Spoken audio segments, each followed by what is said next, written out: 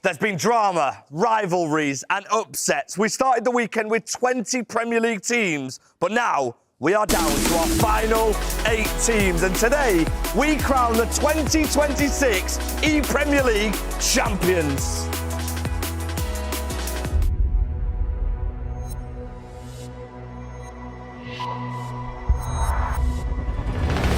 Manchester City, back-to-back ePremier League champions. This means everything. No matter the expectation, no matter the colours you're wearing, no matter how many times you've been here, no matter what has happened in the past. Third time finalist for Mark Marley, doesn't manage to get it over the line. No matter if you're new or not, this means everything. Hello and welcome to the ePremier League Grand Finals. We're in Manchester. We started the weekend with 20 Premier League teams and we are down to our final 8. Myself, Mr. Brandon Smith and Harry Hesketh are here. Harry, first things first, how are you feeling? I'm so excited to be here. Everything is on the line today. Everything is on the line today, and it's not just for the players here today. Things are on the line because we've got some special SPC items for our community. Brandon, we'll come to you. We'll speak about that. Did you manage to complete any of these? I didn't, because last year Matoma got one when Brighton were in the top 4. That wasn't the case, unfortunately, this year. However, these 4 players are available if you've already done the SPC. If you haven't, unfortunately, you're too late. Nathan Ake, Okafor, Bergval and Talby all come in. Depending on every result is how the upgrade path will affect these items. You win a game, it goes up by 1. You win a second game, you get another +1. You win the whole thing, FG, you get a play style as well. Yeah, wow, we absolutely love it. Yesterday's action was incredible. I've just mentioned some teams were knocked out. Let's take a look at the bracket in full then. This was how the state of play was left at yesterday. You can see on here there was some surprising results as well. Harry, what was your highlight of yesterday? My highlight is Cameron Rock not conceding a goal. That is unheard of on this game. I'm going to go out on a limb and say I don't think that'll happen today, but we'll see. Yeah, of course. I mean, Cameron Rock is in action very, very soon against Tottenham Hotspur. We'll welcome him back in the form. Teams, we'll speak about them in a minute. Quick one for you. Yesterday, what was your highlight? All Newcastle United. They got a Derby Day quarter-final. What a run they've had in this tournament. Yeah, a massively impressive run. Let's take a look back then, shall we, at yesterday's action. If you missed it, tune into this. Hello and welcome to the ePremier League Finals. We're in Manchester. Now the stakes are even higher. The stakes are even higher. Both games are quite tight going into the second leg. What a start! Come on, man. Brentford have flipped the game on his head. Follow top bins. Everton have got to turn this round. He's already started. Gorilla has pulled a goal back. 4 big teams fall here. Liverpool will go marching on. They ran into the villains and it was one-way traffic. Job done. Commiserations to Everton. Take a bow at NH. It's a huge victory for Chelsea. Michael Fisher, that is superb. Hold the phone. Aston Villa will be going through. Come on! Chelsea into the top 8. Newcastle United, Premier League quarter-finalists. Did not have that on the bingo card today. Yeah, what a day of action that was yesterday. Like you just said, you didn't have it on the bingo card. But let's see, shall we, what these 2 men beside me had on their bingo cards. We'll start with you, Harry, because you've done your brackets. You've predicted what you see happening here today. If you're watching at home, feel free to leave your feedback in the comments for us. Interestingly enough, you have gone with a Tottenham Hotspur win. The same Tottenham Hotspur who your housemate plays for.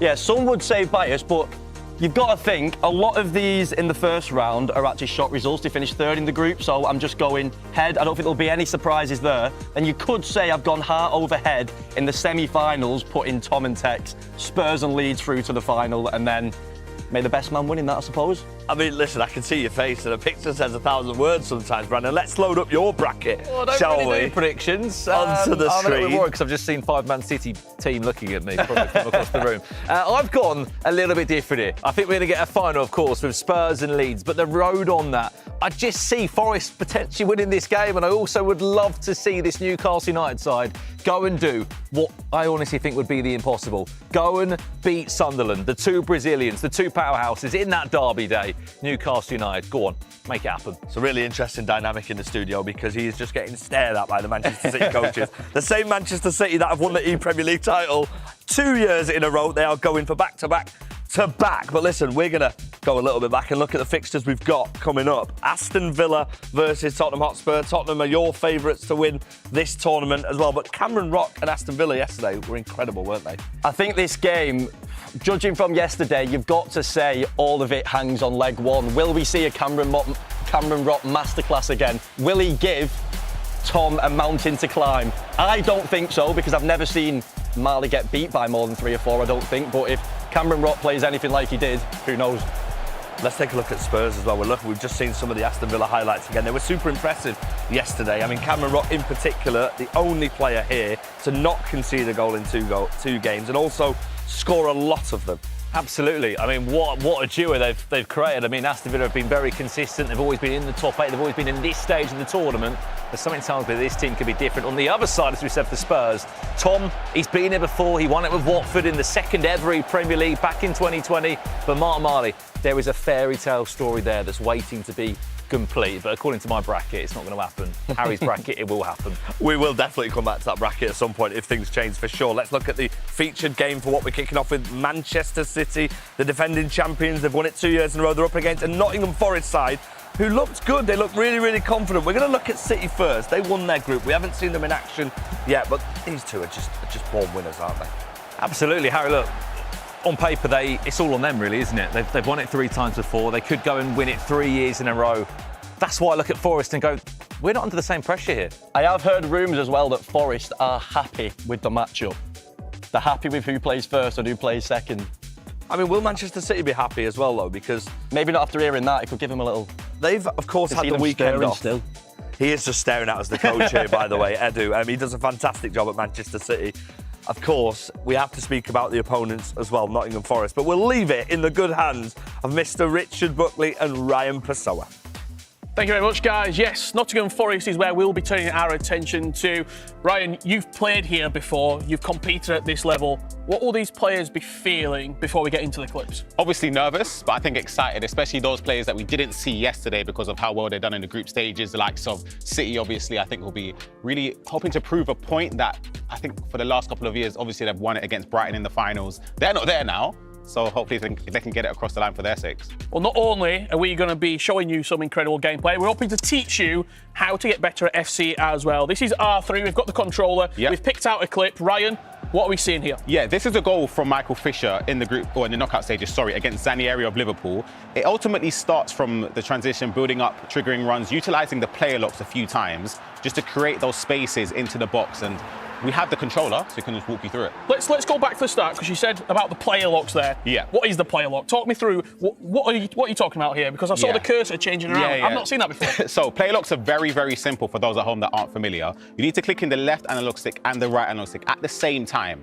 Once you do that, the cursor above the player that you were controlling, it changes from a triangle to a diamond shape. Okay. Once you do that, you can then flick the right analog stick towards a desired player, whoever you want, and then the AI will be controlling that previous player. Let's see in action then. Let's see the player lock happen. So you will see it here, gets the ball into Bruno, does the player lock, and then you can see just above the player's head there. Yeah, there you go. The diamond has been selected. He's now changed it with his right analog stick, flicked it over to that selected player to make his opponent make a decision. Do you track the run? Do you try and maybe change cursor and close down the person in possession? It's down to you. So the player lock, you think, for Nottingham Forest will be the key, one of his keys in unpicking this Man City defence? Yeah, absolutely. Michael Fisher's very proficient at utilising the player locks and other mechanics in the game, but I feel like it's something that is very, very useful in building up. Well, let's have a look at some of the players he's going to be using as well. One in particular, Bruno Fernandes. He has been, for me, the player of the tournament in-game. Yep. If you're lucky enough to get him at home or you're saving up your coins, what is this item all about? What is Bruno all about? He's all about everything, to be honest with you. Can obviously offer a lot going forward defensively as well. He's got decent defending stats. He's got intercept as a play style, which we'll touch on in a moment. But stats-wise, pretty much all across the board, he's got everything. Let's get to the play styles then. This is where he really excels. What do you like? It's magical. He's got everything. I would say, arguably, this is the only thing I would say is missing technical. But for me, all-rounder perfect player. Well, watch out for Bruno Fernandes. Watch out for the player locks. The ePremier League is getting underway very, very shortly. We've bigged up Nottingham Forest, but let's hear from the reigning defending champions Manchester City now with Casey. Right, guys, I'm here with the Manchester City duo who are hoping to go back-to-back-to-back champions. Matthias, I will go to you first. First of all, last time you did it twice, but you did it with Tex. Can you win it this time around without him? It's difficult without Tex, of course. It's different situation, but Jafonso is one of the best of the world. So I think we can win. We need to win for the spots. So of course, he's a different teammate, but of course we can win. Well, if you personally can go back-to-back-to-back, would you consider yourself the greatest ePremier League player of all time? I don't know what to say, what I can say about that, because I'm not thinking in that, and I think people need to decide and not me, so let's see what happens first. All right, well, Jafonso, I know your eyes are on that trophy, but first you have to get through Forest. How are you feeling about Sam Brewster and Michael Fisher? Yeah, I think Forest has been a really good team until now in the competition. They did a good group stage, and yeah, they won their game yesterday, so we are expecting a good game. All right, well, Jafonso and Bonanno, very good luck. We will see if you can go back-to-back-to-back. Let's get right into those games. I'm super excited to get started. Back-to-back ePremier League champions. We need to fight every single match. Nottingham Forest taking on the champions of last year.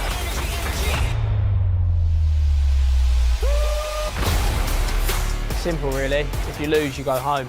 Playing out of his mind right now. It's heaven for Aston Villa.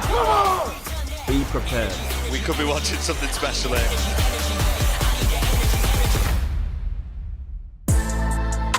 Well, here we are once again, another ePremier League finals day. The 8th time this competition has looked to crown a new winner as we bring out Tottenham Hotspur and Aston Villa for our first quarter-final here on main stage. I mean, look, Rich, wherever you look, the bracket is getting better and better. The competition's getting stronger. And wherever you look on that stage, ePremier League champions, both Villa and Spurs, have got a champion. Who's going to come out on top? I can't wait to see it. Absolutely. Well, that's on one side of the stage there. On the opposite side of the stage, we'll be keeping a closer eye on this one. Manchester City, in the history of this competition, have already won it 3 times. They won it the last 2 years in a row. Can they go and do it 3 years in a row today? Yeah, incredible feat. Bonanno, if he wins this, is he the greatest ePremier League player of all time? That'd be 3 ePremier League titles in a row. Manchester City would have won 4 out of the 8 ePremier Leagues. Nottingham Forest looking to cut them down to size. And what a game. I spoke to Sam Brewster. I spoke to Fisher just probably 10 minutes ago, 5 minutes ago before we went live. They fancy this. They like the matchup. Fisher lost against Bonanno last year in the groups, 3-0. However, he said, new game, let me have him. What I love about this matchup as well, she said, Matthias Bonanno, that man on camera, whenever he's played in the Premier League, this is his 3rd season. How did the last 2 seasons go, Rich? It was almost unbeatable. In the 3 seasons he's played this competition, he's only lost 1 game, hasn't he? He has been almost perfect alongside Jafonso. Now, let us know at home, we can see you. Who do you think is going to win the ePremier League 2026? Who are you supporting? Is it Nottingham Forest? Is it Manchester City? Aston Villa, Tottenham Hotspur, Leeds United, Chelsea?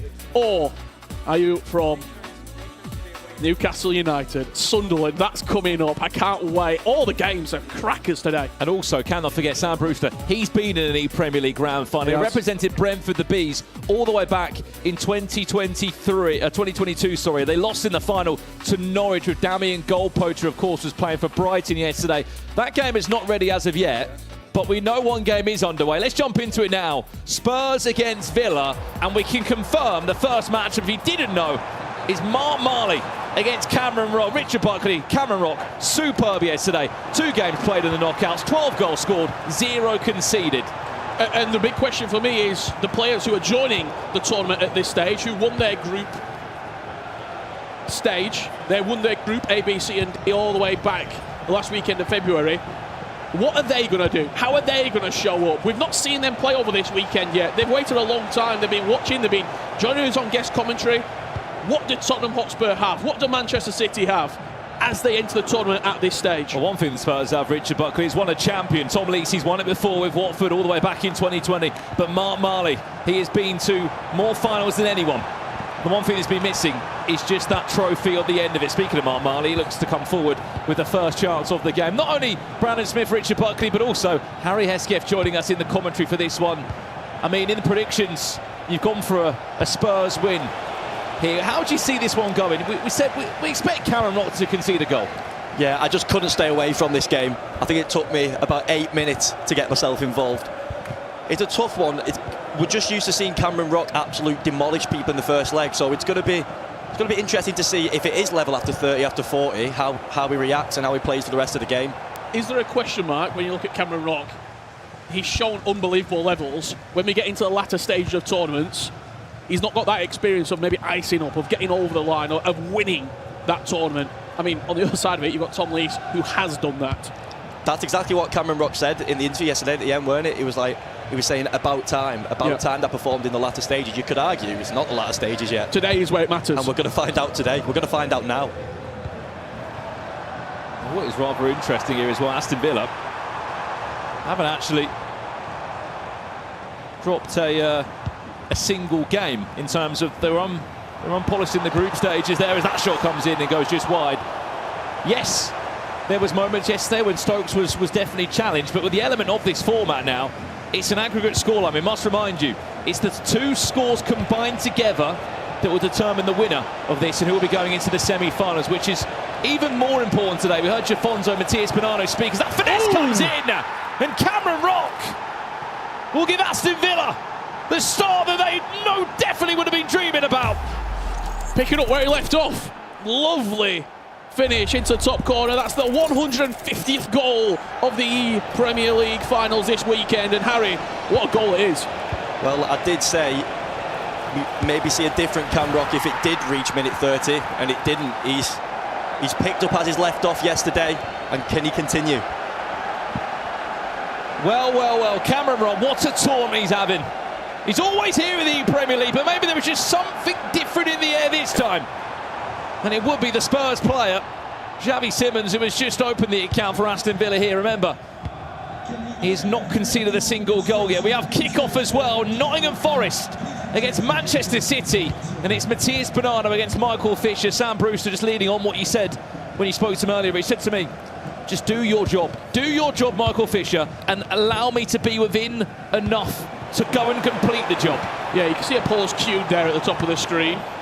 So there will be probably a slight delay in game, maybe a setting not quite right for one of the two players. It looks like it's been cued by Nottingham Forest there. Just looking over, I can see goals being scored between Aston Villa and Tottenham Hotspur. I'm sure we'll show you then how that game is transitioning very shortly indeed. Also, a one for the chat as well. Let us know who you think is going to win the ePremier League. As it stands, 5 different clubs have won the competition across the previous 7 different seasons. Obviously, Watford, Norwich, Leeds United, Manchester City, all amongst that as well. And not forget Leeds United as well. Right, Tom Lees.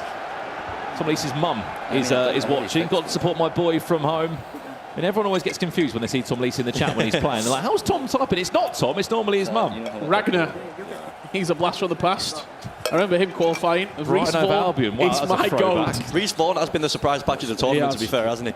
Sebastian saying, come on, Sunderland. I mean, look, in my bracket, I would love to see Newcastle go and win that game. But look, anything can happen. They are the highest goal scorers in the competition, Sunderlanders. There is a drinks break here, and we have to update you as well, because Aston Villa, Richard Buckley, have doubled their lead. Yeah, Florian Wirtz finds Bruno Fernandes. Lovely passing to Xavi Simons, and the finish into the top corner. Villa continuing where they left off. We didn't know if Cameron Rock would be able to do that. We said a new day. You don't know, very rarely do you go day to day with the same intensity. He's showing that he can. Sometimes just get a feel for the game, a feel for the stage, but sometimes to sleep overnight, it brings rustiness back in. It doesn't seem like that for Cameron Rock. Someone in the chat just said, if Tom Lees wins, I'm getting a tattoo of his face on my chest. Okay. No pressure, Tom. Let's jump over here for a second. Look, your first chance to look at the FC Pro Life League SPCs. Remember, they are in action today.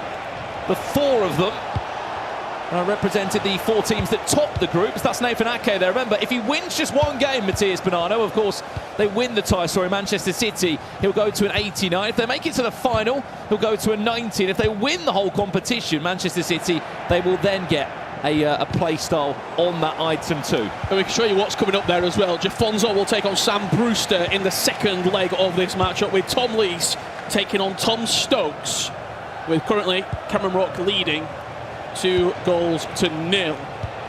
0-0 here at the moment. Matthias Bonanno, Esteval knocking on the door. I say about getting a feel for tournaments as well. Bonanno, he must feel indestructible on that stage. Well, every time he's played in the Premier League, Harry, he's always made the final, and he's always won. He's only lost 1 game in the last 3 seasons. That was in the quarter-final stages, this very stage last year against Fulham.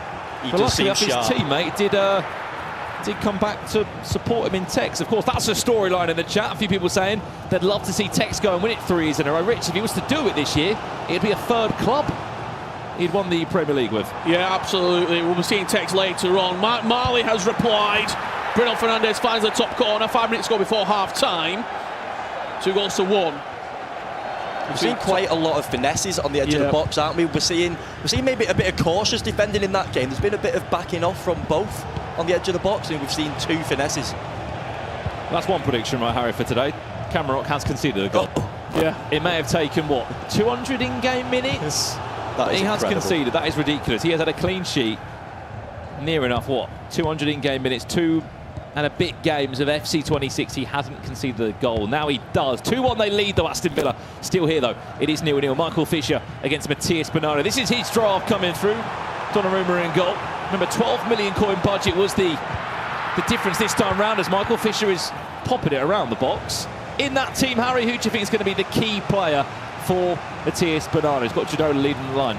I can't look past Xavi Simons, to be honest. He seems involved in absolutely everything that Bonanno is trying to do. He's trying to feed him at any opportunity, get runners off him. I was about to say as now. Teed me up perfectly. Still could. And just so you're aware of what the players are using, they're allowed to use any Premier League player in the league right now. Any of the promo items that have been released this year in FC 26. Icons that played in the Premier League era and heroes that played in the Premier League era. And you had a budget of 12 million Ultimate Team coins to use.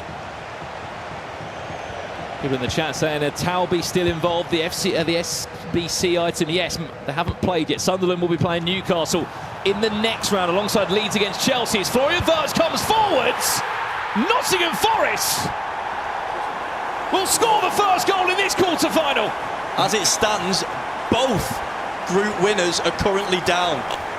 And it seems like the new day doesn't mean anything at all, because both teams are carrying on. I have to say, he gave him that space there. I think he said to him, look, if you fancy yourself shooting there on the angle, do it. He was more worried about the cutback than he was the actual strike across goal. You can see Bonanno, he was a little bit surprised that went in, I think.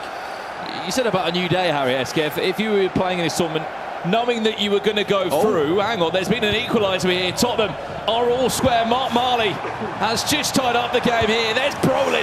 Haven't seen much of him, have we, in the Premier League? He was so good in the group stages. The composure from Mark Marley then was incredible. I'm telling you, we said it yesterday, sometimes you need that first goal to get you going, and it all becomes natural again. You forget about the stage, you forget about the lights, forget about what it means, and just play your game. The question I wanted to ask you, Harry, if you knew that you were going to be going through to the final day, would you have rather played yesterday?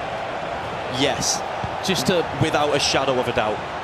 But then that probably means that you're technically a worse team, because you would have come lower down in the group. But just getting those more games in on the weekend, having more to do yesterday, because look, these top 4 teams... He's got a chance again here. Where's the decision going to go, though? Semenyo. He's going to get a chance. Yaya Toure, and eventually Harry Maguire will pick up the pieces, only for so long. Yaya Toure's been unbelievable in that midfield. I feel like he's been in everyone's team. I have to say, I've been very impressed there with Michael Fisher in the first half. Let's have a look at what's happening between Tottenham Hotspur and Aston Villa. It looks to me like Cameron Rock has found himself back in front.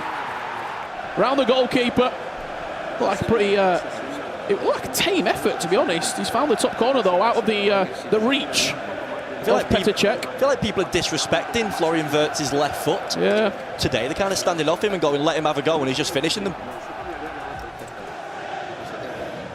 Well, we are in a half-time pause with Manchester City Forest. They are losing the three-time ePremier League champions. Of course, they've won it the last 2 years. They are 1-0 down as it stands. Michael Fisher looking to do a job and play his part in the duo. What a game this one has been. A few people in the chat asking, is there a B stream today? No, there isn't. We will give you all the goals. Do not worry.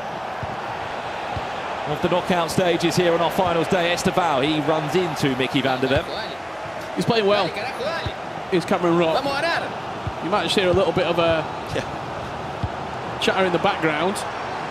Tell you what, Marley in these positions, he is one of the best on the planet. He rarely finds himself in this position and doesn't create a chance.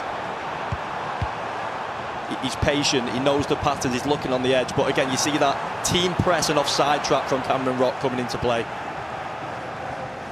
Well, we can see both games here side by side now. Nottingham Forest back underway against Manchester City. Remember, this is the top half of the bracket, so the winner of both games will match up in the semi-finals. As you were saying there, Rich, in the brain, Matthias Bernard just hyping himself up, trying to get himself into the... Well, he's not played well so far. I think that's pretty self-explanatory. There you go. A couple of comments coming through. If Forest beat City, they can do it. Absolutely. Talk about a confidence booster. You beat the back-to-back champions. Villa could maybe win this year from Cheeky Burger. Hey, we often forget that there is an ePremier League champion in that team. Tom Stokes, when he was with Olilito, he did win it with Leeds United. No one can stop the inevitable. Well, Nottingham Forest are putting that to good use right now. He's really controlling the game at the minute as well. He is.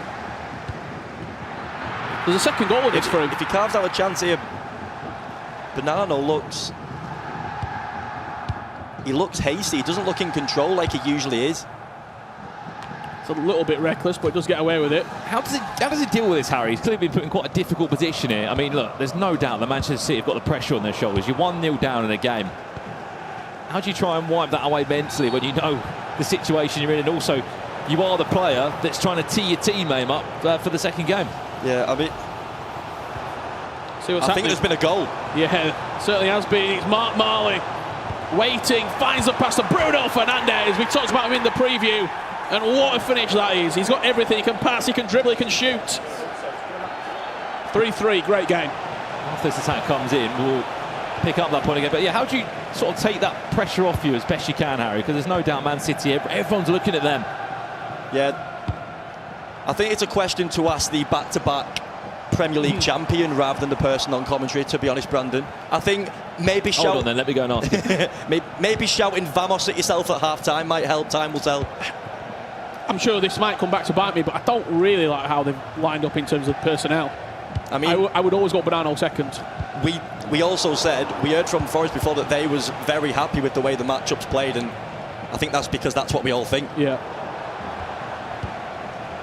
Well, here comes Matthias Bonano in Manchester City. Just feel like he needs a goal, doesn't he? Just to get himself going on this main stage. Reinders, the Manchester City man himself, looking for the key pass. Is that to Ginola? In wide. You can tell he's rusty. You don't do that if you're not rusty. Bonano doesn't take shots like that. For people at home, when you're looking at that, Harry, is there a bit of a listening in? There is, but I don't understand a word of it. Do you, Brandon? I was hoping you were going to translate, Harry. Okay, no, carry on, Richard. I'm going to ask you, people at home are thinking, how's that gone so far wide? They've got to play on precision shooting, do these pro players. What's all that about? Well, it's a positive and a negative, because if you do aim the shot on goal, it is 10 times better than your assisted shooting, and very, very, very rarely does a pro, especially someone with the eyes like Bonano, actually shank a shot wide closer to the corner flag.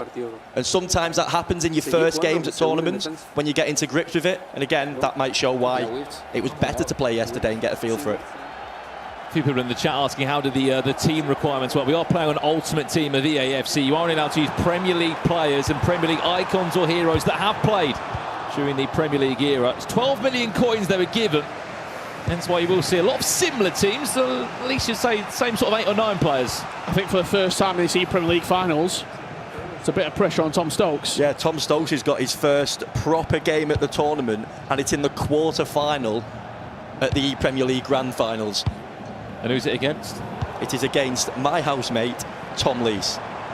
Even bigger than that, another ePremier League champion. 2 ePremier League champions going head-to-head. Former of Watford, former of Leeds. Stokes against Tom Lees. What a game that one's going to be, and what a... It's just been shaped up perfectly well. 3-3, all to play for. It's going to be a one-and-done smash and grab. There's going to be one chance for Cameron Rock, one chance to put Stokes ahead like he's done in every game before. It looks like he's going to carve out a chance. Going to get a chance now. Esteval looks to La Croqueta onto his foot for a finesse shot. That will do us at the end of leg 1. It is 3-3 between Cameron Rock and Mark Marley. It is all to play for in game 2.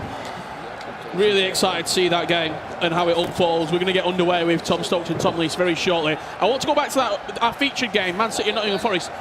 Man City just took about, I want to say 4 minutes real life time out and just paused it, and they were making a couple of changes. Do you also think he is trying, with the experience he's got, a little bit dark arts? Is he trying to ice Nottingham Forest a little bit? Is he trying to take him out of a groove? Because Michael Fisher was playing really well.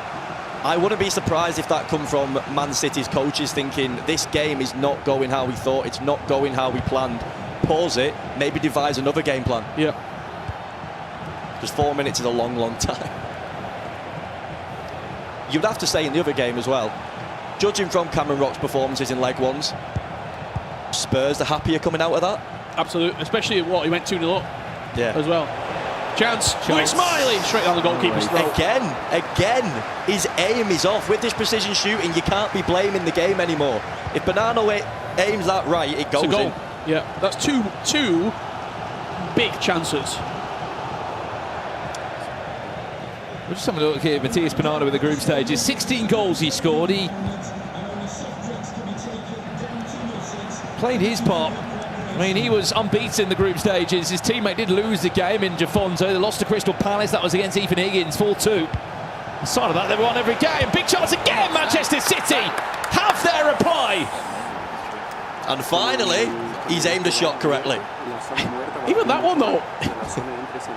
I'm going across the goal there. It feels weird to shoot near post there. Especially as the goalkeeper movement has slowed down in recent months. It's a bit dodgy going near post, but worked out. You see the driven pass there from Douglas Luiz into Lewis Smiley. Finds the goal that he's been searching for. Manchester City back into the game, 1-1. I think pinged pass plus is the best passing play style of the pluses by a considerable distance. You get like the biggest gap between a silver and a goal. If that's a base one, I don't think that fizzes in quick enough for him to beat the line and get a shot off. So that's definitely why he's picked Douglas Luiz. I mean, chat, you tell us, favourite play style this year, or more importantly, the most important play style. So many of those items, including Bruno Fernandes, who no doubt will get a lot of love today. Chance. As Xavi Simons looks to come forward. Calafiori, he's the only player that is in every single team here at the Premier League. 40 of the 40 squads. The Arsenal left back.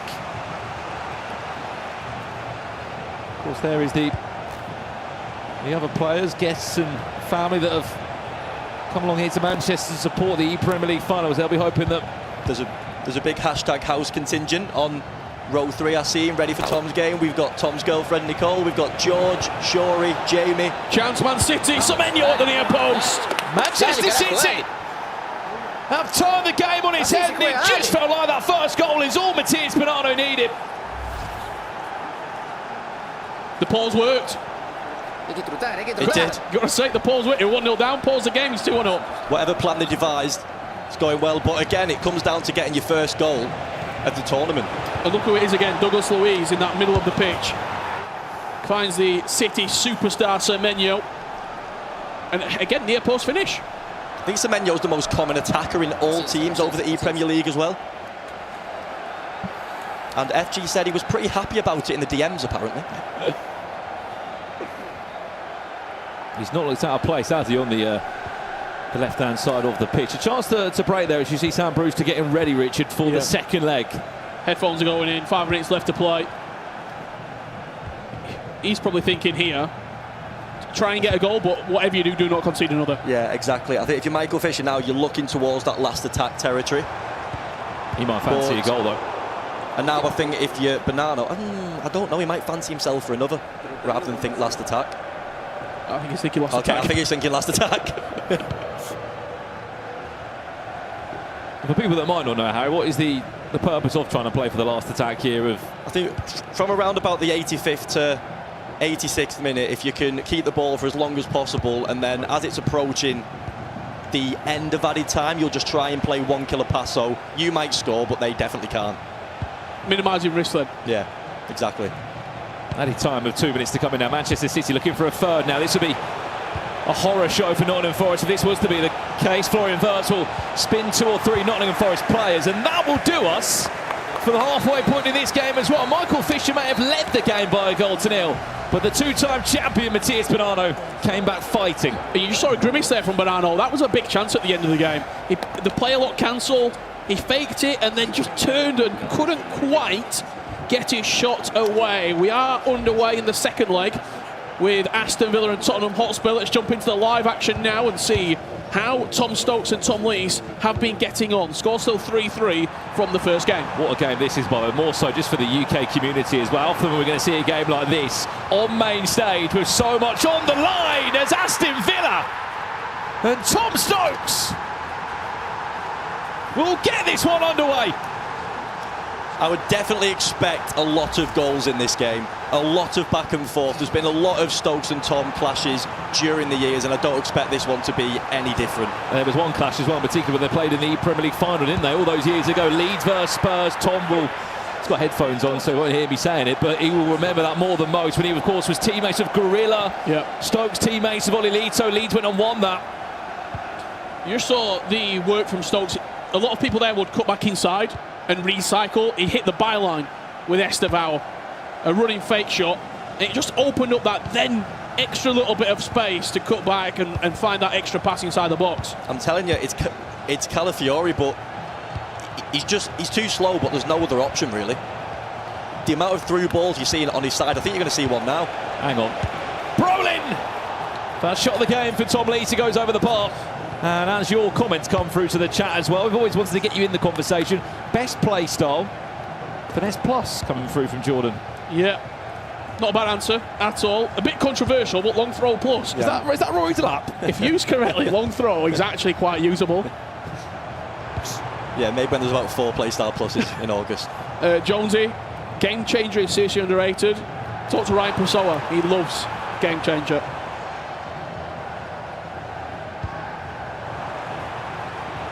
This is Aston Villa now. This is our second leg, remember. Don't worry, there hasn't been 7 goals. Is he on? No. There's not been 7 goals in 29 minutes. This is the aggregate scoreline, which is connecting from game 1. It was a 3-3 scoreline between Mark Marley and Cameron Rock. And now it is Tom Lees against Tom Stokes.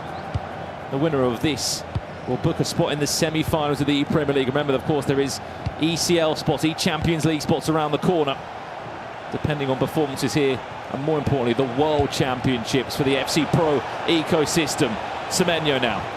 Ball rolls, cuts it back, Brolin scores! Tom Lees is off the mark as well, and once again we're all square at 4-4.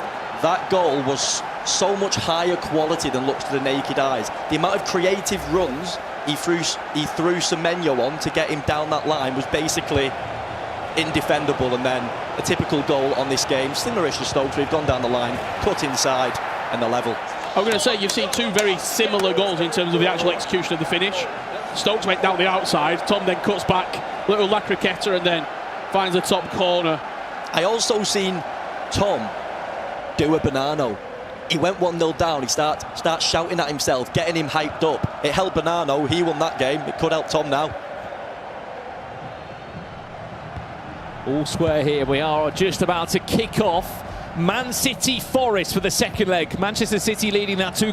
Matías Bonanno coming back from 1-0 down against Michael Fisher of Nottingham Forest.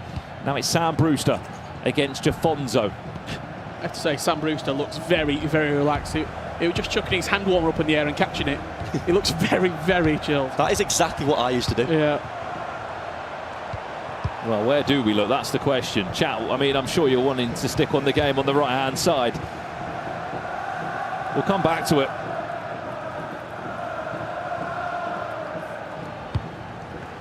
Man City from left to right. Jafonso, his first season in the Premier League. What a clever pass that is. It allows Semenyo to come forwards.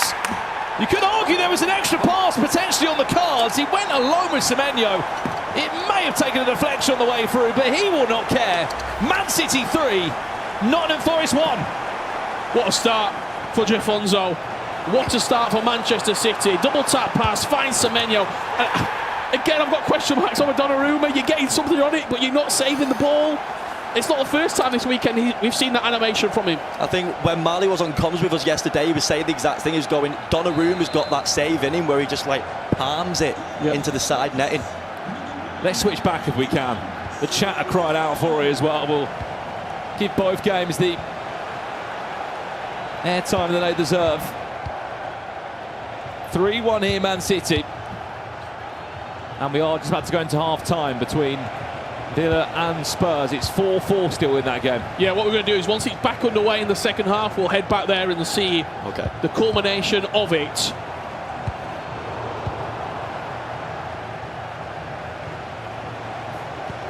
Don't worry, if a goal goes in, you'll know about it as soon as we will. Forest, Sam Brewster, not the welcome he would have wanted into this leg, conceding that early on. You've got to feel like Sam has to get the next goal in this game. Palmer. And it could be now. Goes for the finesse after a few ball rolls, working into the box. We can confirm, by the way, half-time in that game. Villa Spurs, you haven't missed the goal. It's 4-4, 45 minutes left to play there. They're in a tactical pause and words are being spoken between the coaches in the booth. Man City looking for the goal that would certainly give them the breathing room that they need. It could be a counter on here, actually, for Sam Brewster. There's a lot of bodies up here for Manchester City. Just look for the runners. He's triggering lots of different players there. That is exactly what he's doing. He's twisting and turning in the middle of the pitch. Pressing L1 as many times as he can, sending all his players on forward runs. But Jafonso's defended greatly. He's very, very quick to get back. Was Jafonso. Well, we are kicking off the second half now. And we can hear you in the chat. We're jumping over there live now. 4-4, we're underway. What a big 45 minutes this is, Harry. Yeah, this... Normally, Stokes and Tom does have goals in it, but a bit of caginess has got to come into a quarter-final of the ePremier League Grand Finals. Nerves will creep in. You'll start playing a bit slower. Not taking the passes that you usually would. Chance. Just going to see Aston Villa coming up the other end here. Semenyo. Look for that run of Xavi Simons. He's sent him forward and it forces Tom just to be a little bit cagey aware of it. You don't want Stokes to hop on over. Torre finds the top corner. Aston Villa back in front. Yeah, I could see that coming as soon as he cut inside. You could see it was basically a 3-on-3, almost a 4-on-3, and Stokes, that's his bread and butter. He doesn't waste chances like that. Talk me through it here, because that run of Xavi Simons, he doesn't actually get the ball, but it does a lot. It's here, it's that, and it's just opened up one more player. Tom has got to... If Tom doesn't go to him, then he'll just pass it. What did you all say before this game? Tom Stokes has got to play his part. This is it. This is the game, and this is where we're seeing it. Only one goal between the two, and we're going to get a poll live as well if we can in the Twitch chat. I know we're live everywhere right now. Who is winning this game? We've got Stokes fans in here. We've got, of course, Villa fans, Spurs fans, Tom Lee's fans. See, Aston Villa, top goal scorers of the finals with 28 goals. Now, you can't forget one team that scored a lot of goals as well, Richard. Sunderland. They're going to be in action against Newcastle in the next round. Leeds also taking on Chelsea in the quarter-finals. Here's Tom Lees now with Brolin. 5-5, we're all square. And you can see himself, he's saying, come on, he just wants to do it if the game's level. He doesn't want to be doing it when he's one down. He's got the ability to do it. He's hit back twice. From ping, goal. Sacking himself up is Tom Lees. We're in for a big 30 minutes to play here. Jafonso 3-1 up against Sam Brewster here. And there's Semenyo goes down. Has it been converted? That's the question. Do you know the amount of people in normal time that have put the penalties bottom left is outrageous. I wonder if it's a shout out to GC. Is this a bottom left penalty? Jafonso steps up. Nope. No. That's 4-1 Man City. How about this for a stat then, guys? Back to this game. Only 3 players have gone for Thomas Brolin in the Premier League knockouts. 2 of them are for Spurs. Mark Marley back in it, Tom Lee's back in it. They've clearly been building very similar teams, and they've openly said we've been, you know, probably played 100 hours in the last week. Getting ready for this. Tom Stokes! Cole Palmer! Tom just can't get ahead. He's always been chasing the game. And it might be getting away from him. If it does, the chat are right, because the chat have gone Stokes. Bruno Fernandes. Just look at that pass there. Xavi Simons waits, and then just that little reverse back inside. It's one of them. In that position, you've got to guess whether he's going left or right, and unfortunately, he was wrong. Lovely finish from Tom Stokes. Didn't need to see too much from him yesterday because Cameron Ruck was doing the business. However, he is a champion. He is an ePremier League champion. People wondered whether Tom Stokes would step up when it matters, and he's definitely proven it now. Man City are running rampant now in this game. They are 5-1 up, and it's not even half-time. I mean, the game plan that may have been there for Forest, you feel like, unfortunately, it's not quite there now, is it? Maybe they did get the order right. Yeah, any question marks on that order? Yeah, out the window. Jafonso's turned up, and Jafonso's here to play. Yeah, I think Jafonso is just seeming like he's a different level. I think even if he went first, that could have been game, set, and match. Man City, and it looks like we've got a goal.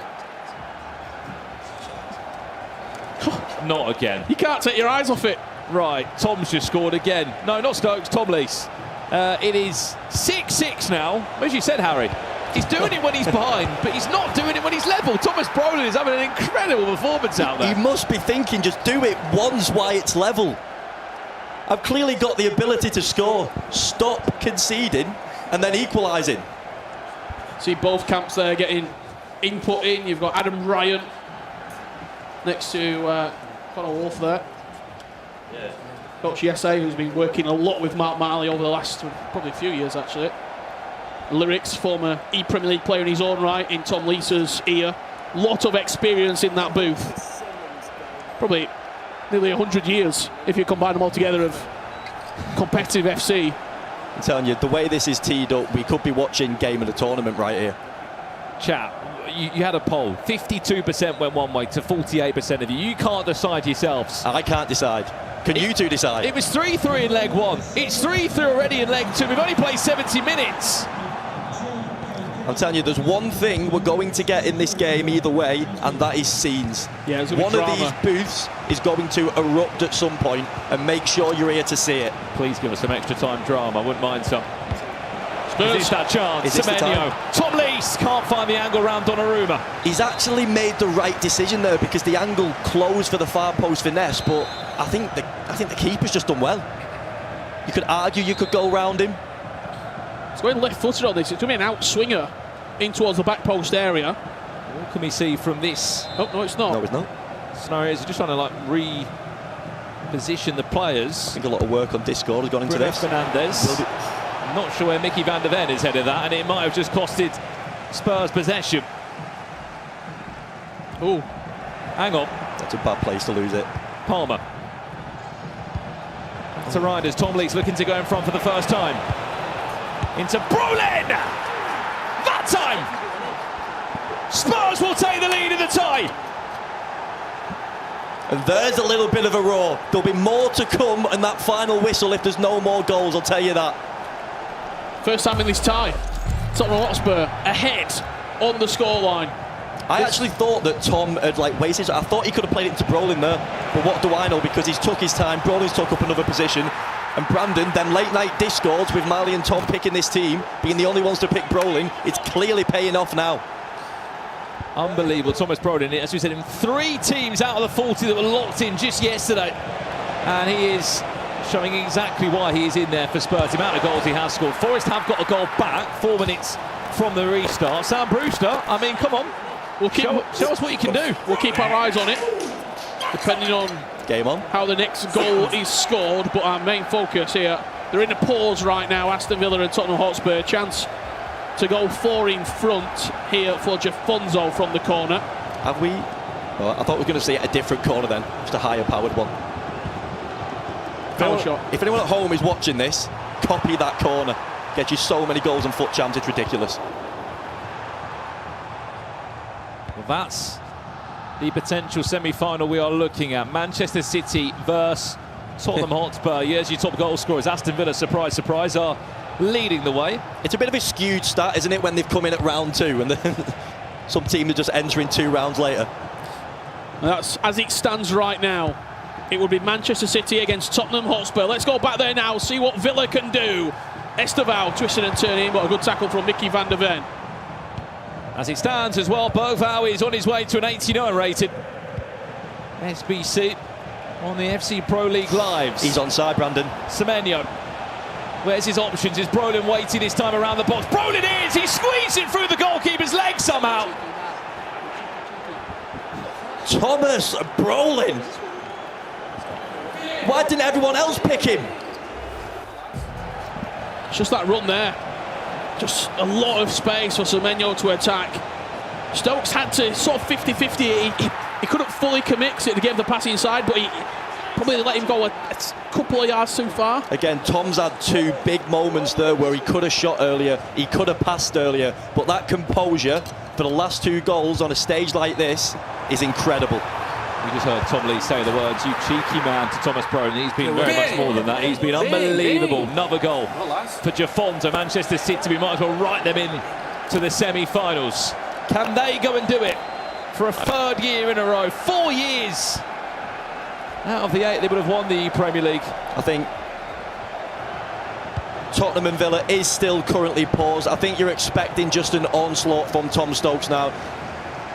I think you're either going to see a Tom goal or a Stokes goal no matter what, because Stokes is going to he's going to throw the kitchen sink at him now. Let's jump back into it live now then. We are 11 minutes away from the end. Oh, he could have gone inside. It looked like that was the better option. Cole Palmer had a lot more space there, Harry, but he went wide. Yeah, again, just a bit of nerves this stage, this occasion. I'm sure Stokes will look at that back and think he should have gone middle. And Tom's going to get a lot of opportunities to get through on the wing here. There you go. Exhibit A. Chance to kill the game now. Extra pass, Thomas Brolin. Is that a game set match? The Spurs on their way to a semi-final. I think it is. I think we can write in Manchester City v Tottenham Hotspur in the semi-finals of the ePremier League. Talked about the space on the wing. Simple slot across the box. Look at that reaction. Again, that's always going to happen. It's all Stokes can do. He's got 2 goals in about 13 minutes. You've got to throw everyone at it. You've got to throw everything forward. And if it doesn't pay off, you are going to concede. 9-6 now. What on earth is that ball from the restart? Semenyo, hold on. I've conceded a few of them on foot jams. Is it too little, too late? Is that a bit of a lapse of concentration from Tom, thinking it's over at 9-6 with the roar that he gave? Well, it was literally 3 passes. Kickoff, Calafiori, Semenyo, goal. Low driven across the goalkeeper. Robin Roos. Do you know what? You can't write this game off. You've got roughly 9 minutes to get 2 goals. That's doable. I kind of don't want to ask this question for the chat that's going to probably do this weekend in Champs, but how on earth do you do what you just did? Oh, do you know what? I prefer to play beautiful football. No glitches. I've never done anything like that, have I? No corners, no kickoffs. I think if I'm guessing, I think you would pass it back to your centre-back, send your right back on a run, give it your left back and then send it. Nottingham Forest. But I wouldn't know. Not going quietly. There's one back for Sam Brewster. Now a 3-goal game. With City still in the ascendancy. Back over here now, really. This is just game management now for Spurs. They should, no doubt. Tom's not going for the goal here. Be on their way to a semi-final stage. Is this the year for Spurs? Is this the year for Mark Marlin? They'll be 2 wins away. They'll be 1 win away from an E-Champions League ticket. And 2 wins away from becoming champions. And more importantly, qualifying for the World Championships, Richard. Really, really good performance. We've just not seen Spurs over this ePremier League Grand Finals weekend. But I tell you what, they have come and they have performed against a very, very good Aston Villa team. And this could be the cherry on top of the cake. To conclude it now is Thomas Rosicky. He's fouled anyway. It will be a penalty to Spurs. It just would be the former Arsenal man scoring for Spurs in the ePremier League. Up steps Bruno Fernandes from the spot. Spurs to get a 10th in the tie. Is he going to take the penalty? There we go. Is he going to go GC pen? Bruno Fernandes! It's the best penalty I think I've Top ever left seen. corner. And Spurs are on their way to a semi-final. They're in double digits. And you've got to say well played to Aston Villa, because they was team of the tournament yesterday. Cameron Rock was sensational, and Tom Stokes did himself proud in that game as well. I know he'll be coming back from it, kicking himself a bit, thinking that he could have done better and could have won, but that's just two top players at the top of the game. Small margins separate big, big results. Tottenham Hotspur continue their run here in the ePremier League.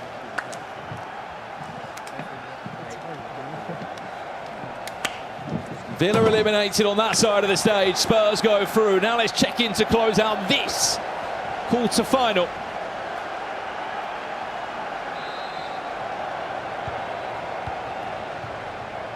There was 15 minutes left in the game, and there was still a couple of goals needed for Forest. For the hardcore fans, that's probably Adam Ryan derby, wasn't it?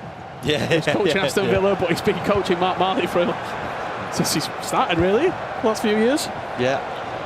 Adam Ryan was ready to give the Adam Ryan roar, he said, if Aston Villa did go ahead, but it wasn't to be. Well, back to this one, Chafonzo should be there home and dry. He has got a comfortable cushion. I mean, overall, Manchester City have both played this well. Matthias Banana may have gone 1-0 down, and we were questioning the order of play that they went into the game. Banana then won his game 2-1, and over here, 4-2. Yeah, it's going to be Tottenham Hotspur against Manchester City.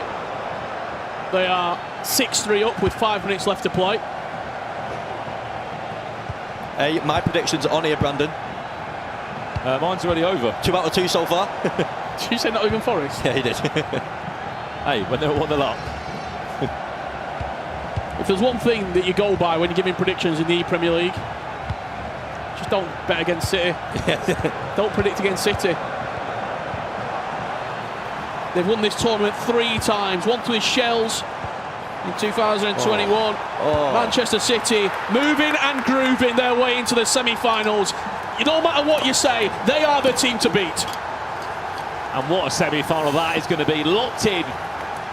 You simply do not want to miss it.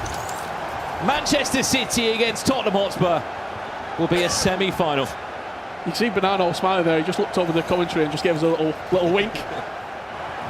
I think that might be for you, Brandon, for doubting them. Don't know what you're on about. I'll tell you what, though, them touches then, though. I don't even know what you press to keep the ball that close to your players. I'll tell you what, now the conversation that I'm sure we'll be having, we've got a semi-final to look forward to, 2 quarter-finals before that. Who do you put up against each other? Tottenham Hotspur, Manchester City. Who do you go? Do you go Bernardo against Tom Lees? I know they've had quite a few battles before. Tom probably fancies himself in that game. Mark Marley against Jafonzo. Do you just play your own game? Maybe even Mark Marley, Banana, because there's a bit of unfinished business there, maybe. Absolutely. I think that we've got too much evidence that suggests if you win, you don't change it. Yeah. I would personally say that's arguably the wrong decision, and try and base it on what you think the other team's going to do and have a bit more mind games, but I think each team just set on the purring first and second. Full-time result there, Manchester City. Congratulations, they go through. And more so for you at home as well, the SBCs have also been upgraded there. If you did back, of course, Manchester City's Nathan Ake or Berg Valve Spurs, that's a +1 guaranteed on both those items. That's the halfway point of the quarter-finals concluded. The defending champions Manchester City are through, but after this we turn our attentions not just to Leeds against Chelsea, but a derby day here in Manchester. It's going to be Sunderland versus Newcastle on main stage.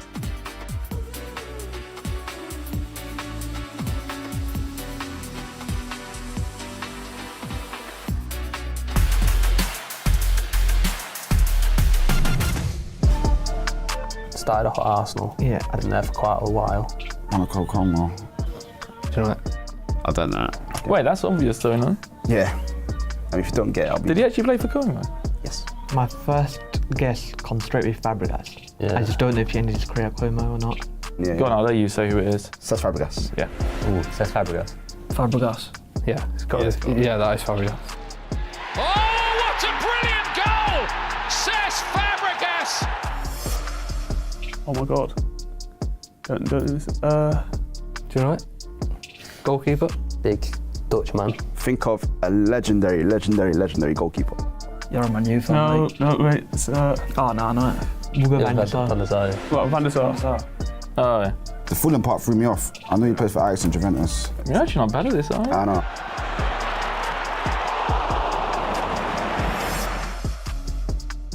Liverpool, Real Madrid. Who did that? Oh. I was on Bournemouth when he played for Liverpool. Ended at Stoke. This one's obvious. No, I don't know this one. Okay, I'll give you a clue. I love how you give me a clue. When he was young, he was lights out. Like, he was best striker in the world. Oh. Yeah. Ballon d'Or winner. I got it. I know this one. Then, yeah. Michael Owen. Yeah. Oh, Michael Owen. Michael Owen, yeah. Is it? I remember at Stoke. Big Owen, innit? It is Owen, yeah. What an unbelievable goal by Michael Owen!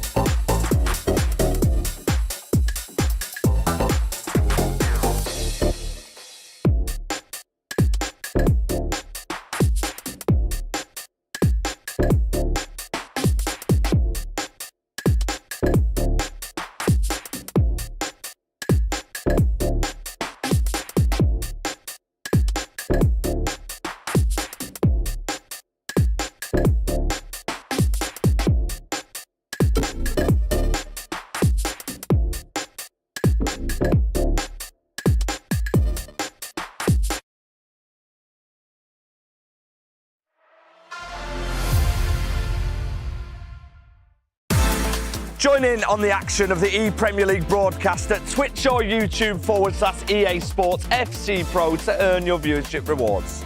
Watch for at least 15 minutes over the weekend and earn an 85 plus times 2. If you watch 60 minutes, you can get an 86 plus times 2. Let's go in here then for one of the teams that are about to be in action. Brandon Smith is joined by the Sunderland players. Thank you so much, FG. Yes, I'm alongside Paolo Neto and Young ahead of course, their first ever outing here in an ePremier League knockouts day. Paolo, Young, I mean, this is a big one. You're jumping into your first game of the knockouts in a time-weird derby against Newcastle United. Paolo, does that add a little bit more onto the game that you're playing against the rivals of the club? Sure, I'm already excited to be here and also to play the derby will be really nice and just look to have some fun. Young, you're always involved in spicy games on EAFC. You've had matches with Anders in past time. What's your thoughts going into this one, this Newcastle side? On paper, they might not be maybe as strong as a side, but they're still, I mean, they're here for a reason and in the top 8. Yeah, for sure. We were not expecting to play them before the tournament, to be honest, but they showed the level yesterday very good, so we need to prepare ourselves to play them, and they played very good, so it's going to be an interesting game. Paolo, you haven't dropped a game yet in the Premier League. You've been on goal-scoring form. I mean, what is it about the two of you? I think you're the highest goal scorers in the competition so far. Is it just the play style? It's very offensive. Is that just how you roll? I think it's just the way of we playing. Back on South America, we like to score a lot of goals, do some skill moves, and that's the way Brazilians play. So I just look forward to keep scoring them and to be with no losses. Unbelievable. Nice. Jogo Bonito, even here in of course in the Premier League. Right, that's those two. Lads, I'll leave you to it. You've got a big game against Newcastle United. As we said, some big games underway here at the Premier League. We cannot wait for the next quarterfinals.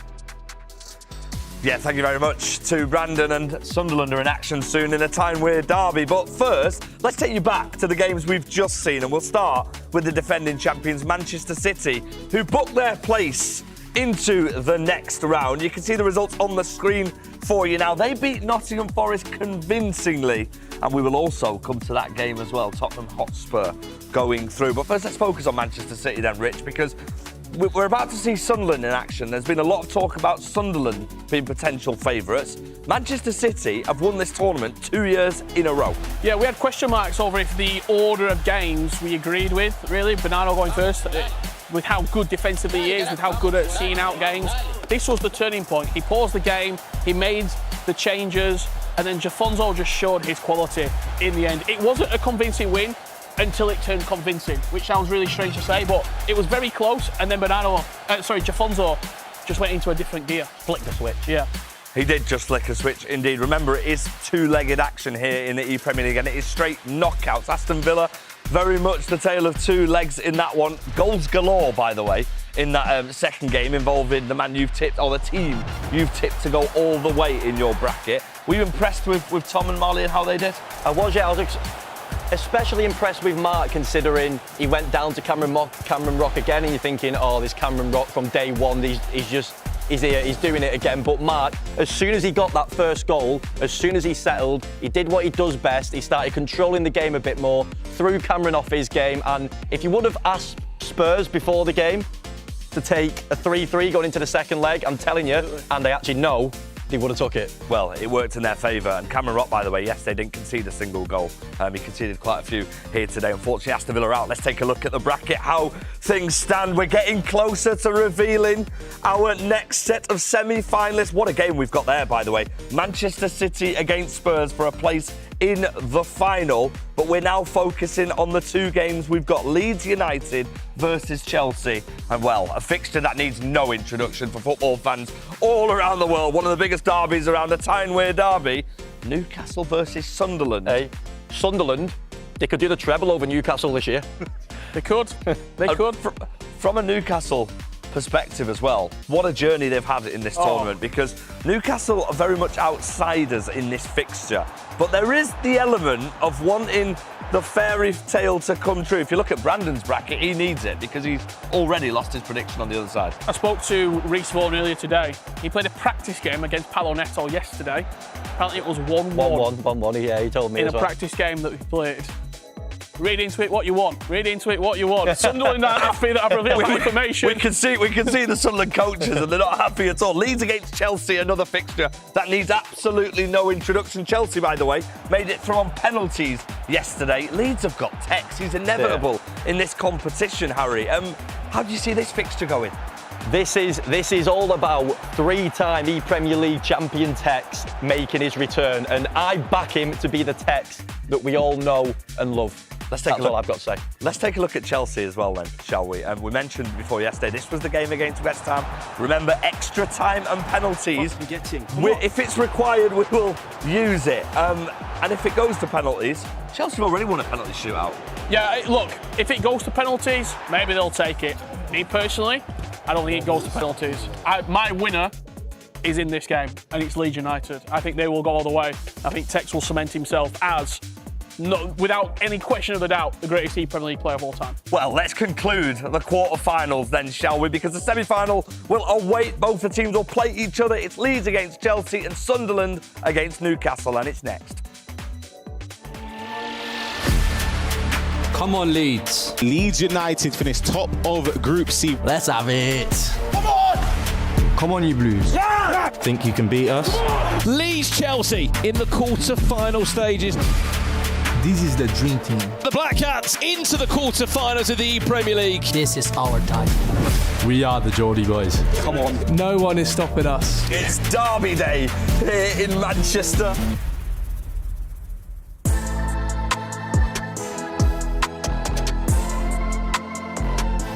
Here we go. Our second set of quarterfinals. Up first, Chelsea against Leeds United. You can see right there the man, Tex. Of course, he is going to be playing second. He's won this tournament before and he has reputation here. His teammate Nixon will be hoping to live up to expectation, and opposite the stage, the Chelsea boys, Actual Emperor and NH, who had a great day one of the knockout stages, hoping to continue that into today. So let's welcome out Newcastle United up against Sunderland. Of course, we haven't seen Sunderland yet in the knockout stages, but this derby poises to be very, very entertaining. Paulo Neto and Young, again, a lot of reputation behind them. And for Harvey Waters and Reece Vaughan, they'll be hoping to showcase that they deserve to be here, despite a lot of people not even backing against them to get to this stage. I'm joined by Casey and, of course, the legend, that is Shuri. You were playing here last year as well. Does it feel a bit different now, being obviously where we are with the headsets on instead of being over there on the stage? It certainly feels different, but it's, you know what, in a way, it's nice to not be playing against these guys, because the level of this now last 6 left in the tournament is just ridiculous. I'm very excited for these games. And Casey, of course, we heard earlier about Brandon Smith's predictions, Harry's predictions. What were yours in that first game? Are you still on course, or is it? I'm still on course. Still on course? I'm 100% right now. I'll be honest, I'm 0 for 2 right now. Oh. 0 Shock. But I'm an honest person, though. I could have lied. I could have said I was 2 for 2, but for this one, I think it's very difficult to call. Our featured game, of course, Sunderland up against Newcastle. On paper, you would expect Sunderland because of how well Paulo Neto and Young were in those group stages, but Newcastle were very impressive. Reece Vaughan showcased that he's very capable, and then he'll be playing first, Casey, as well. Absolutely. I would say if he got a trophy this weekend, it would be most improved, because if we saw him in the group stage, I believe he conceded 10 goals in that first matchup. That gets Tom Lees, right? Yeah, it was. Yeah. And then to go into the knockouts and be an absolutely different player, most improved by far. I spoke to him as well, and he was heaping a lot of praise on Brad Colston as the coach. He said that's the mind behind all of the success after yesterday. Of course, he's a player that's played in the Premier League before. Do you feel like having a coach, Shuri, is very, very vital in these moments? Absolutely. I had the same conversation with him backstage, and I could see the confidence it was giving him, knowing he had another pro in the scene who was giving him good tips, good advice, and then taking that into his game. Because like we said, he had a tough game against Tom, comes into this, they make it into the quarters, and then to touch on Harvey Waters as well, has had a deep run at the ePremier League in previous years as well. So that's a man who has got experience in this tournament also. Absolutely. Let's jump on into the Leeds and Chelsea fixture, which has just started now whilst we wait for the Sunderland and Newcastle game to get underway. Let us know in the chat as well your predictions for this game. Who will come out on top, Chelsea or Leeds? It's Actual Emperor up against Nixneb to start things off. So are you happy with that order if you were for either team, in fact? Well, I was actually speaking, as we see the first goal instantly, I think you're very happy about it now, right? Leeds United breaking the deadlock. It's Nixneb starting as he means to go on, and you can see that Yaya Toure item, Casey, has been very, very dangerous, not just defensively, but you can see those late runs into the box. Clinical. Absolutely. No, that Yaya Toure item is always in the right place at the right time, but he's quite expensive, over 2 million coins as well, but I think it's very much worth it in these teams. Let's jump on over, though, to the main featured game, the Timeware Derby, and it's going to be Sunderland pushing forward straight away as Paulo Neto Oh, it's a big mistake. You can't do that early doors from Reece. He finds himself 1-0 down from a brutal error there, Shuri. Oh, that is an absolute heartbreaker. Oh, it's hard to early watch. doors there. I mean, a little bit of nerves as the quarterfinals come off a great day yesterday, and it's just there's no excuse for it. It's a really bad mistake. It's a really tough one to take, Casey, especially when, for being honest, going into this game, in my opinion, we see from where we are, the game plan should be to try and nullify and stop Paulo Neto getting a foothold and a couple goals ahead. And yeah, it's been a poor start. We're going to jump on over quickly, though, because there was a quick response. Actual Emperor, straight down the other end, a quick, snappy, intricate play there. And it's Xavi Simons with the low driven. It's 1-1. We already saw 27 goals in those first set of quarterfinals. And almost saw another there.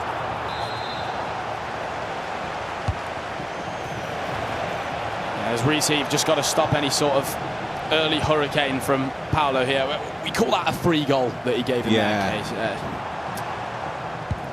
And let us know in the chat, guys, any questions that you might have for Shari. Obviously, he's been in this competition before, so he'd love to answer your questions while we have him here on the desk. You can see as well for next to Paulo Neto's face cam, the Talbi item that will be upgraded based on how well Sunderland do in this competition. I like to see this from Reece, just a bit of game management, just getting the ball and relaxing with it for a little bit rather than trying to go forward at 100 miles an hour. And not to let it knock him off his stride as well. He's got space though. Look at the run there from Semenyo. He's going to latch onto it. It's going to be Reece Vaughan, extra pass, and it somehow found its way in. That is the 180th goal of the ePremier League finals, and it's fallen in favour of Reece Vaughan and Newcastle. Yeah, I mean, the way it all opened up, it's almost like the defending was just a bit all over the place, but really good choice of pass. And the extra pass at the end there is what we say to people at home all the time. Look for that extra pass on the edge of the box because it's open a lot of the time. I'll be honest, Casey, I wouldn't have passed it. I had a shot. Maybe that's why I'm not here, guys. Got a corner from it. You know what, though? To not have that first mistake mess with his mindset and stay in that match. I mean, if that's me, I'd be fuming, and I might be completely out of it for the rest of the match. Really, really impressive from Reece there. See, can he defend? See the amount of bodies that are pushed forward from Paulo Neto, just triggering L1 constantly. I think for Reece Vaughan, in my opinion anyway, if he's able to come out of this game, even if it's a 1-goal deficit, I think it's not a bad result, in my opinion, Shuri. Harvey will be really happy with that. A 1-goal deficit. Look, we know how good Young is. We've been speaking about the games he's had against Anders over the years, but honestly, Harvey Waters is a man who... So good. We say that... We talk about some players in the FC Pro scene who have really high ceilings, and Harvey Waters is one of those guys who, on his day, could sort of kind of beat anybody. Yeah, and that's not to discount. Reece Vaughan could do it very easily with the way it's going, ended up taking the lead. We do have a goal update, Casey, and it comes in the other game. It absolutely does. It is Leeds with a second goal here. Semenyo, one of my favorite items being scored here. So it is 2-1 in favor of Leeds. Lots of time left to be played, though. This one looks very end-to-end. Yeah, that Semenyo item seems to be putting up clutch at every opportunity when he goes forward. We saw Jafonso in the previous game for City as well. Sensational work. I will just mention Thomas Lees as well, scoring 7 in his game. Semenyo was flying for him as well with that rapid plus. If you were playing in this tournament this year, Shuri, would you prefer to go first or second? I think I would actually quite like to go first. Put me in first. Let me try and get a couple goals up. But also, you have that horrible feeling of if you do go a couple goals down, oh, your teammate only lost because of you. I'd say going first, you have to deal with maybe a little bit more mentally in a different way. Yeah. But also, you can say it both ways. Going to a draw, if you're drawing in the second game, it's all on your shoulders. It's literally all on your shoulders. Questions coming in here. Shari, who do you think is going to win the whole thing? Well, I'm going to go with Tottenham Hotspur. I wonder why. I know you can say that, but I've seen how confident Tom's been, and to come out and beat Stokes, where that's a game that's, you know, those boys have had a little bit of a rivalry in the history of the ePremier League and just in general in the FC space. And I think this is their year. Look how unlucky Mark Marley's been, and same with Tom. It'd be so nice to see them win it. Who would you like to team up with this year? Ooh. Besides Tom? It's just got to be Tex, hasn't it? Let me get on the stage with Tex. You know what I'm saying? One day. Understandably so. Keep the questions flowing in as well. Another one, sorry. Which card is the most underrated in your opinion? Give us a Premier League item. We're going to have to keep going with him. But I don't know if he's underrated at this point. Brolin. Fair enough. Is he underrated at this point? No, I think we've given him all the praise in the world here at the ePremier League. We see him less this weekend than we did the first time around. Yeah, but he's still so good. I've heard there's been an equaliser in this game, and you're going to see it on your screen here. Actual Emperor and Chelsea just biding his time, gets the ball into Bruno. Over to Palmer on his right foot with that low driven. And it's 2-2 in that game. Still all to play for, though. Yeah, you can learn a lot from that kind of goal. You see the way on the edge of the box with Semenyo, he just sort of stops for a second or two. The way it opens up the defence. How does it, when you're defending that, what is the best way to defend that when someone just stops and they're just stationary on the edge of your box? I don't know. I wish I knew the answer. That's the hardest thing, when someone's got that sort of composure on the edge. You can try and mark a pass, but once in your head you can see that they've got that time and that space, they're not going to jump at anything that you start doing. I wish I knew the answer. I think that's why he does it. The moments before half-time, we could be seeing a potential last attack fall in favour of Sunderland. Paulo Neto playing it down the line just about onside, but he squandered that opportunity, and now the ball is in Reece Vaughan's court. Can he try and push forward for that last attack? 1 minute added on. This will be a perfect time to score, Casey, and it's going to fall actually straight back to him, in fact. More than a second. Florian Wirtz goes for the knock pass, and Van der Ven with the quick step and the pace he has. It's not the player you want to try and run against in behind. That is half-time in this game between Sunderland and Newcastle. Very, very close, and another close game. This time the lead is taken by Chelsea. Wow. Actual Emperor just slowly triggering runs. They're finding space, and Semenyo, none other than the man of the moment, it seems to be. Look, a low-driven Bishop just tucks it through the defender's legs into the bottom corner. What a result this could be for Chelsea in this first leg. Absolutely crazy as we see Leeds with a chance here to even things up with Nick Snebb. Actual Emperor, that's a man who's been in the space a long time. You know what? Long time. I give him a lot of credit, to be honest with you, because I felt like with that duo, I rate NH very, very highly. I felt like he would have a lot of that carrying to do, but I think I think Actual Emperor has been superb, and you can see him again. If he scores now to make it 4-2 just before half-time, which didn't fall in his favour as the ball is cleared out, Casey. Fantastic first half if you're a Chelsea fan. Fantastic is right, and I definitely think it's the right choice for that Chelsea duo to have Actual Emperor to go first, because he really is setting NH up for a very, very good opportunity, but NH is also very clutch as well, and so I think that's why they're at the stage of the competition. It's against Tex as well, so that will be a very, very interesting game. Do you think for Nick Snebb, Shawry, that there's extra pressure on his shoulders because of being partnered with someone that's won this tournament so many times? Always, this is the year for Snebb to go and actually win the whole tournament. You're with Tex, you could not be better equipped with your teammate. Just want to touch back on this game as well. We talk about a lot of storylines in the ePremier League here, and shout out to Reece Vaughan, because this is absolutely fantastic what he's doing here. The only goal he's conceded was the mistake. Saying that though, he's going to have to defend this. It's Gerrard powering through, one of the few people that have selected him in the draft, and he's going to just about collect that ball with Calafiori to get it clear. Is he sort of playing with fire? But I think for Reece Vaughan, the game plan would be to obviously pose a threat going forward, but defensively be astute and stuff. And Casey, for his mentality in that, well, after the first 5 minutes, you have to give him a lot of credit. Oh, absolutely, because if you ask a lot of these players, Paulo Neto is the most dangerous competitor in this competition. He has trophies all over the world as well. He's been competing in America, but he's showing up to this competition right here, Reece Vaughan, and he is not intimidated by a player like Paulo, and so props to him. Got another question for you, Shawry. Just hit the jackpot on Ultimate Team. What Premier League icon should they buy? Oh, Premier League icon. Heard of Steven Gerrard? Oh, fantastic player. Go Stevie G, mate. Jay's asking, what is the most effective formation to start off the game? I think it's going to have to be 4-4-1-1. I think that's the most consistent formation that we see. Or maybe a 4-5-1 as well, guys. They're the two that you're going to be seeing a lot of these pros use. He's got him there. Xavi Simons on the turn and the finish. Come on.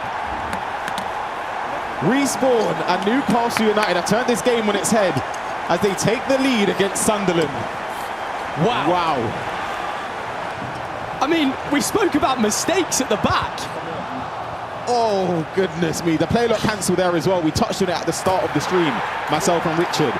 You can see how much it means to the Newcastle camp there. This would be a shock. This would be a result. massive upset if this stands. Wow. But also, Harvey, Look at the faces. the crowd. I can't believe it.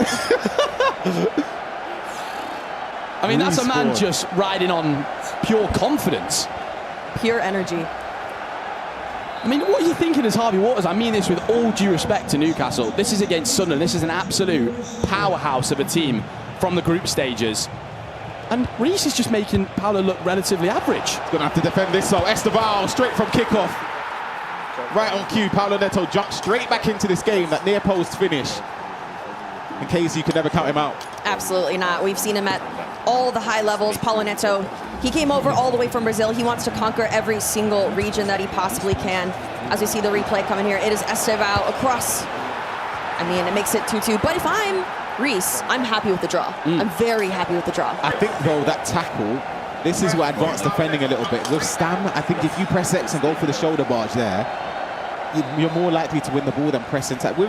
With the press and tackle there, I think you're sort of relying on him turning into you. Yeah. But then if you can just do what he did, basically, it's really difficult to stop. It's been such an interesting addition to sort of the pro scene this year, using the advanced defending with X, or of course just circle for tackle.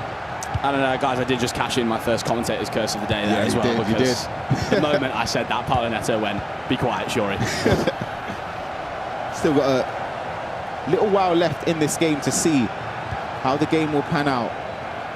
Can Reece Vaughan respond straight from kickoff as well? And he's keeping possession. You can see the live score as well with that Chelsea and Leeds game, and of course the fixtures on the left side of your screen. Dangerous attack here. Oh, and it's Gerrard who tucks it away. It's a tough one to concede if you're Newcastle. If you're Paolo Neto, you'll love that. But you have to take advantage of those situations. If you're not scoring in that situation, you shouldn't be on this stage. But that is exactly, he's not going to miss in that opportunity. Is that a mistake, Shuri, in your opinion, or is it just unfortunate? It's a small mistake. It's nothing like the first one. It is a little mistake, though. So what would you have done differently in that moment? Is it just press it past, just get it out? Trying to pass it, trying to clear it quickly. But, I mean, you would need absolute fast reactions there. And you can see him kind of saying, like, there's not much he could have done about that one. How hard is it in those moments, Shuri, when you're playing on the stage, to just sort of, as easy as it's, just forget about it and just move on? So difficult. It's so hard. I think when you concede a goal where they just opened you up and you say, look, that happens, that's normal, I'm going to go up the other end and do that. I feel like you saw that a lot in the Tom and Stokes game. When it was even between the two of them, they just both kept scoring. They just accept, look, normal goal, okay, move on. When you can see goals like that, you've got an absolute mountain to climb mentally. See there, the top scorers there, both Villa boys. I know they're eliminated now, but 30 goals between them in their knockout rounds. So it's a fair share of goals spread between them. Hopefully we'll see more in this game from both players. On the left side of your screen there, of course, match week 32 isn't far away. Those are fixtures in the Premier League. The run-in for the final few matches of the season. I know you got your eyes peeled on Liverpool Fulham fixtures, mate. yeah. Ah, yes. We're getting that Champions League spot. Oh, it's lovely play. It's Reinders as well, near post. Paolo Neto is starting to find his groove. And what was it, about 10 minutes ago in game? He was losing, was it 2-1? And now he's found it his way, just turn the game completely on his head. That's what I get for using the words Paolo Neto and average. Just so you know, Paolo, I said making you look average. You're certainly one of the best players in the world. It's a difficult position, Casey, if you're Reece Vaughan. Also, in a way, for Harvey Waters, because you're sort of looking, I find it very easy to drift off mentally. You're starting to think, oh my gosh, I'm 2-1 up. Yeah. Next thing you know, you're 3-2 down, and it's very difficult to bounce. No, it's 4-2 now. 4-2, sorry. It's very difficult to try and keep your composure, not only playing, but I always found watching is just as hard. So difficult. And this now is damage limitation. You do not want to let this go to 3 goals. 100%, Harvey Waters can still do 2 goals. 3 is much more. What's the most you think that they can come back from? I think 4 is possible, 4? but I mean, surely 5. We saw a couple yesterday, right? We saw Stokes, I think 5-0 and 7-0 up in the first leg from Cameron Rock. It's just offside. And Stokes was saying it actually feels really weird to go into a game being 5 or 7 goals up, because there's almost nothing to play for. There is, but you know, if you were to not win that game, it would be known as the biggest choke in history. Because as soon as you let up mentally as well, it changes your entire mindset. Oh, he's got him again. You can't let this happen. Speaking about 4 or 5 goals, he's got 3 goals now for Paulo Neto. Just that touch inside. And it's a very difficult moment for Newcastle here. I've been there. I've been there. When you just sit there and you go, I just can't do anything. Yeah, we'll see the final moments of this game between Chelsea and Leeds. What a victory for Chelsea and Actual Emperor. Tex has work to do in his game and it's against NH, so that's not going to be an easy game. He's 1 goal down. Can the reigning ePremier League champion find his way to keep his tournament alive? And Tex with his back against the wall. Always an exciting watch for everybody back home.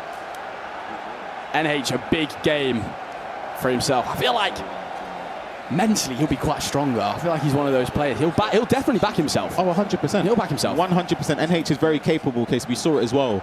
Not only in the knockout stages yesterday, but the group stages. He's a very, very good player. Oh, absolutely. And especially because Actual Emperor got the job done as well. I feel like them as a duo together work very, very well. Yeah. Every single step of the way. Because, I mean, yesterday, in my opinion, was an upset for them even to qualify today. If they get another upset now, I mean, at this point, we need to bring them into the conversation. Yeah, absolutely. Shout out Actual Emperor as well with that victory in the first game against somebody like Nixon, who obviously we know very, very well. We speak so highly of him. To get that result, for me, is a fantastic way to start that tie for Chelsea. Let us know as well in the chat, who do you think will come out on top? Do you think Tex will somehow, I say somehow as if he hasn't done it before, but get a victory over Chelsea and send them into the next round?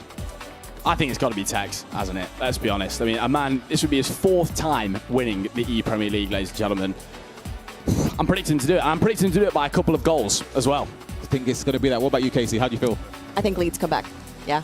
You can't go against Tex. You really can't. I understand it. From years gone by, we think maybe, and obviously it was with City and Matisse, you think, are they going to have enough? But then somehow they always find a way, and Tex obviously has won this tournament so many times before. He could find it very difficult, though, against Chelsea.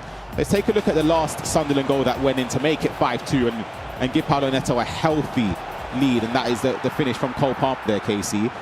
The 3-goal deficit for Harvey Waters, it is possible to overturn, but against Young, I don't know if it's going to be that doable. Well, that's the thing. Young is obviously a newcomer into this competition, but he's not a newcomer into the scene. We've seen him at the highest levels as well, and so he's going to be a very difficult competitor too. I mean, if we also talk about different play styles as well, we talk about the Brazilians and how they play. Coming into the English scene, they're just relentless in terms of how many goals are trying to be scored. He said earlier, Jogo Bonito, we want to see the skills, and so they're a very difficult duo to go against. He's in. You see the triggered run, Semenyo.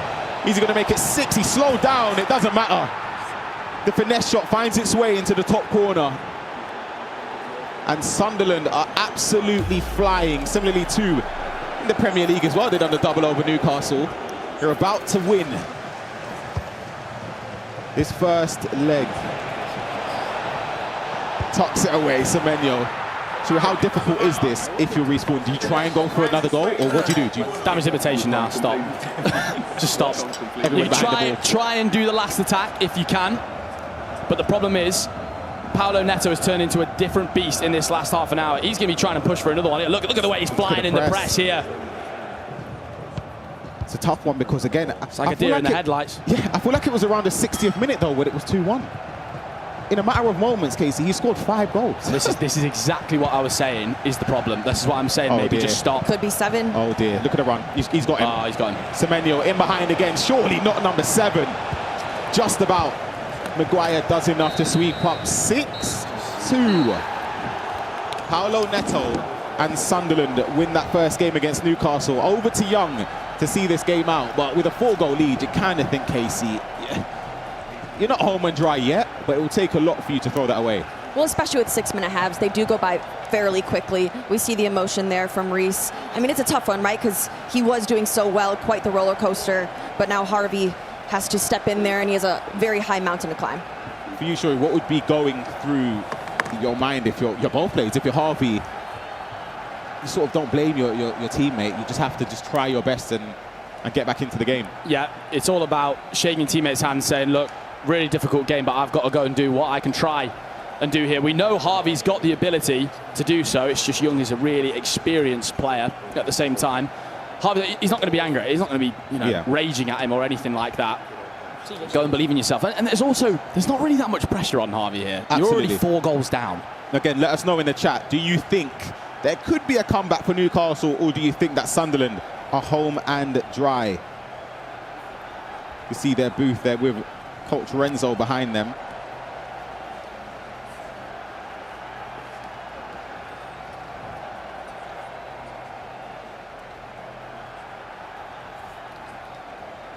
Trying to see if we could listen into the boost there. I think for Newcastle, there's actually not much you can really say to Harvey. You kind of just have to.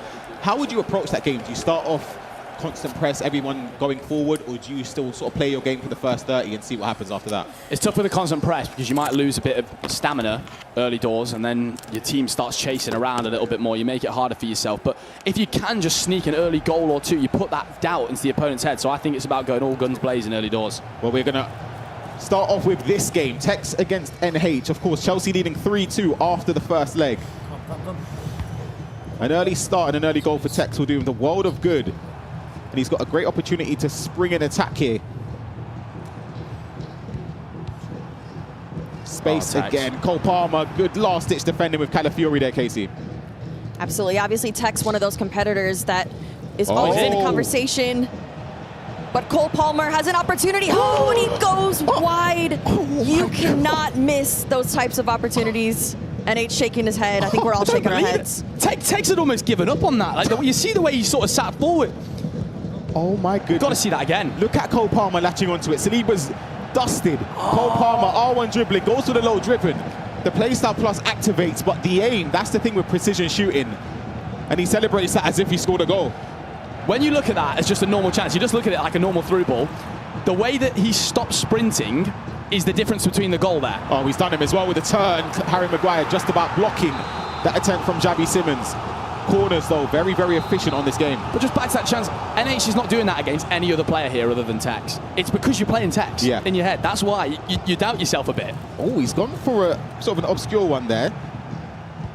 Trying a different type of corner, but I think that goal, if that goes in, it gives NH the world of good. I think now that miss, Casey, is just the confidence that could shatter you a little bit, and you start to, well, for me anyway, when I used to play, I'll be thinking about that constantly. Yeah. I'd find that hard to completely forget. Especially at this stage of the competition where every single opportunity is going to matter. That goal could have been the difference between making it to a semifinal or not. It's very frustrating if I'm NH. If NH can get the next goal, if he can go 4-2 up, you can put it behind you a bit easier. If it goes to 3-3... Leads, and that ball across the face of goal just tucked under the goalkeeper's leg. And you mentioned how hard it would be for NH if it became 3-3 from this attack. The step-overs from Semenyo, just cutting back. Beautiful twisting and turning, and Javi Simmons just about gets a toe before the keeper came out. Yeah, we love seeing skill moves create a goal. We've got another goal in this game here. Newcastle getting one back. Harvey Waters, I tell you what, the early goal case. Hold on a minute. Hold up. You know what? Harvey Waters had one of my favorite storylines a couple years ago when he was competing with Luke Downing, Cinderella story. And so I'm hoping to bring those vibes back in here. Expect the unexpected with a player like him. Yeah, we'll keep an eye on that one, because obviously that was within the opening 10 minutes there for Harvey to get a goal back. It's only 3 goals. Even a goal before half-time. He can do that. Completely in it. I said it the whole time. He can definitely do it. His ceiling is ridiculously high. Back to this one here with Tex. Gliding down the wing with Semenyo. Tex, you can see his draft to the bottom of your screen there. What's your thoughts on Donnarumma? I think it would have been an easy choice for you, but I've seen a couple goals go in, and I think I don't know. I like him personally, right? But we might have had different experiences here. This got to be a goal. Oh, dives in as well. And speak of the devil, Donnarumma. That post was on. I take it back. Great save. Hey, we selected it now. Yeah, it's in the team. He's got the armband. Great save. That prevents a guaranteed goal there for Leeds. And you can see the pause cued from NH. He's not happy with something because it's been a blitz start. I'll tell you what he's not happy with, right? Playing against Tex. Yeah, I don't blame him. It's just the patience from Tex. Every single time it's the right decision. He's got to get out somehow. He's getting swarmed. Lewis Miley clears it. And a counter-attack. One thing that NH is very good at, you'll see, the amount of triggered runs. Look at him there. He's got him. Semenyo straight down the other end. This time he finishes. And Chelsea take the lead just as they look like probably conceding 2 or 3 times from that attack from Leeds United and Tex. Casey. Fantastic work down the other end from NH. Great work, great answer there from NH. The play starts off with Bruno Fernandes, of course, one of the MVPs of the game. Semenyo managed to do that. Obviously, see the celebrations. That is exactly what he needs mentally to get back into this game against a player like Tex. Yeah, it's a relief. It's a huge relief. And hold on a second. I've heard there's been an update. 13 minutes in. Surely not Harvey. He's in behind. Bruno Fernandes plays it across with the player lock to Xavi Simons. 6-4. That's exactly what I was doing. I love. You were talking about the player locks earlier, teaching the people at home how to do that. Guys, you see there, the pass was marked. He uses the player lock just to pull him back ever so slightly to score that open goal there. It's on. Harvey Woods, there's no way. Casey, if he does this, what a comeback. If he does this, it will be the biggest comeback that we've seen this weekend by far. NH is going to have to defend this attack from Tex. See the team press kicking in, and he's done just that. Again, pay attention. Look at the bodies that are flooded forward for NH. He spams that L1, and you can see it's very, very difficult to defend when he pushes those bodies forward. He's got him again. Tex trying to press here, but it is making him more exposed. One thing that Tex, you can tell he's done his research, is tracking the runs from the wingers. NH is getting balls behind it. Even though that fourth goal that went in, he tried to track it with Michael, and he just wasn't quick enough to stop him. Yeah, sometimes they feel unmarkable. Salah couldn't find the space. See that upper foot item next to Tex. His face cam there, that will be upgraded if Leeds United find a way to turn this game around. Look at the run.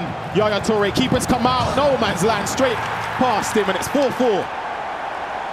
Do not blink because you'll miss all this action. Goals galore in not only this game, but the Sunderland and Newcastle one as well. Look at the run from Yaya Toure. You're not getting anywhere near him, Shuri. NH saw that ages ago as well, and it just did not matter. Because of how late Tex triggers that run, he barely has any time to react. Well. 26 minutes in, Newcastle United, and it's a finish from Xavi Simons. Low driven, just about on the inside of the box there, Casey. 6-5. I can't believe what I'm watching this. If you're Paulo Neto looking at the game, no, he did his job. Paulo Neto did his job, but Harvey Waters, I mean, we saw his face going into this match, and he did look very disappointed in how it started off, but he's a competitor that can stay in this, and I know that Reese is sat next to him. Hold on. I'd throw up. I'm throwing up. Esteban, the player lock inside. Oh my gosh, what are you doing? Oh, he's aimed it wide, Bruno. That could have been a goal. I think Young needs a pause here or something. Just take a quick breather, have a quick chat with the coach. Reset. I'm too old for this. Sorry, I'll be honest. I would not be able to cope if I was Paulo Neto or Young in this situation. Has to go forward. He's got to just get a goal. Just to ease the nerves a little bit. He might get it here. Bruno playing it across, but Stam intercepting and defending up and sweeping up, for Newcastle, and he can start an attack of his own. We're only just joining this game live, but it just feels like every time Harvey's going forward, he looks ridiculously dangerous. 3 goals to kickstart this leg for him. Look at the space he's got in the box. If he can get it to someone and work his magic, doesn't manage to play that first time pass as Gravenberch and the intercept plus play style kicking in. But he's now made it a game. He's now really made it a game. And we're only 40 minutes in. There's so much time left. Would you now, if you're Harvey Waters, shall we start to take your foot off the gas a tiny bit just to not leave too much space there as maybe a little bit. Just a tiny bit. Especially now, if you can win this ball back without conceding, just get into half-time, make sure you have the last attack now. It'd be interesting to see if Harvey goes for the all-out attack here or just decides to pass between the centre-backs and make sure he's got that last attack. Keep it at 1 goal maximum. What an incredible performance in this opening first half from Harvey. He's onside as well. The offside trap. Semenyo with the rapid. Flying, the low driven. Pass Petr Cech, and Harvey Waters scores 4 in 45 minutes. What am I watching here, Casey? It's like that first game did not even happen. Harvey Waters has entered this game with an absolute chip on his shoulder, and he is back in this matchup. I can't believe what's going on, I'll be honest with you. I don't think Young can. I don't think he's got a clue. Stop Paulo Neto's face. He's chewing a wasp. Everyone just looks a bit shocked in the booth, both teams.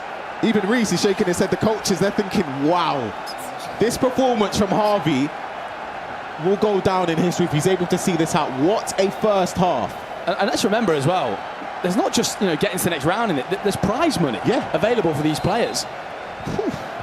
As Reece thought, if you lose a game by 4 goals, which of course he did so well, I will say to you, he did so well for most of the game. It was just Paolo came on at the end. But can you imagine you get through and you lost the game by 4? I'd be completely indebted.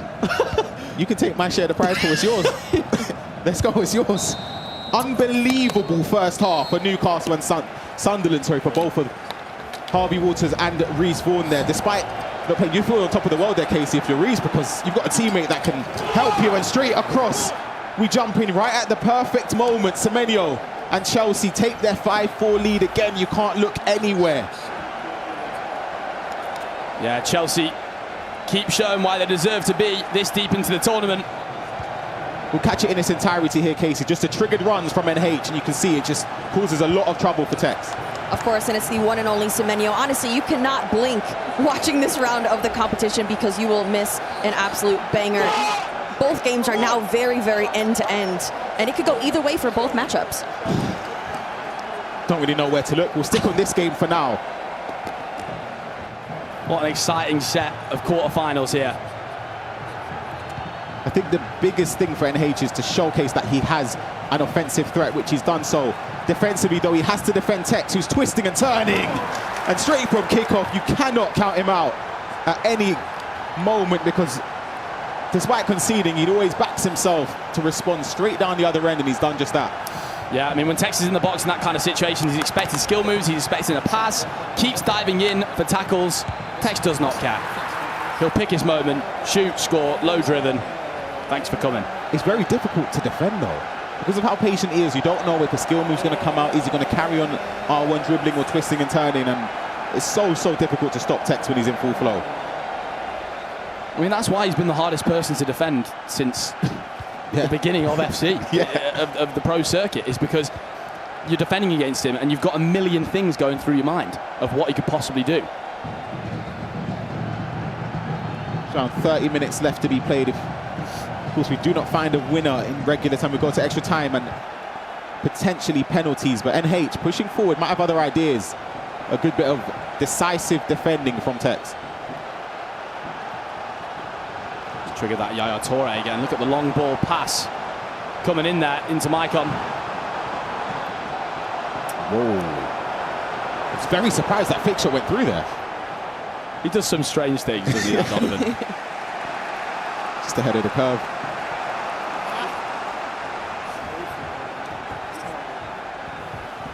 For you when you were playing last year, Shuri, obviously it depends on the scoreline, but would you say these sort of moments in the game are the most difficult to manage because you don't know whether to stick or twist? Do you carry on pushing forward? Do you try and stay back a little bit and be a bit more resolute? What do you even do?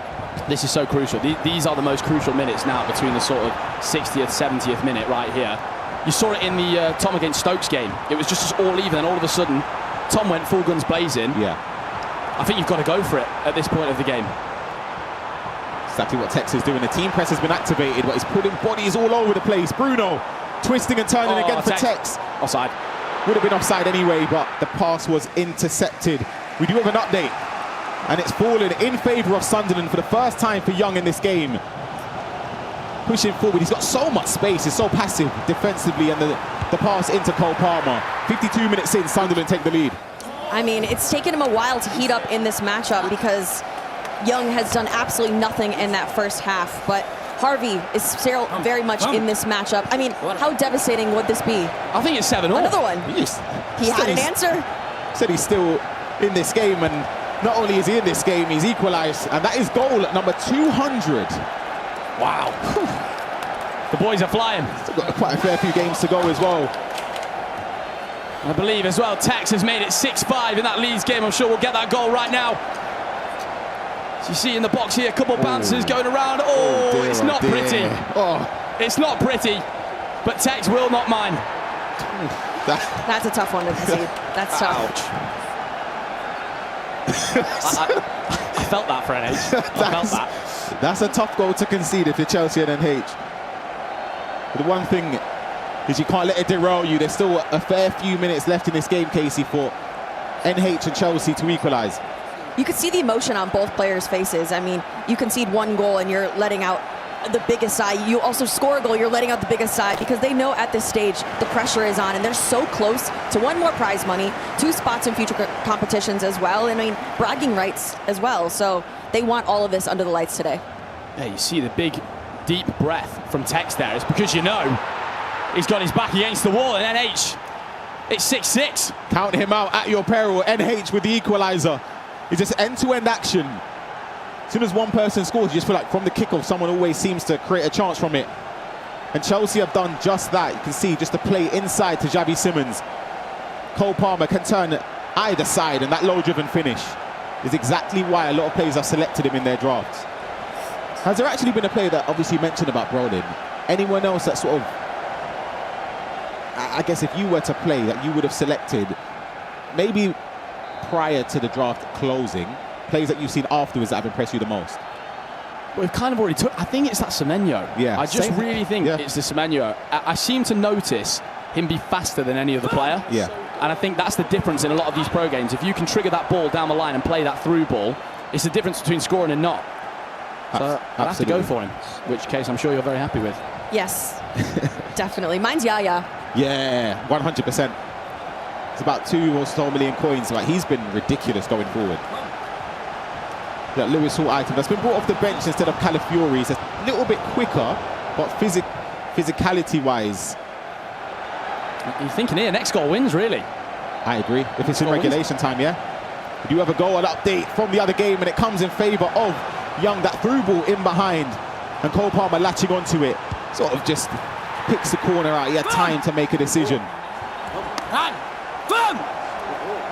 Again, that game is slightly behind this one, so there is more time for Newcastle and Harvey Waters to get back into it. Hold on a second, right on cue.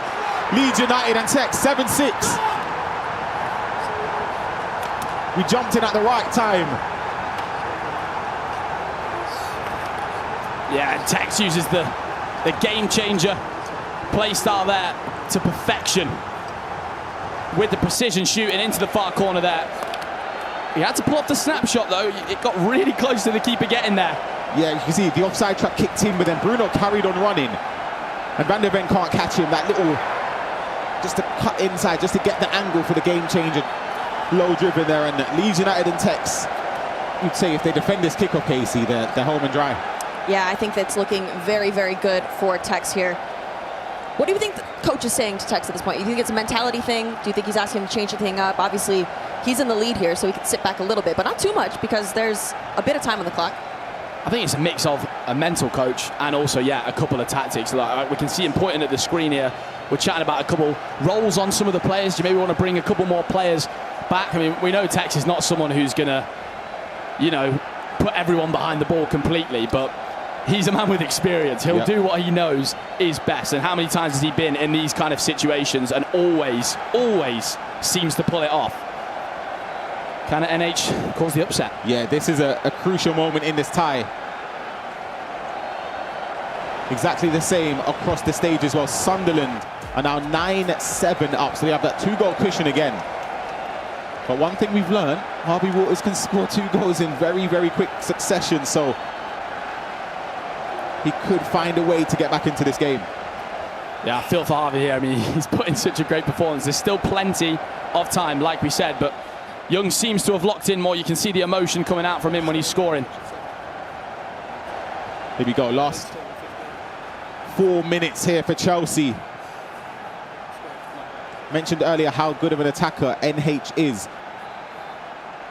And he's going to need it now. Foul though from Tex. Well, here we go. One last attack for NH. Take us to extra time. Gets the ball into Bruno. Manages to get it to Semenyo, and the step there from Saliba was decisive. And that could be enough. Going to the split so you can see what's going on in both games. Obviously the one on your right, Leeds United and Chelsea. We are moments away from Tex overturning a 3-2 deficit. And it looks like he's going to do that. There's not going to be enough time for NH. Commiserations to Chelsea. Fantastic victory and performance from Tex. A sigh of relief there from Nick Snebb as well, because it would have been a very, very difficult loss if Leeds were eliminated. But Tex pulled up clutch. Absolutely. And are we surprised? Is anybody surprised at all? I will say about Nick Snebb, it's not like he had a terrible result or anything. Yeah. He lost 3-2. It wasn't awful or anything like that, but Leeds are going to need to be a little bit better than that if they're going to go all the way. For the celebrations there, Case. We rarely see him celebrate, so you can see how much that means to Tex. Of course. They are paving their way into a semi-final now. Obviously, commiserations to Chelsea. They had a great win yesterday over Brighton, unexpected, and they did put up a fight today. Yeah, absolutely. Someone else that seems to have found a way is Young, and it looks as if Sunderland will be locking in that spot in the semi-finals. Again, fantastic work from Harvey Waters in that first half, but Young started to come into his own and found his level again. I mean, in both legs, what Sunderland have actually done is they've taken a while to get into the game. I mean, look at the Reece Vaughan game. It was 1-1 for absolutely ages. 2-1 then to Reece, and then all of a sudden, Paulo Neto comes alive. So why do you think that is? Is it just Newcastle played yesterday? True, maybe because this is their first game in the knockout stages for Sunderland. You can't replicate practice games. You can do as many games you want behind the curtains, but once you're on stage, it's a completely different scenario. Yeah, and this looks like, I mean, unless Newcastle pull off the best comeback we've ever seen in about 6 minutes here. A massive shout out to them though, because a great tournament run to get into the quarterfinals here. Just ran out of steam, and Calafiori can just muscle off the attacker. Oh, Jesus. Oh my goodness. That's in the top 5 most interesting things I've seen today. What's just happened there? Is he just saying, like, go on, try me? You score 3 from here, I'll shake your hand. No, I'll just Paulo Neto. Just shaking his head like, what's going on, mate?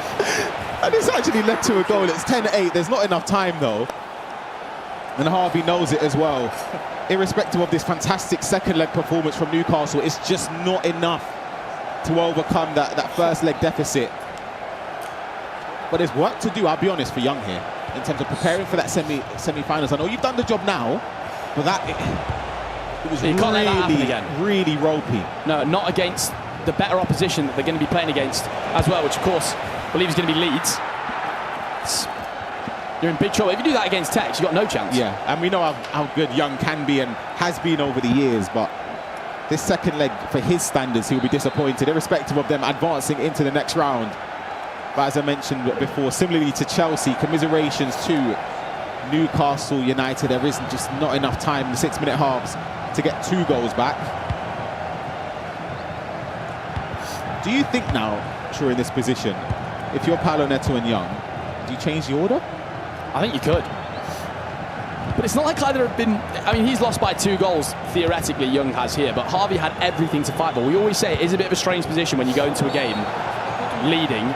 They've won the round, they've done their job, haven't they? And like we said, Casey mentioned, they didn't play yesterday. Maybe now they're a bit warmer, they're a bit more confident, they've got their first round of the day. I would have predicted it to be the opposite. So did I, going into this same matchup. Here, same. I would have predicted the same as Casey, but again, it's worked out. They've managed to see this huge derby result through.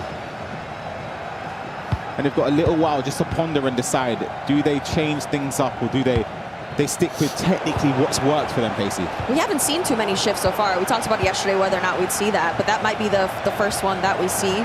Or it might have just been a matter of they needed a few minutes to warm up and now they're warmed up, ready to go into the second match. Very, very true. Huge congratulations to Sunderland. They take the victory in that all-intense derby against Newcastle United. Reece Vaughan and Harvey Waters, their tournament comes to a close. Their journey finishes here. But for Young and Paulo Neto, they will still have their eyes on the prize. And of course, hoping to win that trophy that sits between them. I'm still stunned at that first half.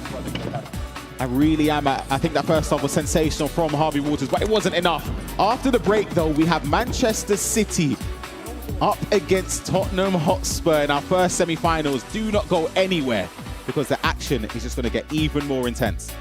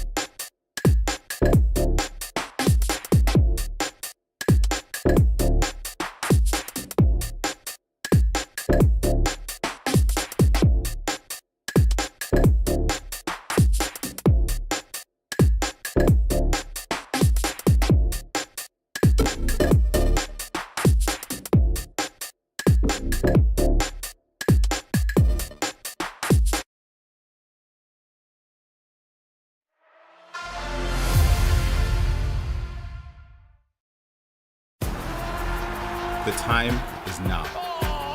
Is this the start of history being made? FC Pro Leagues are here. And things are about to heat up. Bellissimo! Manchester City have done it again! Now it's time to support your club from the top leagues around the world. You're the Liga champion! With eChampions League and FC Pro World Championship spots up for grabs, On the biggest of stages in Europe, world champion! every game matters. Champion! Get closer to glory. Welcome back to the ePremier League finals. I am joined by Tottenham, which congratulations, you have made it to a semi-final. I know you guys are buzzing, but you have a very important game ahead of you. Tom, I will come to you first. Obviously, Manchester City, the back-to-back champions. How are you feeling going into this matchup?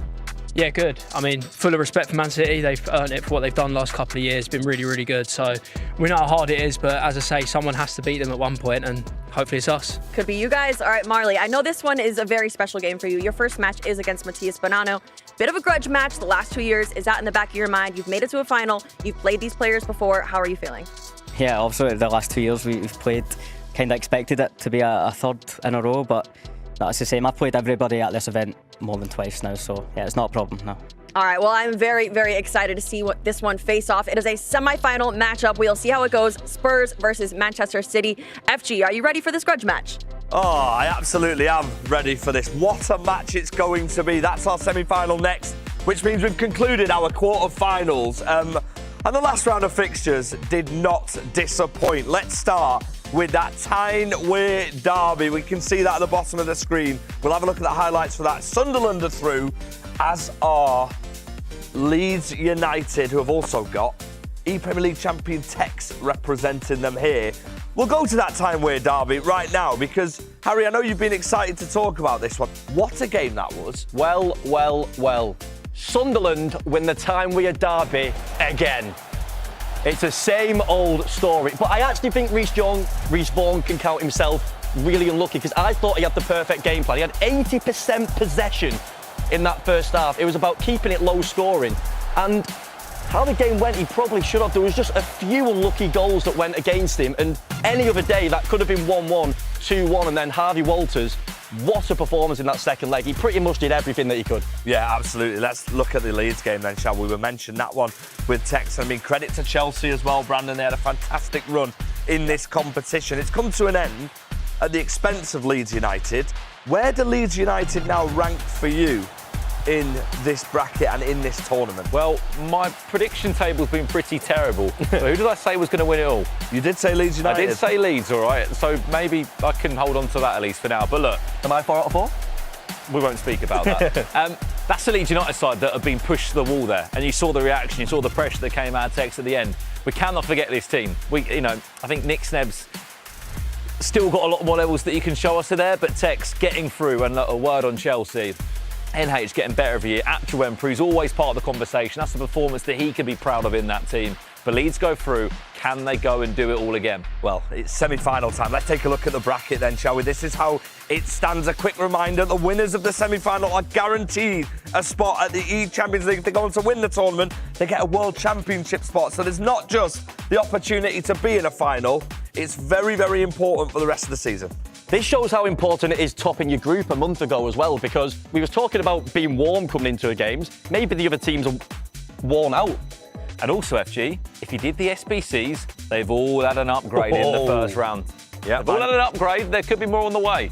My Nathan Ake is absolutely cooking. Manchester City versus Tottenham coming up soon. We're going to focus on Tottenham in a moment, but we have to talk, of course, about Manchester City. Is it going under the radar here, Brandon, that this side have won 2 ePremier Leagues in a row and they are a game away from booking their 3rd final in a row? Probably, because I said they were going to lose the first game against Forest. I've had to go around and apologise to all the team there for that terrible prediction. Yeah, it has gone under the radar. I think maybe because Texas left Man City, we're having this different narrative of who can maybe go and win it. But you cannot forget, Man City have won it 3 years out of 7. They win today, they've won 4 years out of 8. It can't be heartbreak for Mark Ken, can it? Yeah, it can't be really. It can. Right, listen, let's head over to FC Pro IQ because Rich and Ryan are waiting. They're going to speak to us about Tottenham Hotspur. Yes, we certainly are. Thank you very much, chaps. FC Pro IQ, we're going to have a deep dive into some of Mr. Mark Marley's gameplay. I mean, this game, Ryan, it's going to be a cracker. Before we throw to it, before we end this segment, I'm going to ask for a prediction from you. But before we get there, let's have a look at Mark Marley in action. This was his game against Aston Villa. Talk me through what we've seen. Yeah, you know what, in this game with Mark, I was impressed because he started very, very slowly, but then he started to get his groove, and you can see from this attack, again, he just knows how to utilise and trigger runs. You saw that how he triggered Yaya Toure, then called him back, and then it forces Cameron Rock to make a decision. Do you track the run and then you're panicking, you're pulling bodies out of position, and just the way he works it to Bruno to take the shot as well is fantastic. Let's wind that back a little bit, because I want to pick it up from when he gets the ball in the middle of the pitch. Yeah. So we could go forward. Yesterday, I thought it was quite interesting as well. We had him on commentary. He said Gareth Bale was a late addition into his team, and what an addition he is. Just look at the pace. Yaya. Look at Yaya as well. The way he stops him there, and then you're starting to think, hold on a second, what do I do? Do I need to stop because is he going to pass it inside? Bale's got the pace to take Calafiori down the line as well. So you're sort of trapped, and that's the thing with FC 26, creating those traps for your opponent to think about. Pause now. It's that run from Thomas Brolin that throws him off. Yeah. Because that pass there is very odd for a lot of players. But we see Mark Marley is one step ahead. Look at the defensive line as well. He stepped with Stam. Calafiori's been called towards the player in possession as well with R1. There's so many gaps and exactly there, but you can see that run eventually leads to Bruno Fernandes, who pretty much has an opportunity to pick a corner, and he does just that. Yeah, I cannot wait for this game. Mark Marley in action against Matias Bonanno. We've got Tom Lees against Jafonzo. We don't need to say anything else. Ryan Pessoa, who's winning? City. Man City. Will they make it another grand final? The wait is over. Let's get these semi-finals underway. 1-2 mic check, can you hear me? Man City are running rampant now. Looked around, nobody's near me. 3-4 mic check, can you hear that? Tottenham Hotspur continue their run. Manchester City v Tottenham Hotspur. Fire. Champion live in effect. Fire. No, we don't play no pet. And then there was just 4 left in the ePremier League finals. Kicking off with our first semi-final here. Manchester City, the defending champions, taking on a Tottenham Hotspur side, still looking for their first ePremier League victory. But they've got a team of players that have gone far in this tournament. They've got a champion there in Tom Lees. It's hard to know where to look in this match in particular. So Brandon Smith and Harry Hesketh on commentary on this one. Harry, where do you see this one going? It's going to go to the wire, I feel. I can feel the tension in the room. You've got to think, is it going through Mark's head about them games against Bonanno in the past? I know 2 years ago, I believe it was 1-1. And then last year's one were. It was a little bit of a blowout, to say the least. Again, yeah, I don't like to say it. You can get involved in this one. Who do you think's making it to our ePremier League Grand Final? Remember, Leeds and Sunderland on the other side of the bracket. This is our first game. Manchester City beating Forest in the first one. We can hear Matias Bonanno getting himself up for it. He's played in 2 ePremier Leagues so far. He's been in the grand final of the 2, and he's won the Premier League. His consistency has been ridiculous. But you feel like this could be Mark Marley's time. He's not beat him. He's not beat him in a knockout stage like this. If Bonanno wins this and Tex goes out, you would say that Bonanno is playing to be the best Premier League player of all time. It would be 3 tournaments, 3 wins back to back. That is unprecedented. What we'll do is we'll get a poll going in the chat now. Let us know who's going to win this one if possible. Manchester City or Spurs? Our first semi-final here. Mark Marley, as we said, his consistency has been incredible. Only him and Tex have played in every single ePremier League tournament. All the way back from 2019, all the way to now. Also, even more of a crazier story as well. Mark Marley, he's been to 3 ePremier League finals. One of them was against his teammate many years ago. Back in 2020, he represented Bournemouth, did Mark Marley. He played against Tom Lees of Watford. Of course, Tom went on to win the Premier League there. Many years on, now they're teammates for the 2026 ePremier League finals. Here we go then. Mark Marley kicking from left to right. Matias Bonanno already putting Mark Marley into a spin in his own box, and I'm excited to see how this one's going to go.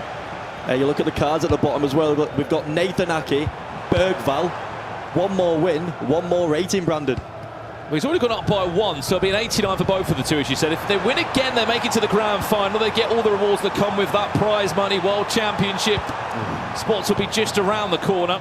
ECL.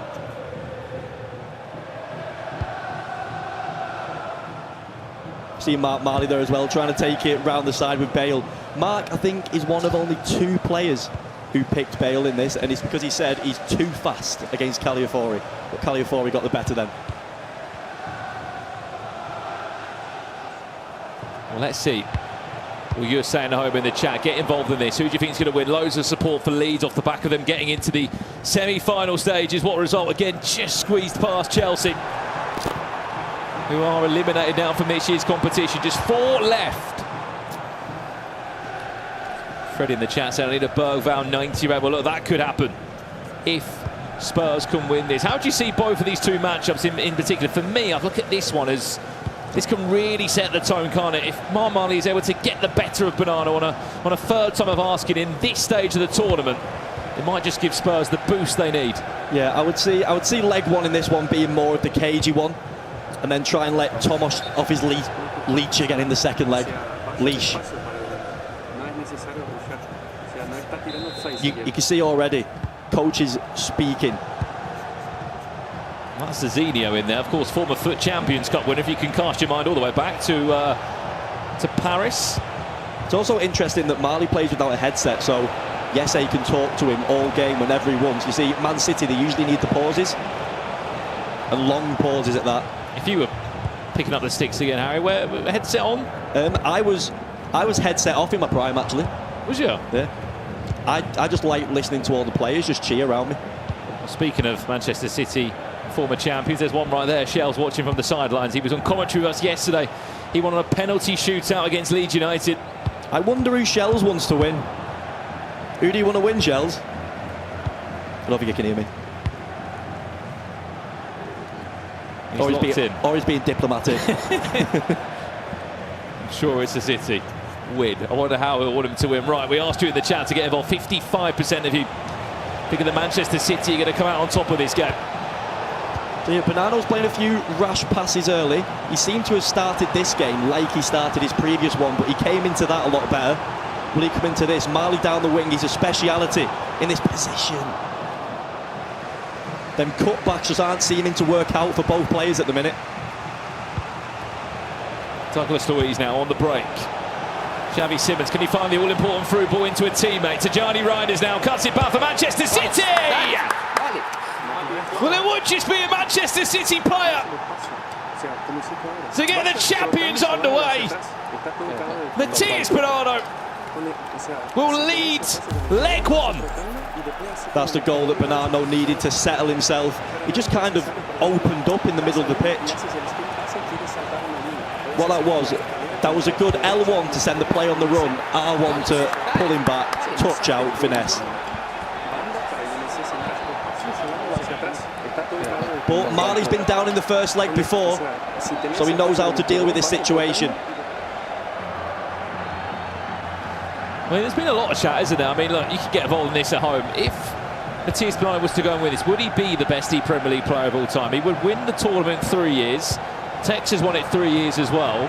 I think Bonanno would have to be just because it's his third time entering the tournament, where Tex has played every year since 19, hasn't he? That's true. He's had a lot more chances, hasn't he? Tex has played in 8 ePremier Leagues. A 100% win record would be silly. And to lose 1 game in all of that as well, Harry's not bad going, is it? Matthias Bonanno. Oh, what a story this man has had. He actually used to have to share a PlayStation. A good friend of him back in Buenos Aires in Argentina, then made his claim to fame by actually getting signed by Sergio Aguero's esports team. Then went over to Spain and played there for a season, won the cup, and then caught the attention of Manchester City. And although it might not be the season to remember for him outside of the Premier League, there is one thing that he has been. He's been consistent in this tournament, which, as you know, if you are consistent, you play well, it will then lead to other roads, won't it? And get you into more competitions. Yeah, exactly that. But they won't be thinking about that right now. They're thinking about what's in front of the screen. Marley's tried to slow it down a bit. Can Yaya Toure pull away? Gareth Bale, the former Spurs man, is of course one of the icons that is used. There's only 4 different icons being used this weekend in the Premier League. Gareth Bale being one of them, and I think Mark Marley might be the only player using Gareth Bale off the bar is Thomas Brolin. He's getting the chances, Marley. He's getting in the positions. He seems to have a bit of a hold on this game now. He's slowed it down, playing to his pace. You don't need to rush. There's a long time in this game left. We'll see again on the replay. Thomas Brolin, how good has he been? He was great in the group stages, but I spoke to Tom backstage. He was like, I'm surprised not more players have backed Thomas Brolin here. Yeah, he's almost Tom and Mark's secret weapon, you could say. Man City will find a second. And I guess the answer to that question is, why not Thomas Brolin? That's because Xavi Simons has been often the answer, often the new addition in the front line as the number 9. We'll see the goal again on the replay. Cesc Fabregas kicked it off, and it's about Ginola here. Bonanno just seems to be able to pick up that shooting opportunity more in the box. He seems to have a bit more of a cutting edge. As it stands in a knockout game like this, Mark Marley has never been able to get the better of Matías Bonanno. They played, of course, last year. It was a 4-1 win to Bonanno in that game. They played the year before, which was probably one of the best ePremier League finals we've ever seen. It was a 1-1 game that was just ridiculous in the normal 90. I've never seen goalkeeper movement quite like it from Mark Marley. He had so much pressure on him, of course. He was representing Brighton and Hove Albion at the time. Again, Mark just giving it away on the halfway, though. Just seems to be making a few rash decisions at the minute. He just needs to settle himself down a bit.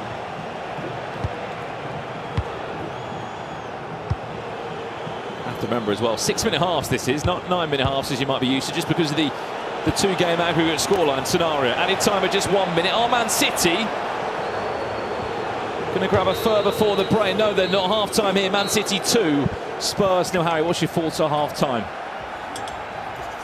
It's just being clinical in the box. That's all it's come down to. That extra pass, just the right turn, just a bit more composure. I think it's been a battle of mentals at the minute almost, and ability. Yeah, absolutely. I mean, what have you made it at home as well? Matías Bonanno, if there was any question marks over him at the start of that Forest game when he won 1-0 down to Michael Fisher, you can wave them away now. It's felt like that first game for them, just being back on the main stage, giving them a chance of a breather. Look, you're all coming in the chat now. I'm not quite sure what that message was from the chat. I have to say it was the GOAT. I was going to say, I wonder who's. I thought we were playing Guess the Emoji challenge there of the pro. I was going to say, that doesn't look like Matías Bonanno. No, you can find that on Brandon Smith's TikTok, I think. He'll be the undisputed GOAT, Matías Bonanno. That's them agreeing he would be the best Premier League champion that we've ever seen. 3 years in a row it would be.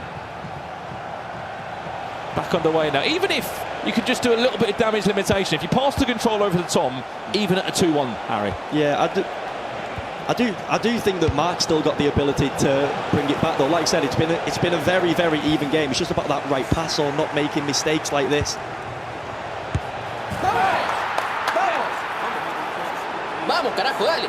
Commentator's curse? Could be. Matías Bonanno looks to once again haunt Mark Marley.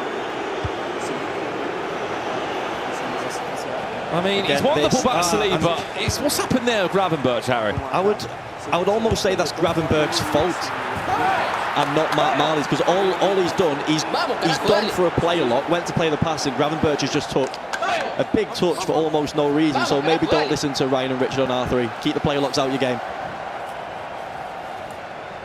I mean, we say that, but these are the top level players, Harry, that normally would not make that mistake.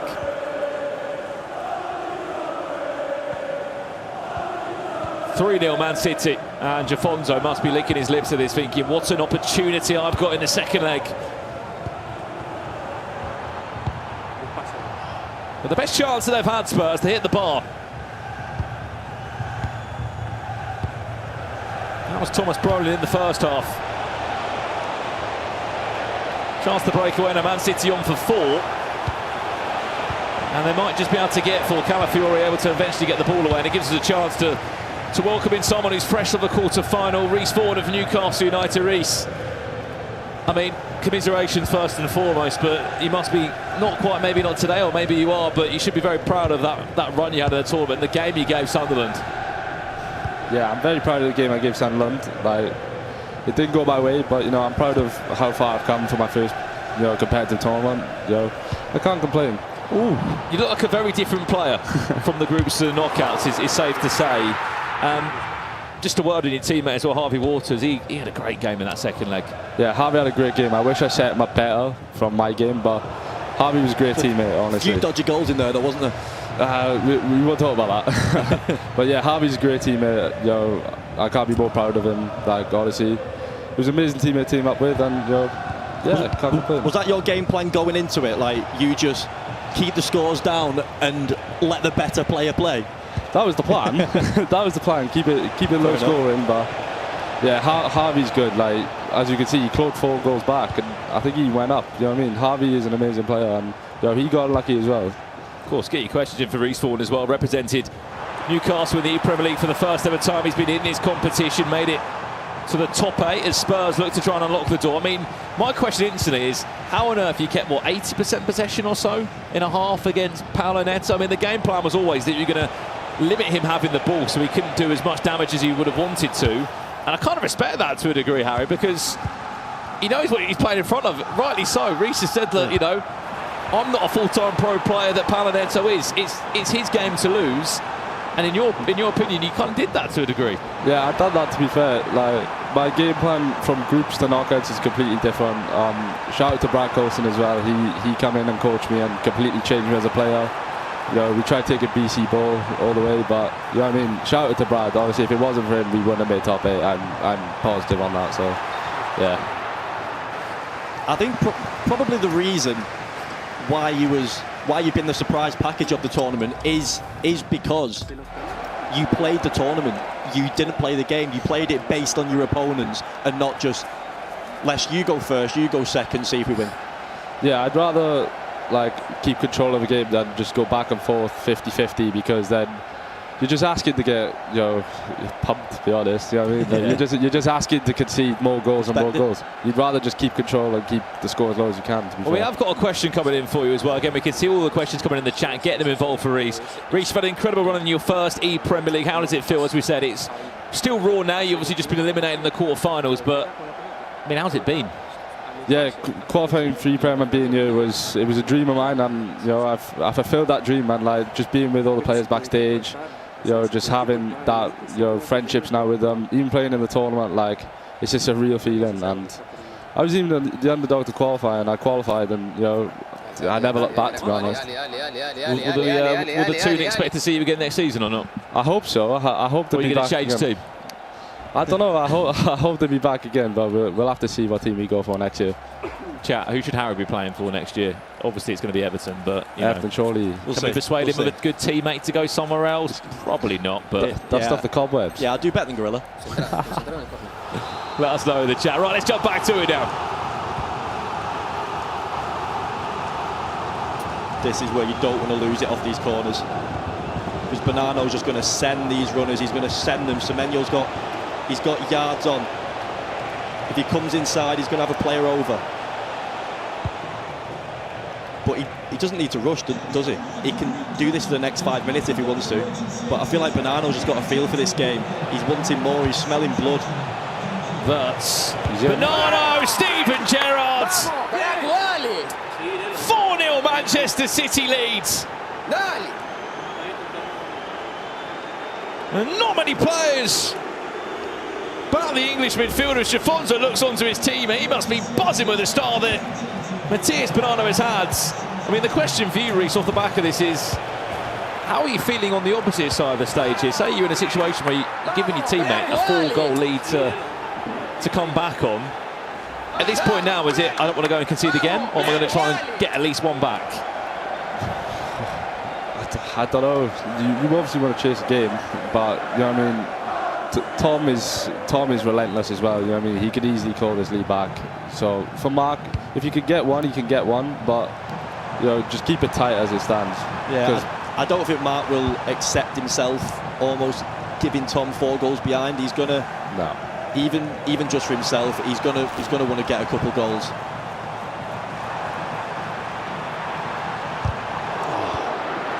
Both teams are just relentless. Even just a goal is a building block. I know ifs and buts and what can happen, but a 4-goal deficit, you're coming in against Schafonza, former eSports World Cup champion, only 6-minute halves.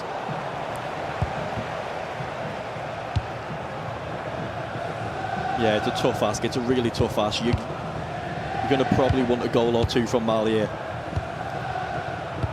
I think the biggest part of that story, Harry, is if there's a game plan you've got as a player that you can't really use that in game 2 because you're having to chase from the get-go.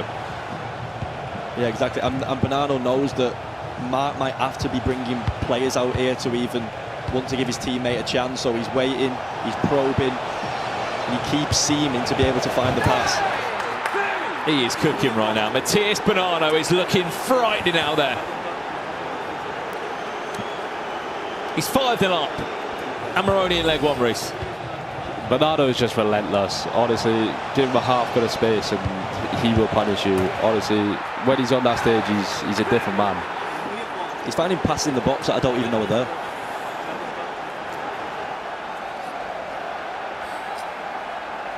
Five goals to nil. And it just looks like it's a big ask. Maybe too big of an ask for Spurs. Look, crazier things have happened. But it always seems to be the blocker at times for Marmali's Matthias Bonanno. They always seem to match around this time of the tournament. Yes, it was the grand final the last 2 years, but now it's the step before that. What was the deficit that you gave Harvey? 4. 4. 4. I give him 4 to go back. Harvey done it. And he went up. But what's the conversation like after that? When in the night show you can say to your teammates, "Sorry, like I tried my best here." Yeah, I was just so apologetic because I just didn't want to let him down, to be honest. But yeah, I mean, we can only play what's in front of us, and I was very apologetic. But Harvey played an amazing game, and he played the game right. It's just obviously on another day we go through but our luck wasn't on our side this time. Unfortunately, Man City might be on for a 6th if you are a Spurs fan. Added time of 2 minutes. Bonanno has not put a foot wrong in this game. Bruno Fernandes looking for 6. Just them little touches that he seems to be getting off. He just seems that little bit sharper. Van de Ven with the biggest header I think we've ever seen. Full-time result in leg 1. The champions Manchester City lead Spurs by 5 goals to nil. And there needs to be a huge game plan now if there is any chance for Spurs to come back. I mean, that's a huge result, Harry. Yeah, I don't even know what you say to Tom now. It's just let the shackles off, attack, see what happens. Try and do what Harvey Walters did in them opening 25 minutes, and you never know. Well, we'll come back and kick the thoughts of Reece Vaughan very shortly, but before that we hear that Casey's in the crowd and she's joined with a former Premier League champion who's done before with Manchester City and Chelsea. Yes, I'm joined by Shells, who obviously has won this competition before. This crowd has been fantastic, but I knew I had to speak to him. Obviously, Manchester City dominating right now. Matthias Bonanno 5-0. What do you make of this first round? Yeah, I mean, the first game from Bonanno was I was a bit disappointed in him. I think their level could have been better, but this response against Mark Marley, this is the type of level you expect to see from him, and he's playing like that. I expect to see them champions at the end of the day, but it's been a good performance from him so far. Now, I want to talk specifically about Matthias Bonanno. Obviously, he would be going back to back to back if he wins it again. Does that make him the undisputed ePremier League best player, GOAT? Ooh, I'm not too sure. He's got to play against Donovan Hunt potentially as well, because Tex wins that as well. Potentially, he's won, 4 out of 8 ePremier League competitions. So, I mean, it's definitely between them two to settle it out. But of course, Matthias Bonanno trying to make it 3 in a row. And if he does, it's hard to disagree. Well, obviously, Tom Lees has to come back into this next matchup. A very tough hill to climb. Do you think it's possible he could get back in this match? Yeah, I mean, I've known Tom for a long time. It's kind of, I'm always supporting him deep down. So I believe in him. I know he can turn it around, but of course, for the City guys, don't want to see that happening. But he's got the ability to do it. And I know he believes in himself. All right, well, Shells, thank you so much. I'll let you get back to it. Don't be stressed too much. Let's get back into those games. Thanks so much. Thank you so much, Case. Great to hear there as well from Shells. He has beaten before. His grand final was a little bit different than Harry. He played a penalty shootout against Oli Lito. I mean, I wouldn't mind some penalties today. It's just Manchester City. They are absolutely relentless at this tournament. Well, he was their first ePremier League champion, wasn't he, for Manchester City? Sitting on this side now of the tournament, Reece, looking at the 4 teams left. Who do you think wins the whole tournament? It's hard to go against City, They're 5-0 up in this after the first leg. They are just relentless. For me, I'd want Tom to claw this back, but Spurs go to the final. But it's hard to go against City. Also Leeds as well with Tex. Tex is relentless as well, and Stead. Trying to break this game down now, Harry, into parts. You need 5 goals. What scoreline do we need to be at in what minute for a chance for comeback? I think try and get it to 3 by half-time. So I think Tom needs to win this half by 2 to possibly stand a chance, which I'm telling you, there's versions of Tom Lees that can turn this round. Just if that version is sat in that chair right now. We're just going to get the headset working for Tom Lees. Strafonzo is ready to go. We're in a pause and we're about to kick this one off for the second leg here. Again, as always, get your questions in the chat. Reece Vaughan alongside us, of course, just played against Sunderland in the quarterfinals of this year's ePremier League. On the other side of the bracket, of course, Leeds are playing Sunderland. I think Leeds will beat Sunderland, or Sunderland continue to go on to the final? Well, it's hard to go against Sunderland after the performance they've had. Oh, you can't say that in Newcastle top. No, I know, in the groups and in the knockouts just now. But Tex is looking good, and so is Sneb in practice. I've played them both relentless, but I think Leeds take it. I think Tex is just always going to be the most composed man in this building on them chairs. Like he doesn't seem to make a bad decision. It's just certain players, isn't there, at the ePremier League that thrive. Well, let's get some more of your questions in from home in the chat. Reece, how is it teaming up with Harvey in the Premier League this year? And is there anything you've learned from this experience? I mean, from us, from this side of the room, we saw what a different player you were from the groups to the knockouts. But what did you learn, I think, from this side of the tournament?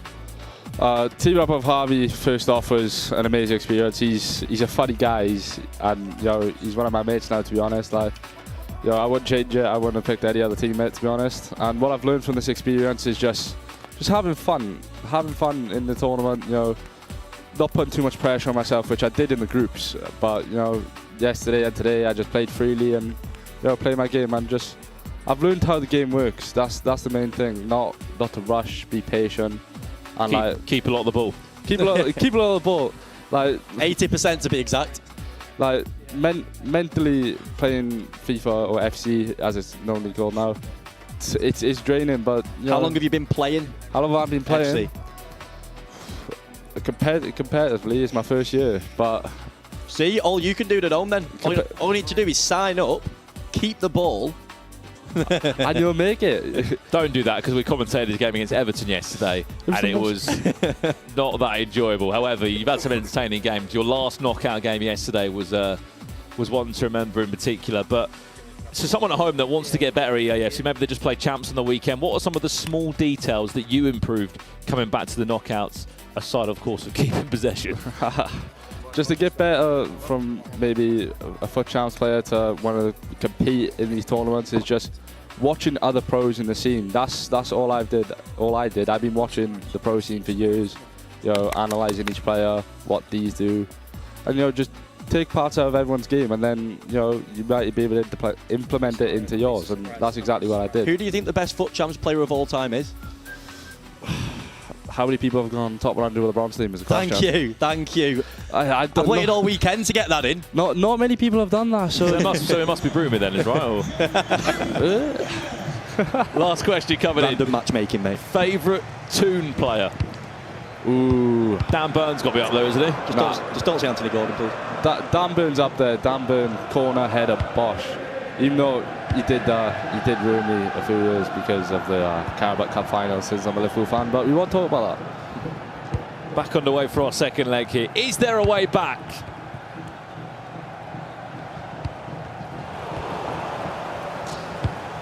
Well, Reece, it's been an absolute pleasure having you in the Premier League. We're going to let you go now. Any final words to anyone that's been watching or supporting you across the tournament? I just want to thank everyone for the support, giving me the belief to even think I can compete in this tournament. And yeah, to everyone watching, thanks for the support, and we go again next year. Reece, you've been an absolute legend. Well done this year on the Premier League, and hopefully we'll see you next season, my friend. Thank you very much. That was Reece Vaughan there of Newcastle United. I mean, look, I know this is a tournament, Harry, that has household pros in because of what this means for the larger FC Pro ecosystem, as Man City look for a sixth, which they're going to get in 8 minutes. But that's what the Premier League's about, discovering new talent, discovering those incredible stories, and fair play to Reece Vaughan. What a tournament he's had. Exactly. It shows what you can do. All you need to do, sign up at home, play. The club playoffs aren't even that hard, to be honest. A lot of you could probably win it. and then just come here and be tactical. Well, the best part is in the group stage as well. You can figure it out, can't you? Yes, no one gets eliminated from the groups, do you? So it's more of a case of seeding, so to speak. Afonso has just found a sixth. Manchester City at this point, I think we can start looking towards them heading into a grand final. It is. It's quite difficult to watch, to be honest. I obviously live with Tom. I'm good friends with Mark, and I know the hours that they've put into this on calls, and just for it to get away so early, it's quite heartbreaking to see, to be honest.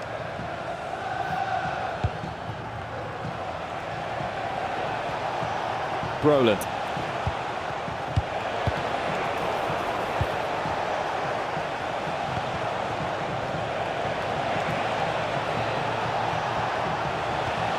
I mean, the fact that Afonso's played second as well in a lot of these games, and he's not looked that pressured. What a debut season for him in the Premier League this could honestly be.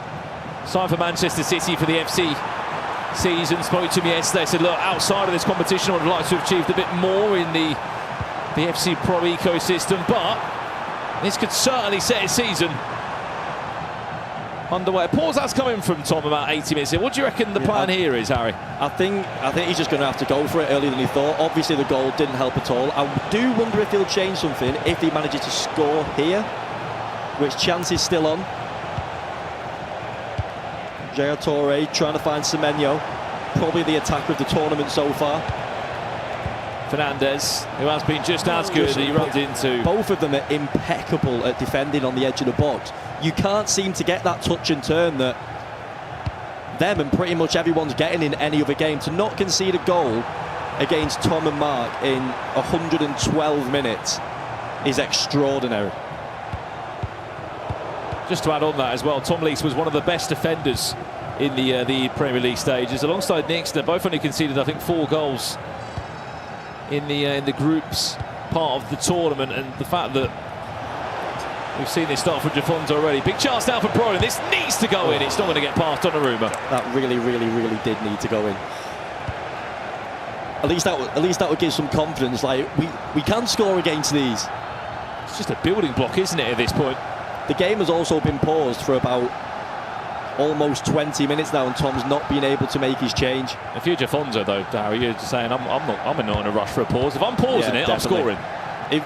If someone's got a pause on the top of the screen against me and I'm like 3 or 4 up, I'm probably making sure the ball doesn't go out to play as much as possible.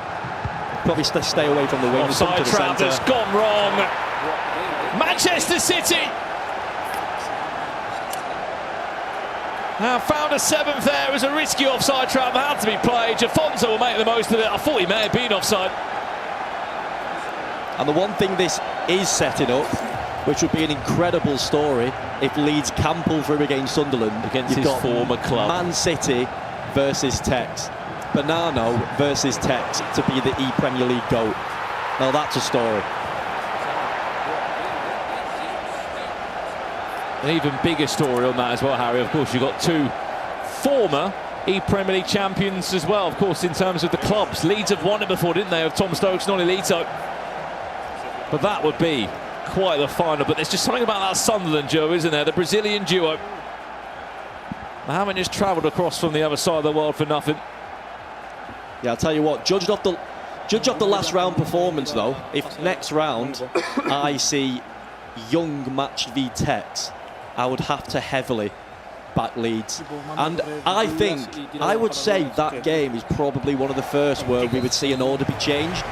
Judge off what happens. I mean, you could say it both ways because Neto won by so many, but it was against Reece Vaughan trying to keep the ball rather than a Nick Sneb.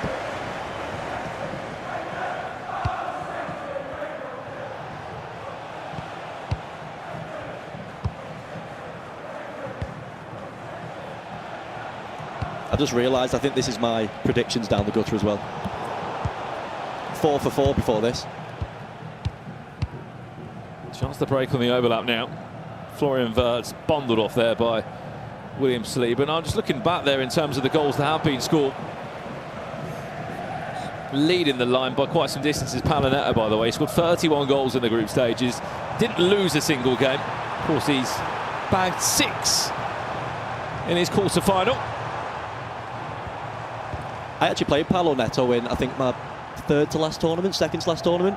How did it go? I think I won 4-1, and then he stayed unbeaten for the rest of the tournament.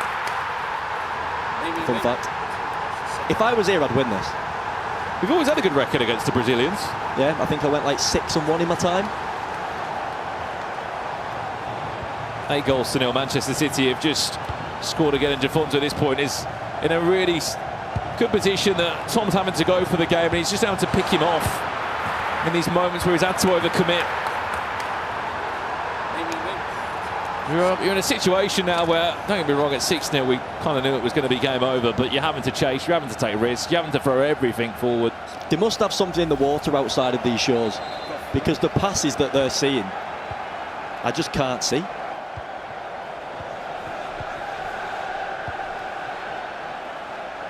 Maybe that's why Jafonso went and became an eSports World Cup champion. Matías Penalties has only ever been in grand finals since he's come to the UK and played in this tournament. It looks like that's going to be the case again. 3 years and a third ePremier League grand final for Matías Penalties since he's been at Manchester City. But who will they be playing against? That's the question. Sunderland or Leeds? It is quite impressive how the non-UK based players have done in the ePremier League overall.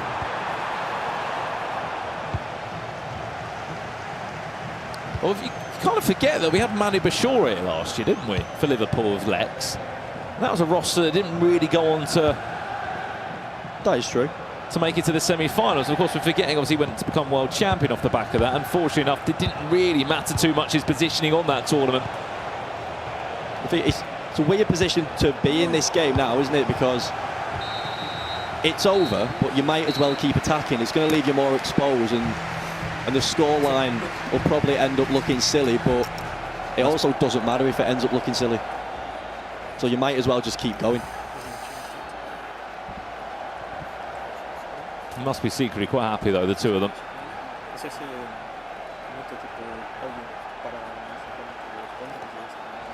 The fact they haven't conceded a single goal yet, Harry, is ridiculous. Yeah. Not to be disrespectful to the coaching's job, but what can you be saying in this much detail at 8-0 up? Not just keep doing the same, mate. I think the words I'd say is just get through it. Just keep going. So he is still dialed in at 8-0 though. If this is me, my mind would be elsewhere. I'd be thinking about the next round. How hard is it when you're in a game like this, especially in the form that we find ourselves, Harry, and you're 8-0 down, and you've got 45. It's not 9 minutes, it's 6 minutes as well. He's telling himself there's 6 minutes of FIFA left. He's 8-0 down, and he's still telling himself to watch kickoffs. That is a perfectionist right there. That's what the Man City contingent have built. No stone left unturned. And that's why we see them time and time at the ePremier League come and put these performances in. Can they go 3 in a row? That is the potential storyline in the 8th year of this year's ePremier League.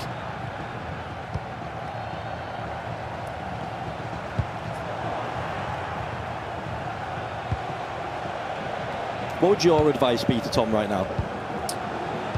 I think I'd be scared to say anything to him, Harry, to be honest with you. Could be right. I might have to leave him alone until next #housevid. Yeah, that's probably a good idea. It's just as you said in the most respectful way. It is just such a hard situation you find yourself in. Xavi Simons.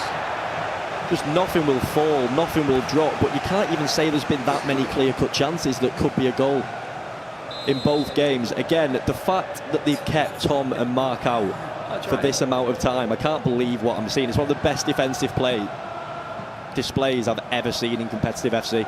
Well, the lack of chances that Tom's had, of course, has been a big reason for how good Jafonso's been. But the two he had a moment when Donnarumma came off his line. He didn't make the most of that. Obviously, that was off target from Brolin. Mark Marley hit the bar in the first game. Yes, of course, he went on and won that game 5-0 still, Matías Penalties. But still, there's those moments, isn't there, Harry, that if they go in, if buts are maybes. Yeah. Exactly that. Ifs, buts and maybes. If you've conceded 8 and scored none, I don't think there'd be much complaints either way. Bruno Fernandes. Is there one back for Spurs? There just isn't a way past Donnarumma. I'll probably say the shot was open before that. Maybe an element of overthinking coming into it. The hardest part of this game as well, Harry, is yes, if you were to lose in the grand final, at least you've got E-Champions League in your back pocket. There's a tournament there. There's something else for your season. Yeah, fortunately, if you want to try and get to the World Championships now, you've got to go by the play-ins. Yeah, exactly. That's probably something I didn't want to say out loud to my friends, to be honest. But hopefully he can't hear. Of course, 4 tickets to the Champions League available to the 2 clubs that make it to the grand final. There'll be 4 players that go there. The winner of this tournament will also qualify for the FC Pro World Championships, the biggest one of the season, the tournament that everybody wants to be at. It's interesting what you see there. At this tournament, every single time a player goes out wide, for people at home to copy, the opponent will put team press on. So like but if you can play out that and get in the middle, and nothing will go in, okay, we've got a penalty. They have something now, don't they, Spurs? If this doesn't go in, let's just call it now. Then we might as well call it there. Cole Palmer steps off for Tom Lees. He'll be nothing more than a consolation, unfortunately. Palmer steps up, does score. Cold.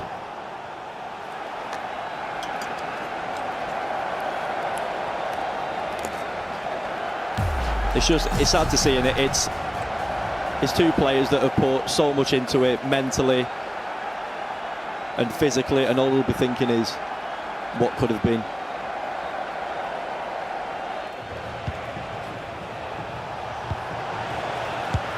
Well, we spoke to both of them, haven't they? I think since the start of the year they've both been at it and doing all they can to prepare.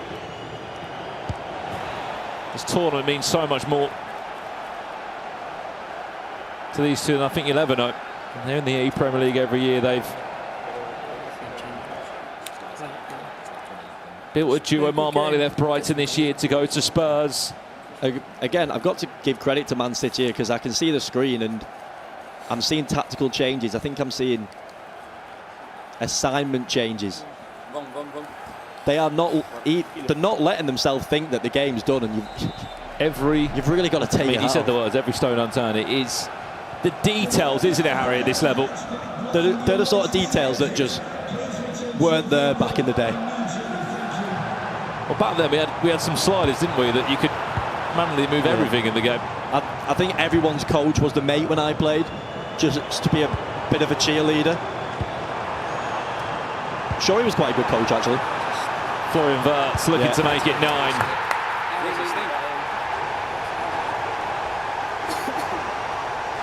They are still so locked in, Manchester City, aren't they? Why wouldn't they be? I was going to say, I don't think one of the 4 has cracked a smile. You're 9-1 up in the ePremier League semi-finals. Nope, nothing. There might be one if they go and win it again, Harry. We'll see it again on the replay there. Florian Wirtz did enough to get round the goalkeeper that came out flying.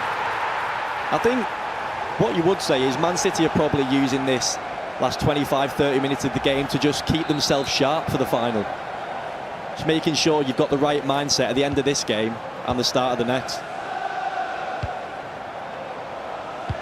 Because if you do take your foot off the gas, complacency may sneak into the final. But who can beat them? That is the big question, Harry. City are going through. Who's going to be their best challenge, Sunderland or Leeds?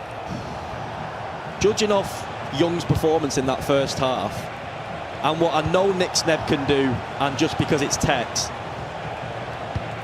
I'm going to say Leeds. I'm going to say Leeds, just because I want to see that Tex and Man City matchup as well.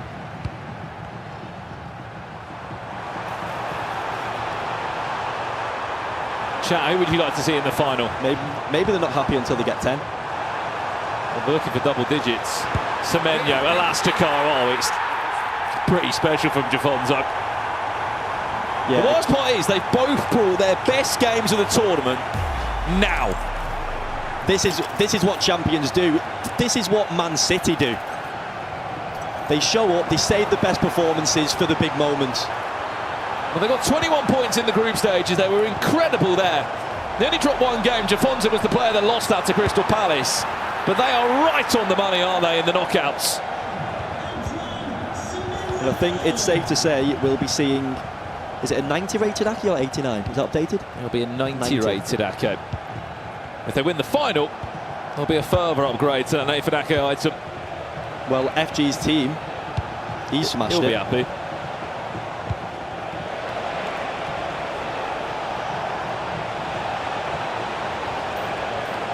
Ten minutes left of this one. Donnarumma, although they've conceded one, he has been sensational over both legs, I will say. Well, Rich was pretty vocal about him, was he, saying that he's not been that impressed by Donnarumma.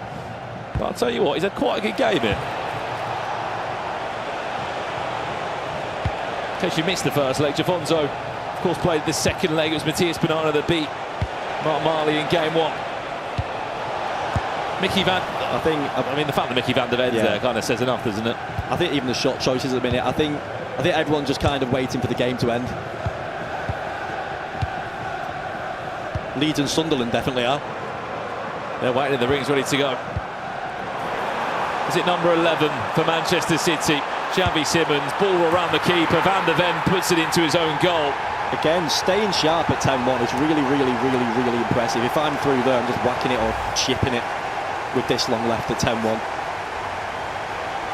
But it will be heartbreak for Spurs as they crash out in the semi-finals of this year's ePremier League. Manchester City, though, as you said, the levels that they are showing here are truly scary, and they're not even in the grand final yet. Yeah, I can hedge a bet that Sunderland and Leeds are watching this backstage, and they're not going to be looking forward to it if they do get through their own game.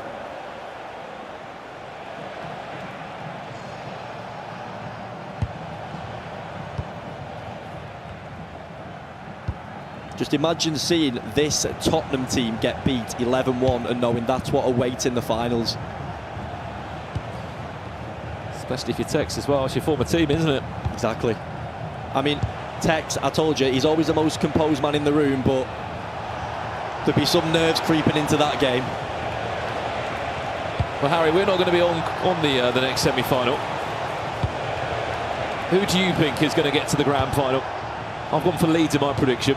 I'm going to bat you. I'm going to go Leeds, and I'm going to stick with Tex and say they're going all the way as well. Well, that is semi-final one done. Manchester City cruise into another ePremier League final. 3 years in a row they're going to be in the grand final. They'll be one game away from picking up the trophy once again. 11-1 winners in that game. Matthias Banana and Jafonzo, incredible in the game. Commiserations, we said, to Spurs who fall. But we are not done yet. There is another semi-final around the corner. Leeds United against Sunderland, who will be playing Man City in the final. Don't miss it. We're back after this.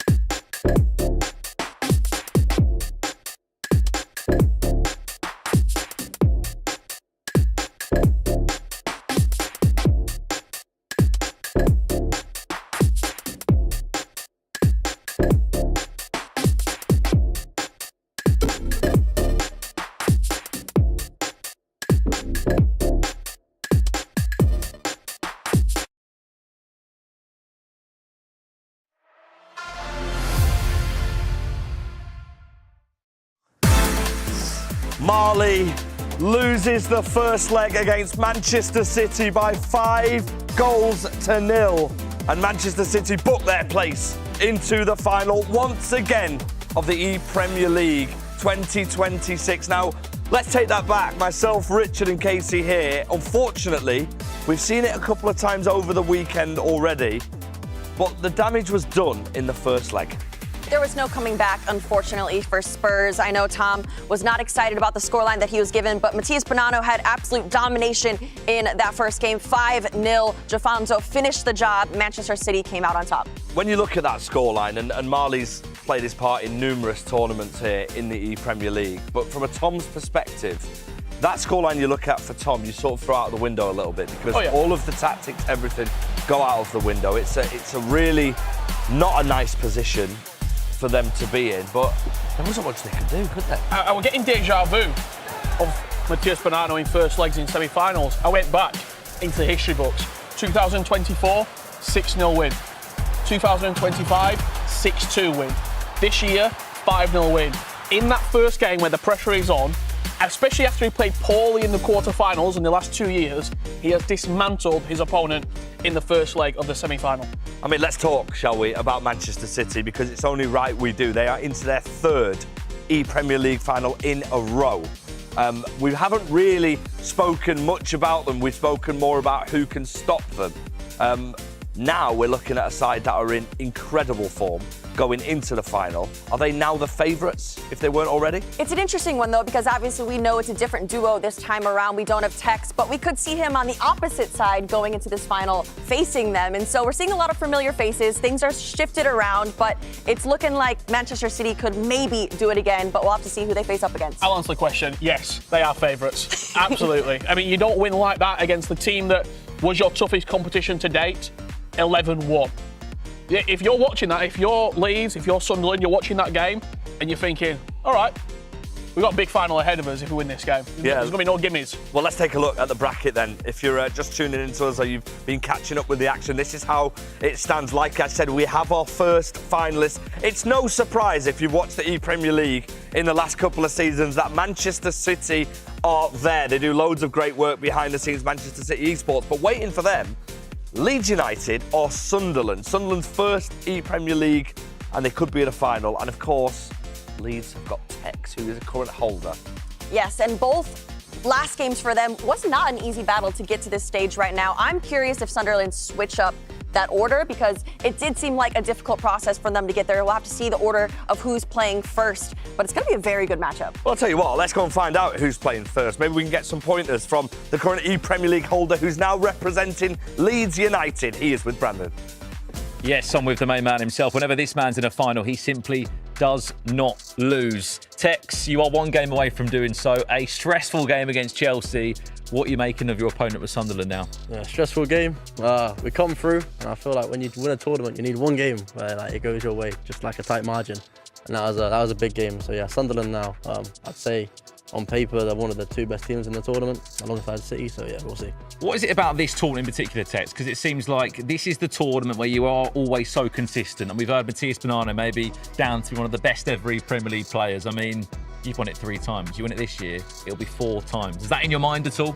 No, I couldn't care less about being the best ePremier League player. I want to be the best player in the world again. So the ePremier League is just one of the tournaments where if you want to get back to the very top, you need to win this one. And to people that are watching, that are a big fan of you, this is the tournament they get to see you at your best more in recent years. What can they expect from you in this semi-final? I don't know, it depends how Sneb does. Hopefully Sneb gives me like an 8-0 lead. So you expect nothing from me, just keep the ball. Tex, good luck. You play Sunderland next. See if you can go marched on together to the grand final. Right, that's it from this man. He's got a big game. For now, it's over for some FC Pro IQ. Wonderful work, Brandon, as always. It's always good to hear from Tex as well, just to see his mentality and how he's faring for this next game. It's a tough one, Harry. Up against Sunderland, of course. Paulo Neto won his game. Young ended up losing, but it didn't matter because of all the work Paulo Neto done.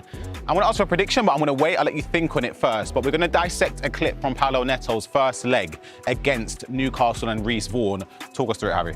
I mean, this is what happens when Paulo Neto does get the ball. Yeah. So if we play it in its entirety once. See, he it's a gets mistake, it, though. and he's on you. He's triggering, L1. He's always got a man over. And again, considering he only had the ball for about 25% of the game, and that's his 4th goal, Tex and Leeds need to be wary about this man in the attacking positions. Yeah, we don't actually know the order yet. Well, probably other people do know, but do you think for Paulo Neto, maybe there's a thought process where he might go second? I think Paulo Neto has got to go second. Yeah, I actually agree He has with to that. because he can do turnovers like this. So if we play it again, and we'll stop it as soon as he intercepts the ball now. here. So what he's done, he's already triggered everyone around him, every single player. He's got it with Gallagher. He's gone L1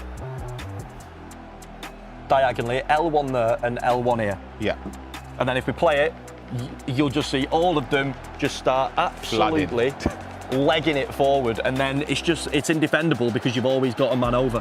How difficult is it to defend? Like, what do you do when you're trying to stop that from happening? Because you've got to think about not only the person in possession, but the 2-3 players he's triggered. Is it situational, or how does it work? I would say if someone is that good at triggering runs, so like the people at home could end up mastering, I think once someone does that, I just pray. Yeah, it's just as that. You Yeah, just have to hope. I just pray. This is all about the attack, not the defence. If someone's got 6 players running at your back 4, what you're meant to do, you just need to try and guess and intercept it. Yeah, it's a very difficult one. For Leeds fans, you'll be hoping that Tex and Nick Snebb can try and defend Sunderland's onslaughts of attacks. They've scored so many goals in this tournament, and we're moments away from kickoff, so let's get into it. We are the main attraction. Hold on a second, right on cue. Leeds United and Tex, 7-6. Fantastic victory. Let's go. Paulo Neto has turned into a different beast. Sunderland till I die. Sunderland are home and dry. This is our time. Manchester City are waiting in the final, but the question is, who will be joining them? The second semi-final of the ePremier League is coming your way. The Whites of Leeds United, the Black Cats of Sunderland. So much history from the ePremier League on that stage. A 3-time champion in Tex.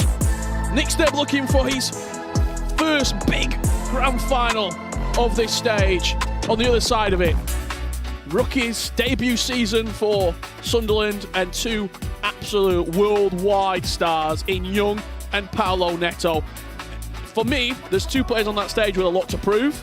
In Young and Nick Snebb, especially from the quarterfinal performances. And you've got 2 players who have been pretty spectacular in Tex and Paulo Neto. This plans to be real good FC.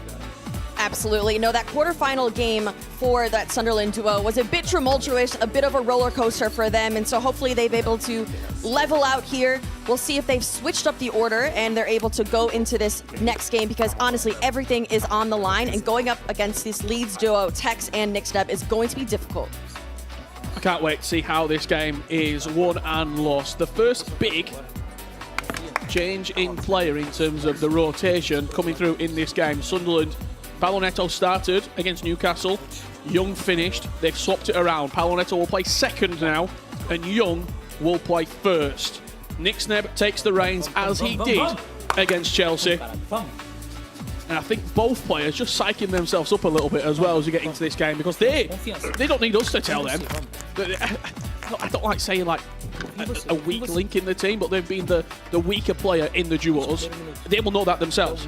But everyone plays a role. Both teammates have to perform at the highest level, especially at this stage of the competition. And so you have to start the game off strong, even in a position like Young is in right now, starting off. He has to hand this game off to Paulo Neto. Both players, Nick Snebb handing it off to Tex eventually. And so both players need to perform. Absolutely. Something's got to give.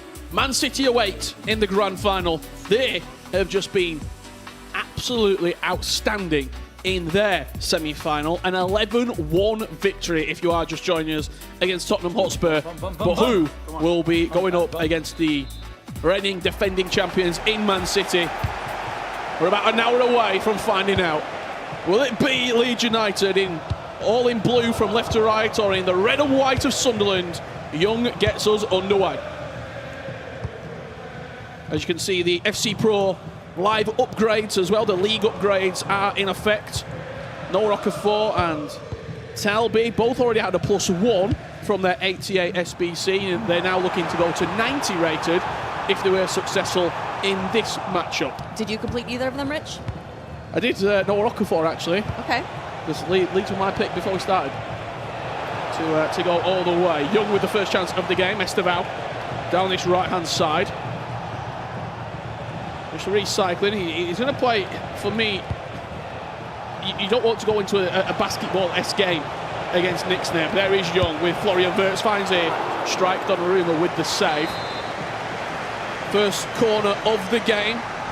First chance to show something from the training ground. It's ripped into the near post, and Maguire forces a great save out of Donnarumma. Short corner played. Bruno Fernandes down that byline. Couple of second-man presses there coming in from Nixneb. Wirtz looking to be the target. 10 minutes about to be open. It's not only myself and Case in commentary, but we do have a very special guest joining us for this upcoming match. He knows, I think it's safe to say, Tex very well. He played against him the last couple of years in the ePremier League. He was representing Brighton Hove Albion this year. It's Jaden in the commentary booth, and what a start that is for Nixneb, putting the doubters to rest right there. 1-0 up against Young in this matchup. Jaden, firstly, thank you very much for joining us. Thank you. Obviously disappointed with the ePremier League so far yesterday, but coming into today, how are you feeling, and what a game we've got to It's an amazing game. In? Yeah, amazing. You know, you've got 4 amazing players, 2 from Brazil, 2 from United Kingdom. Hopefully the British boys can go on and get to the final. It's a great start though, Case, for Nixneb.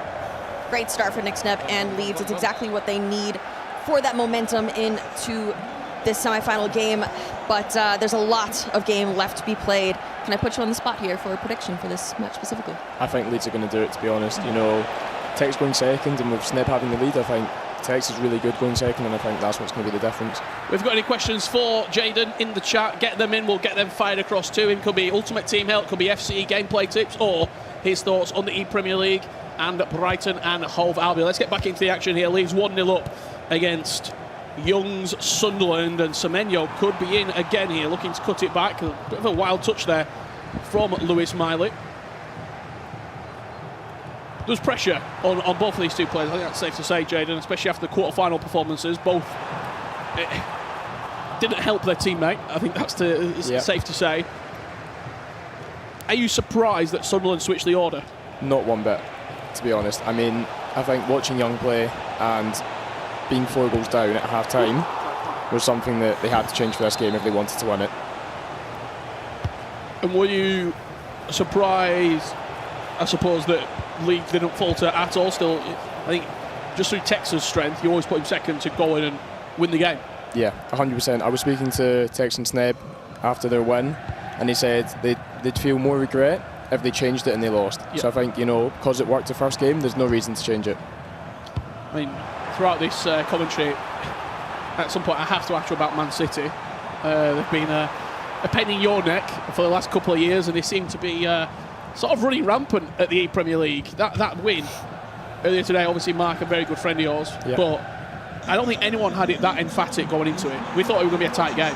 I don't know what it is about Mateus Bonanno, but when he gets to that semi-final first leg, I think it's 6-0, 6-1, 5-0. Yeah.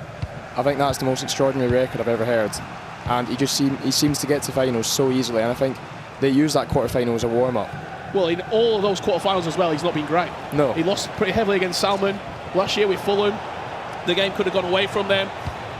This year, I mean, last year it was Manu Bachori beat 6-1, 6-2. This year beating Mark Marley 5-0. They just seem to come alive. Been a decent reply here, Case, from Young, but Nixneb always looks to be in behind with Semenyo. No, he definitely is dominating so far in this first half. Nixneb, honestly, if he goes into this match, I believe playing more conservative is the way to go, especially up against a player like Young, because we do know he can be relentless in the attack. But Jaden, let's see if there's an opportunity here. Semenyo, oh my goodness, twisting and turning. Fantastic. That is the Nixneb the ePremier League has been waiting for. 100%. That is the Nixneb all us UK players know. He likes to skill, he likes to score nice goals, and that is one of them. A lot of pressure on Nixneb coming into this game, even by his own Thoughts and feelings. He knew that he's not been playing that well from the groups, in fact, even into the knockouts. Now, in the semi-finals, he's showing what he can do for Leeds United. 2-0 up against Sunderland. And he will smell blood in the water here as well. 100%. I know Young's just gone through a really, really tough game, and I think next Neb, he needed the game to get into it, and obviously it was a tough one against AE, and this is a much better chance for him now. We did ask for some questions from the chat. Couple coming in here. Jaden, how was it playing with GP, goal poacher? It was good. Look, we're very disappointed in how it went, and we had high hopes, but you know, that's the way it goes sometimes. It's a really tough competition, and we'll look to go again next year. Who is your favourite Premier League icon? I think it has to be Steven Gerrard. You know, a proper footballer and manager. He's been a common answer today, I'll be honest. He's been a very common answer. Are you coming back next year? Good question. That's a great question. That's something I don't know myself, to be honest. I think it depends on how the format is and everything. You know, if it still is important, I'll be there, but if it's not, maybe I won't. Florian Wirtz, edge of the box here for Sunderland. Keep those questions coming in. Case, what you made of this? Because Young's not, he had a couple of chances, but he's not really shown Nick Snebb anything to be worried about so far. No, here's the thing. We saw a performance from Young in that first matchup that he probably was not proud of. And so I thought, you know what, maybe this switch and play would give him that confidence, changing it up mentally for him, because you do really need a very different mental situation going into a first versus second game. But I'm seeing a similar situation to the first round. Next, they're playing for the last attack of this first half. We'll get one additional minute, expecting to go forward here and try and extend that lead before the break to 3-0. Esteval out wide, can't find the pass, and Sunderland will get us into half-time. 2-0, Leeds United lead. Nick Snebb showing what he can do here at the Premier League. That's taken a little while, but you see the reason that, I mean, basically Tex handpicked him as his teammate coming into this tournament, and he's giving him it back. 2-0 up on the other side of the stage. Lots to do for Young. Not sure if there's much being said here. We'll try and have a quick listen in, but the headphones are already back in. He don't want any advice. No, straight back into it.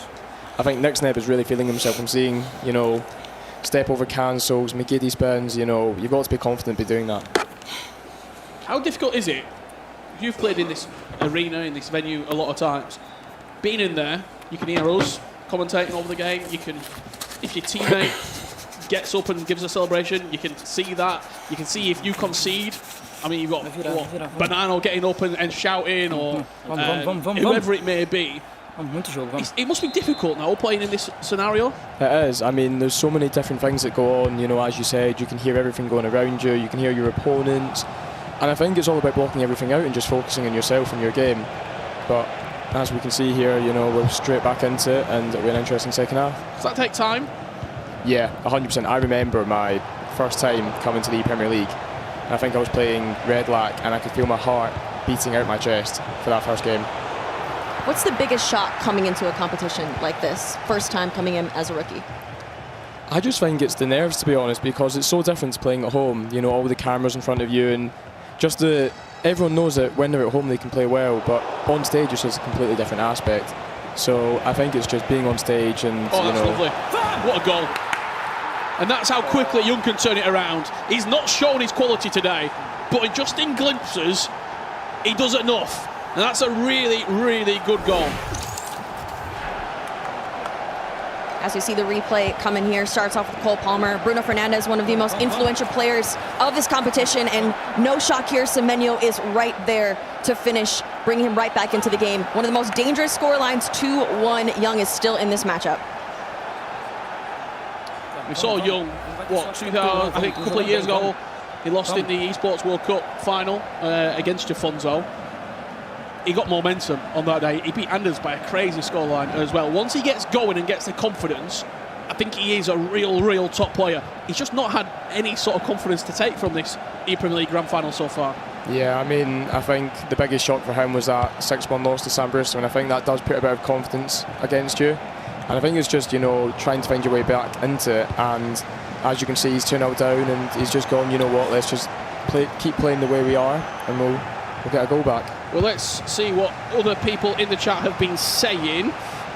Silver Dude, Jaden, you're one of my favourite players. How do you consistently play at such high level?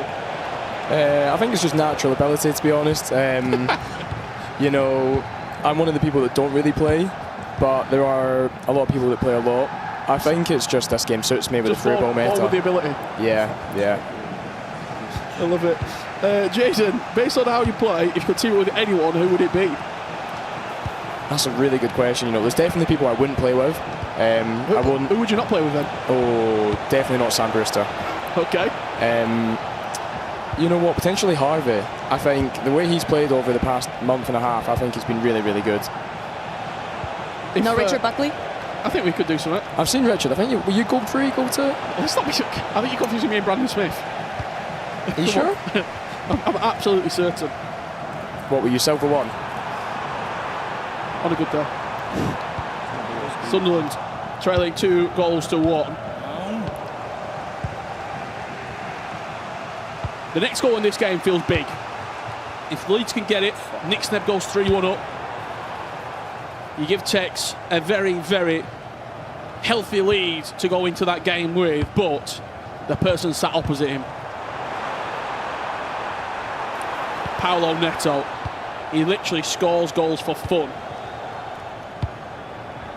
No lead is really. Is there a lead that's safe against Paulo? What do you think? Like, if Nick Snebb won this game 5-0, you go, yeah, Leeds will win. I mean, you'd probably say no, but as against Tex, I think Tex having a lead, it suits him to a T. Yeah. Because the way he plays, he likes to stand in the ball. He wants you to come at him. He's not going to come at you. 6-minute halves as well. Exactly. I think it's also going to depend on how quickly Paulo Neto will heat up, because in that first matchup, it was slow. It was very, very close that whole first half, and eventually it fell his way up against Reese. But if he's able to heat up fast in that game, I think he's very much still in it, no matter the scoreline. Chance here, Nick Snebb, it's opened up. Esteval finds the low driven. Leeds United lead 3-1 against Sunderland. Since Nick Snebb conceded, he's just taken the pace out of the game ever so slightly. And this attack felt like it was building up for a very long time, Jaden. 100%. I think, you know, he needed to do that because the first 10 minutes of the second half, it was all young. But since then, you know, Nick Snebb has recovered and he's playing much better. Case, big moments, big goals. Absolutely. Nick Snebb will be feeling good. Momentum is so important. You can see it on the pitch, how it shifts in terms of both of these players' mentality. And so Nick Snabb's going to just want to be holding on to this one, not concede any more goals, because if he hands this game off to Tex like it is, it's going to be a very good situation for Leeds.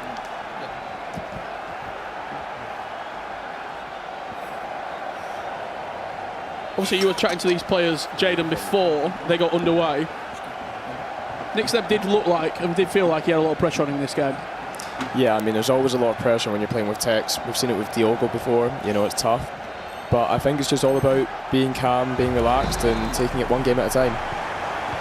If he'd have been coming into this game, having won very comfortably in the previous one against Chelsea, do you think he needed almost to play poorly to then get himself back up for this game? As ironic as it sounds, I think it's exactly right. Like, I think getting through and playing poorly, you know you have to get your level higher for the next game, and he's clearly done that. I mean, we look back to that final last year, with obviously you against City as well. You were fantastic in the grand final. Thank you. You're welcome. It's a natural skill for him, though. It comes naturally. It does. I mean, that final is one that will haunt me for the rest of my life, to be honest. I think that was our year to win it, and, you know, Mateus Bonanno is clearly just too good at this video game. Got a few more questions coming in here. Other than winning games, what's your favourite part of the ePremier League as Young hits the crossbar? And it's bounced off the line. Donnarumma just about does enough. Wow.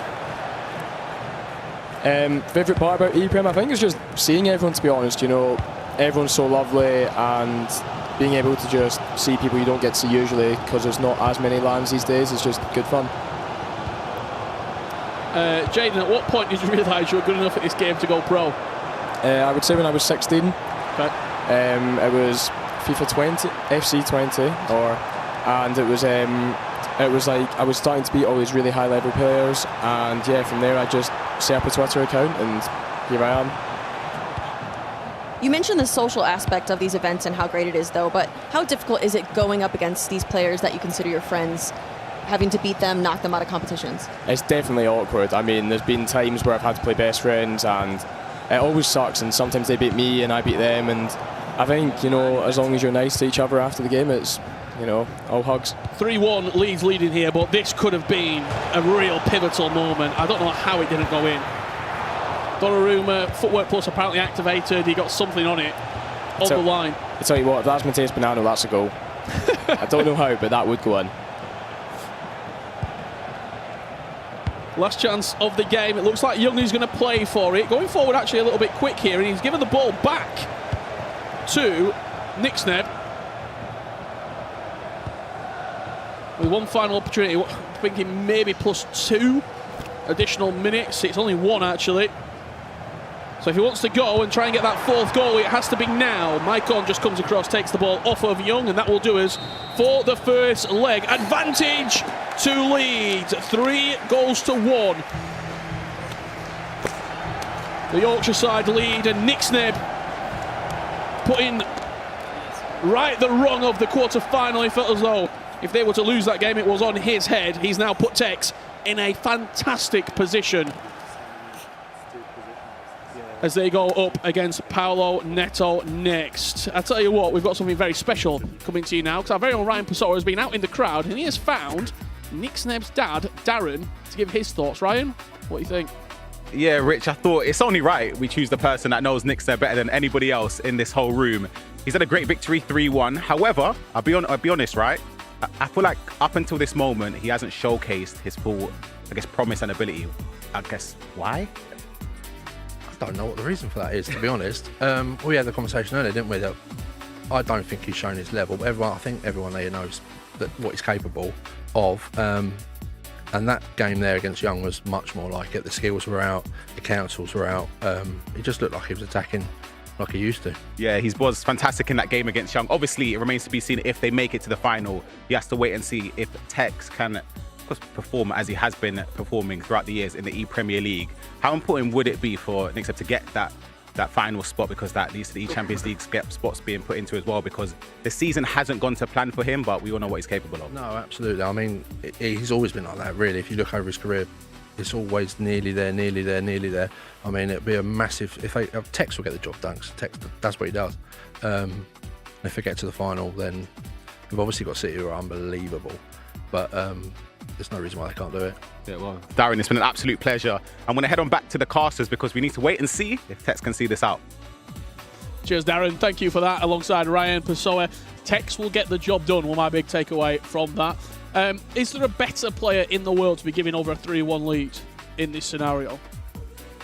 No. I mean, that's the exact situation that you want to be in. But I will say, obviously, Paulo Neto going into this situation, it is 2 goals. Anything could possibly happen. And so we'll have to see how this duo end up.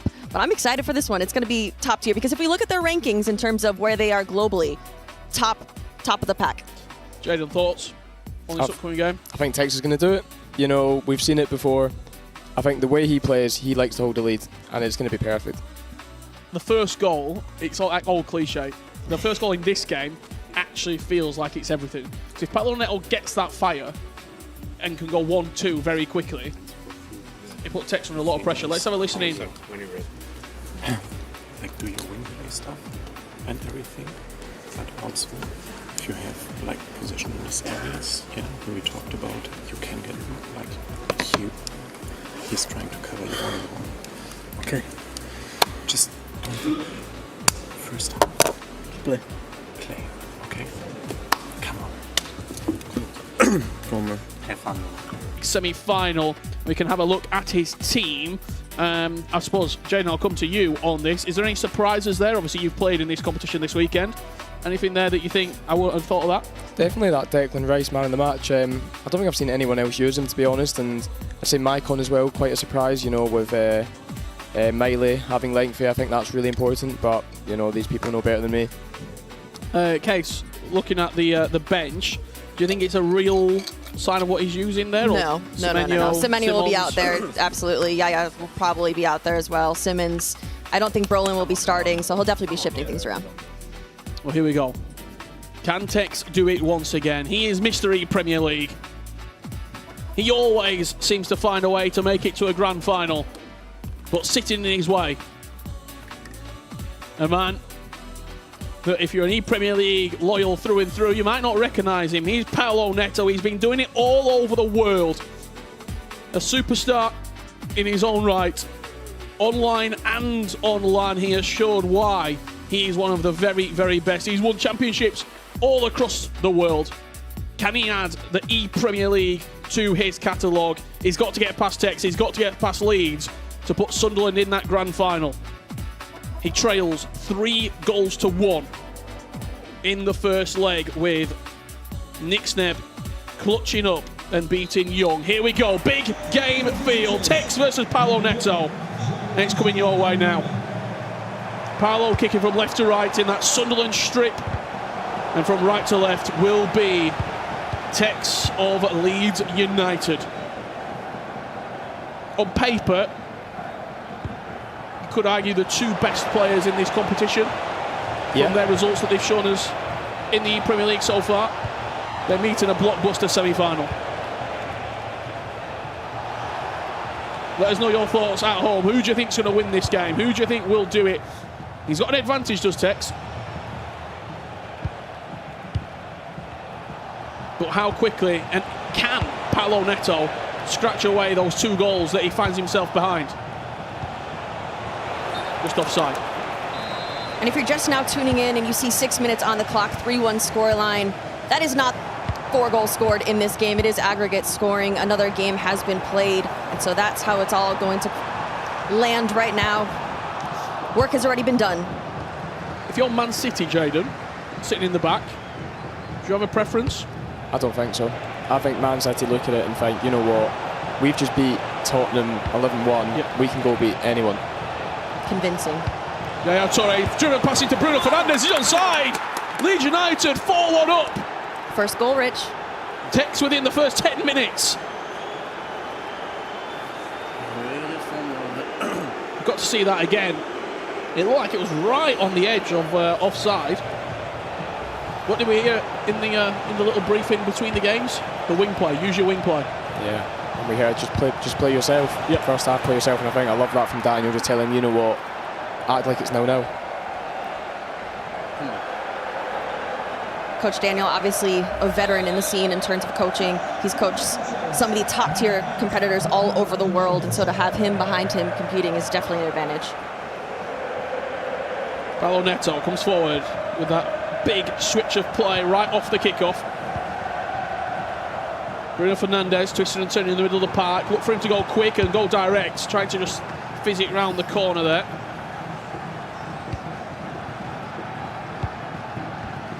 You've been in this scenario where, talk me through if you're the teammate here, Jaden. What are you possibly thinking if you're Nick Snebb? Are you just waiting, like praying that the clock just goes as fast as possible? Are you trying to add anything? Like, are you wanting to get involved in the game at all? I think if you're Nick Snebb, you just sit there and hope, to be honest, because you want the clock to go as fast as possible, but it just goes as slow as it can. And he's done his part, and now he just wants to see Tex do his.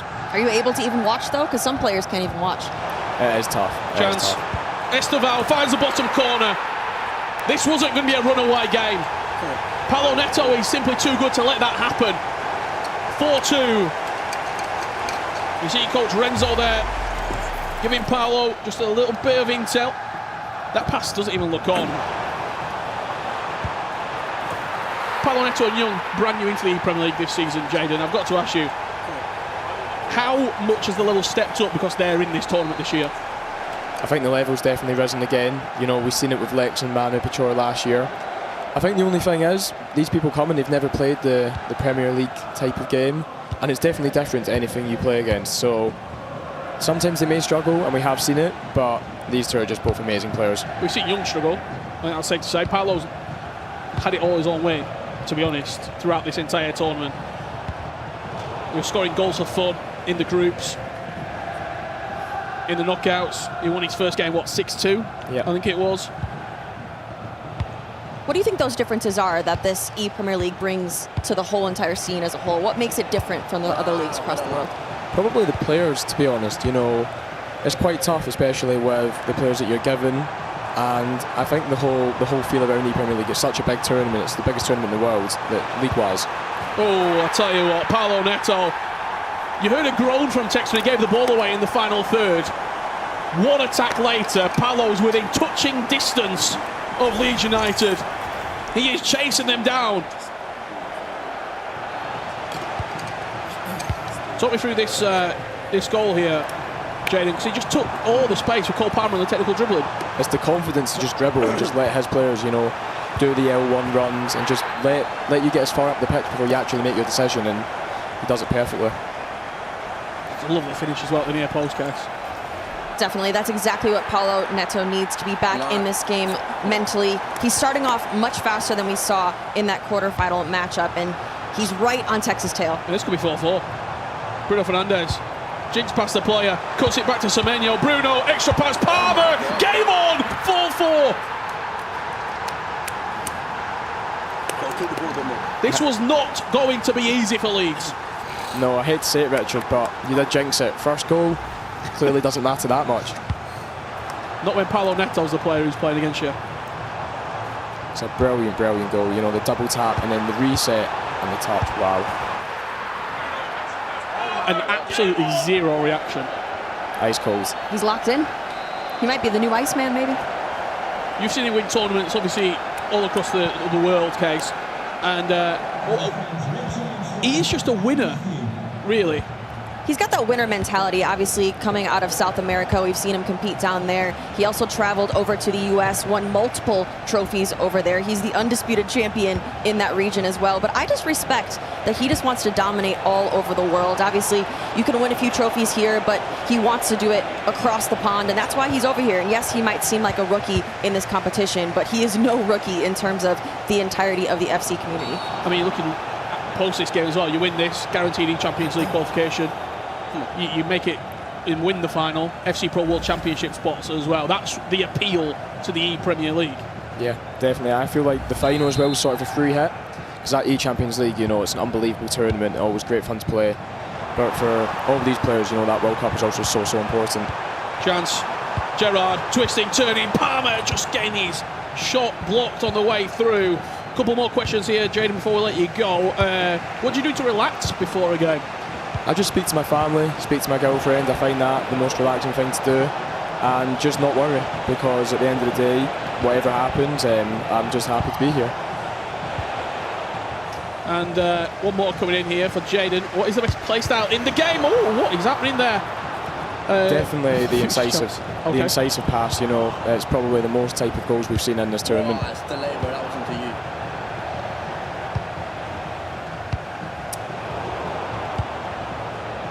We got a couple of minutes before we let you go at half-time, Jaden. Premier League hero that's not in the game right now. Who would you want in? Gascoigne. Great shout. You know, I think he's one of the best players to do it in the Premier League, and he deserves it. Let us know in the chat as well. Who do you want to see added into the game of FC 26? Texas just put the foot on the gas after going 4-4 here. Can't quite get his shot away. Are we starting to feel the pressure, Case? I think so. I think that we're seeing momentum definitely for Paulo's side as he goes on the attack here. Bruno Fernandes, 5-4, Sunderland are in the lead. Of course, it's Bruno Fernandes. He has been pivotal to everything ePremier League this year. And once again, Sunderland in a very, very familiar position, leading at the ePremier League. It's just the same as the last goal, you know, the confidence to move forward and just keep going and let your runs push you as high up the pitch and then make that perfect pass and score a lovely goal. What a turnaround.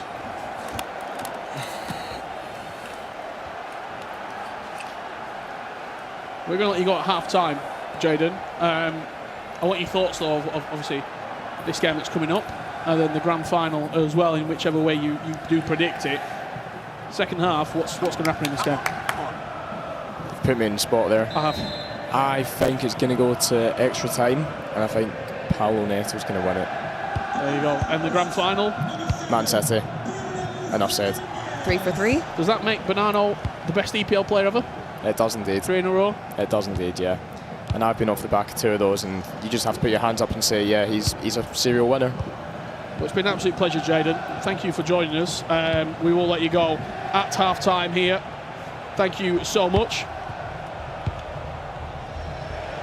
Jayden Groden there from Brighton and Hove Albion. Will he be back next year? We'll wait and see. But we have to lock into the second half here because there is so much still to play for.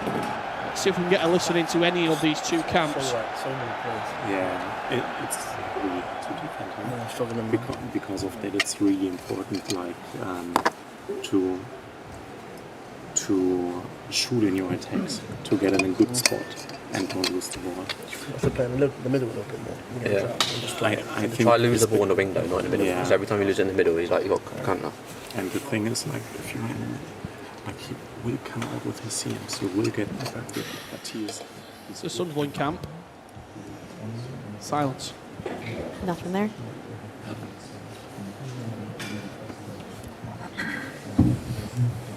I mean, he's doing everything right. To say, yeah, there's nothing. He's doing everything right, Paulo Neto. Keep doing what you're doing. Okay, calm down. Let's focus up. Focus up. Changes have been made for Tex, obviously not give them away with it being in such close proximity here to the players. But what a first half from Paulo Neto, guys. Absolutely, especially going into this second half down as well. But over on the Leeds camp, advice from both Daniel and Nick Snep as well. So they really work well as a team in terms of communication going into this second half. We'll see if Tex is able to turn it around. You said Daniel there, last thing he said, a long 6 minutes. So much time. Especially against a player like Paulo Neto. The longest 6 minutes he will probably play. We're back underway. And that is Tex right off the get-go. Looking to fire straight back. Semenyo cuts it back to Bruno. Extra pass to Xavi Simons. Low driven, finds the bottom corner. Simply superb FC we're seeing on display here. 2 Warriors who have been given the baton to go and just simply win the game. Go and win it for your club. Put your team in the grand final. And they're doing absolutely everything they can to get there, guys. Both players have their eyes on that trophy. They're so close. One more match after this one, and it can honestly go either way. But guys, let us know in the chat, who do we think is going to come out on top of this match, Paulo Neto or Tex? I see everyone claiming who they think is going to come out, but yeah, everyone let us know, please. Sunderland trying to find their way back in front here. They led for such a small margin. It was probably, what, about 6 minutes in terms of actual in-game time. Now Tex feels the winds have shifted in his favour. But we'll see that technical dribbling from Paulo Neto, just taking the space that's there. Semenyo can't get his shot away. Tex goes down to ground and it's scrappy in the end. Somehow it must have bounced off the post there. Yeah, big tackle though. He went in for the slide there. So risky. Very, very risky in the box, but it did work to his advantage. Watching the ePremier League Grand Finals. This is the semi-final stage. Manchester City awaiting in the final. We got to find out who will be joining them. Will it be Sunderland? Will it be Leeds United? Household names, Tex and Paulo Neto. That's a mistake from Tex from the corner. And Paulo just drives away, but does win it back. We've got that poll on the chat right now. Who is going to win this matchup? Tex, 63% of the vote going his way. Paulo Neto, 37%. Semenyo in a dangerous area out wide. Stands up his man and just bursts past him into the box. Little La Croqueta cancelled. Donnarumma once again forced down to his near post with a big right boot to send it out for a corner. Last corner was Port, this time just play short. Florian Wirtz dancing into the box, twisting, turning, finds the space, can't quite get away, another corner. Rich, we've seen how monumental Donnarumma has been in this competition. Are you adding him into your team after this? He's an expensive addition in terms of a goalkeeper. He's actually, I've got his first order. Okay. Packed him, the team of the year. We can't all be like that, Rich. But Must be nice. I'm still not sold on him. Really? Yeah. Did we not just see what happened? He's made quite a few mistakes this weekend. Who else would you have chosen then? I mean, I like Petr Cech. You can see Man City there watching along. It's behind the scenes. Jafonso with his coach. See who else is there. Doesn't have a care in the world who they're playing against. Bonano getting locked in, getting ready for the grand final. Chance, Verts, twisting, turning, puts it wide. Tell you what, for Man City, there is so much history if it is Leeds. Tex won it twice with them, used to play there. And even if not, their South American clash. Argentina versus Brazil, potentially in the final. Bonano. I mean, there's the whole conversation. If Leeds do make it to the final, obviously Tex one of the last two, and Manchester City want to prove that they could potentially do it without him, and they would have to go through him to win in that final. And so a lot of storylines that could potentially be building in that final. Conor Gallagher plays the ball out wide. Semenyo up against Saliba, just breezes past him like he's not even there. Cuts it back. Semenyo finds the top corner. Paulo Neto with 20 to play, leading once again. So much patience in that attack there with Semenyo. Obviously, his positioning was fantastic. Honestly, Semenyo, my MVP of the weekend. As we see the run here, the pace is always there. He's always going to beat those fullbacks. Fantastic choice in the finish. And Paulo Neto, we get the celebrations. See the pain of conceding from Tex there. And once again, they're locked in, getting some instructions from their teams.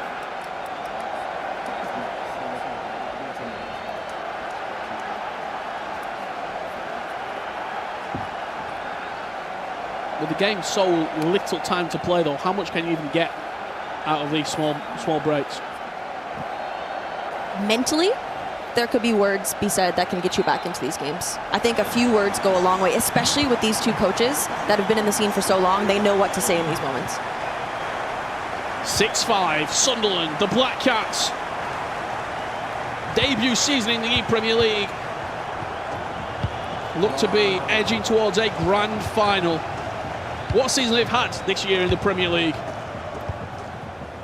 This will be an incredible achievement. Xavi Simons looking to thread that pass through the gap.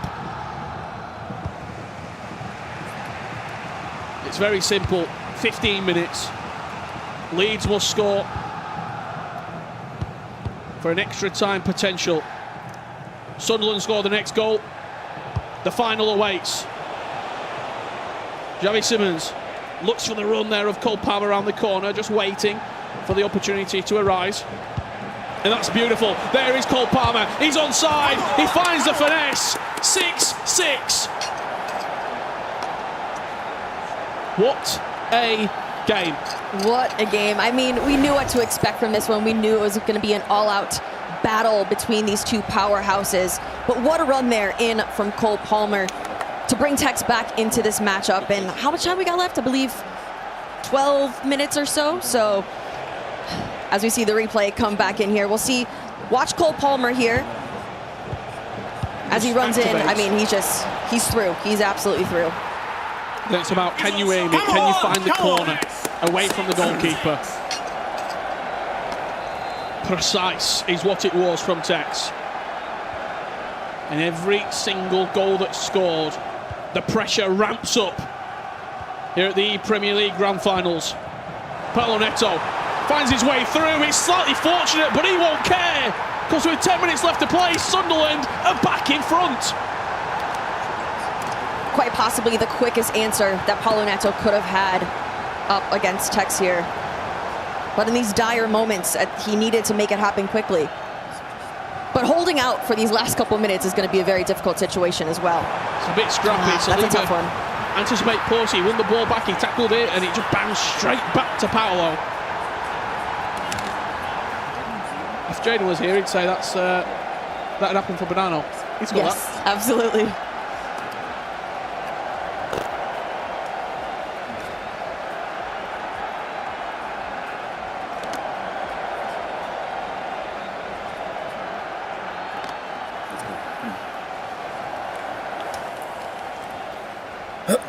Short, concise instructions.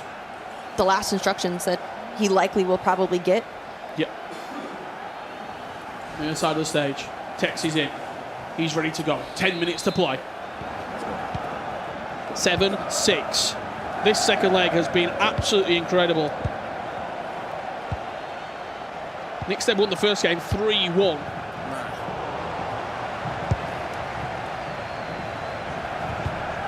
Paolo Neto. Up to this point has been the ePremier League MVP. You asked a performance from him, and he has delivered. Double tap round the corner, Van de Ven with a big interception. 5 minutes left to play. It's got to go now for Tex. Finds the ball out wide. Cole Palmer up against Calafiori. Darts to the edge of the box. Xavi Simons, extra pass. Intercepted. Kai Havertz on the finish. 3 minutes to go. Tex levels up. This is must-watch FC at the ePremier League Grand Finals. This match has absolutely everything. Cole Palmer starts off on the attack. It goes right back to him. Xavi into Havertz. He makes it 7-7. I mean, this is quite possibly the most entertaining game that we have seen today. And he went to set the headset off and went, no, I don't need it. Let me get in. There's probably going to be one attack. Both players scored quite a fortunate goal. Yes. Paolo Neto now. Could it be last attack? Could it be the last laugh for the Black Cats? Semenyo stands up and Van de Ven with a big tackle, and now Leeds United with 3 minutes injury time have the ball in their court to win the game. Or will extra time be needed? Calafiori, ping passing to Yaya Toure. He's taking his time. He wants that final attack. Maicon over the top. Is there a winner there for Leeds? Not quite. Bruno Fernandes picks it up and we're going into extra time. What a game. Jaden called it. He did say extra time.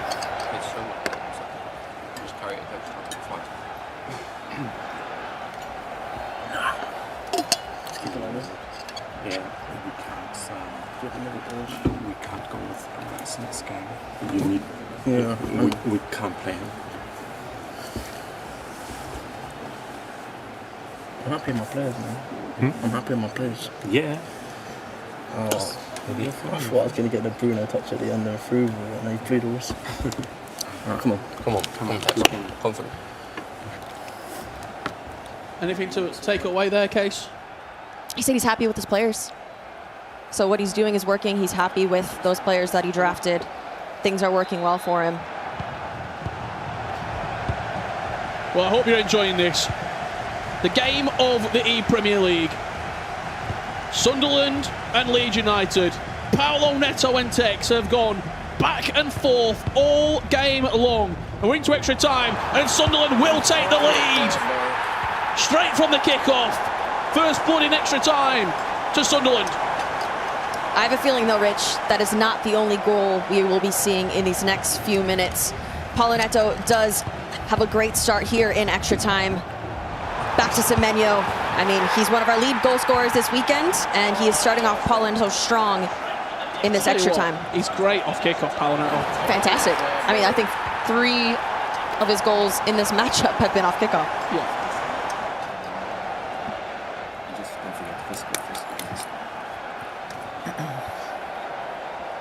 We've seen everyone at home as well showing their support for these absolute, I'll go gladiators. That's what it's been. We're basically in a coliseum here at the ePremier League Grand Finals. They were going back and forth all game long. We're underway. And let's see how this game does round out. You've been having your say at home as well. I'm sure the players are feeling the pressure. Daniel, goal takes, he's onside. Palmer, it's going to be a goal again. Near post. 8-8. What else do you want? What else do you possibly want from a game? I'm entertained, Richard's entertained, and I'm sure the chat is absolutely entertained. Everyone back home watching. I mean, in this situation, Rich, there's not much you could do. You try to bring the goalkeeper out, but that's going to be a goal no matter what. 8-8. Every single goal that's scored, there's just that like look of, oh, just give me like 5 or 10 minutes in game just to have a slight breath. Do you know the mental stamina to even be in a game like this and keep your head, the emotional roller coaster that you experience up and down? I mean, this entire game has been end to end, and I mean, it's only these top 2 competitors can compete at this level and stay in it. I mean, it's been fantastic. We've been showing the love as well for Paolo Neto at home. Bito wanting the Black Cats of Sunderland to go all the way. At this rate, penalties looks like the fairest way to split them. And we haven't had penalties yet today. It would be the very first time. Maicon driving forward. That pass from Tex and Bruno Fernandes intercepted. I don't know if he pulls him down there. It just seemed too obvious. It was away. Take the yellow card. I think that's a smart move. Slow it down, because this has been the most fast-paced game. It's moments like that you have to slow it down, otherwise it'll get away from you. 2 minutes to go before half-time. Tex pickpockets the ball there in the middle of the pitch and gives the ball right back to Paolo Neto. Cole Palmer offloads to Gravenberch. Tiani Reinders, we've not seen much of him in this matchup. It's been Bruno Fernandes, it's been Cole Palmer still in the headlines. Here is Cole Palmer, once again, dancing through the defence and hits the crossbar. That will do us for the first half of extra time. I thought that was going in, Rich. Truly thought that was going in. But we are still level here in halftime of extra time. You got kickoff as well. Let's see it again. Palmer, the technical dribbling, opens up the space. I don't think he got anything on it, the goalie. See the frustration from Paolo Neto. What, a centimetre, a millimetre on the stick? More precise and it's a goal? Oh yeah, it's the fine margins that determine whether or not that one is a goal. I don't think the goalkeeper got a hand on that. I think that was direct to the post. Well, Paolo scored right from kickoff in the first half of extra time. Will Tex and Leeds United answer back with a goal from the get-go?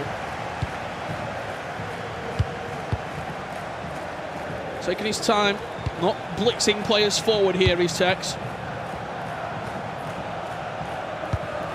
Who can manage the situation better? Who can manage the nerves, the pressure, the excitement of this tie?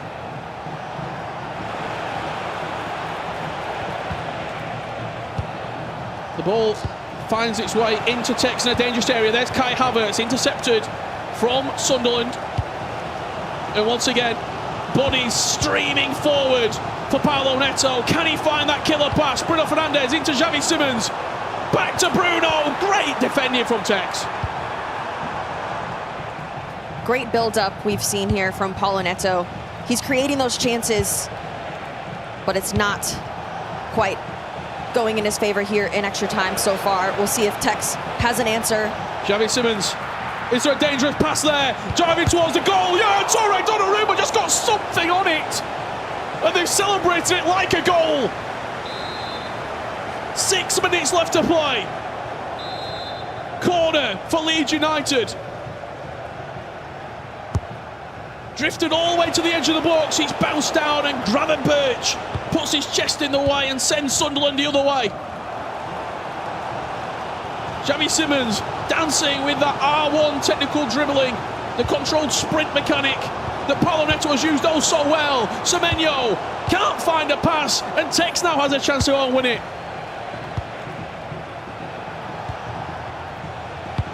Palmer, pass intercepted once again. Both players simply don't care for the last attack. They're going forward. They want to win it now.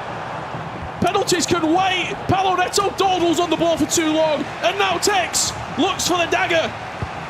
Maicon down the side of Gravenberch, into the box, injury time, twisting, turning, Calafiori puts his body in the way. Paolo Neto rushes it out. What is going to happen? Something's got to give. Penalties are there, they're waiting, but can Tex snatch it from Paolo? Xavi Simons, Semenyo, Donnarumma with the save. Tex continues the attack. The referee blows up for a corner. Drifted into the box. It's headed down, it's not clear, and there you have it, penalties to find out who's going into the ePremier League Grand Final. My goodness, Richard Buckley, those last 5 in-game minutes were absolutely relentless from both sides, and now we are into pens. Steps up first, Paolo finds a top corner with perfection. There's Bruno Fernandes. And Palmer on the other side for Leeds United, and Tex equal to it. Now it is time for Sunderland back up to the spot with Cole Palmer. Where will he go? To the right, and it's in. Havertz back up to the line here for Leeds. Woo, dives the right way, but not the right spot. 4 penalties taken, 4 penalties scored. Semenyo straight down the middle, Tex reads it. An advantage Leeds if this is converted. And it is converted. Big moment here for Xavi. Sunderland need to score, and they do. Leeds up next, Yaya Toure. Where will he go? It's in. Must score penalty for Paolo Neto and Sunderland. Maicon steps over it from 12 yards. Saved! Leeds United are in the Premier League Grand Final. Tex is inevitable.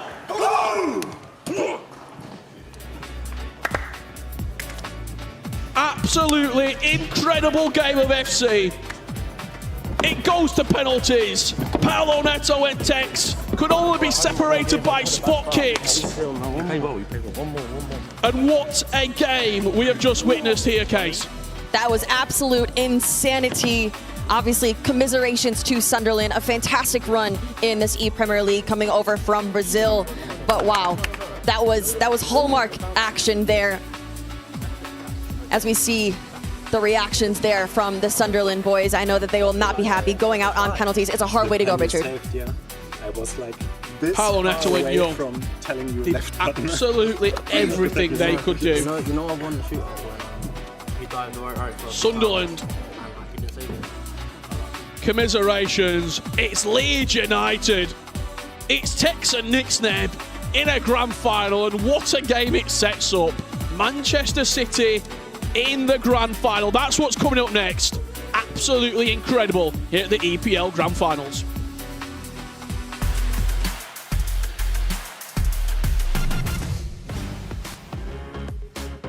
Wayne Reed's now in 10.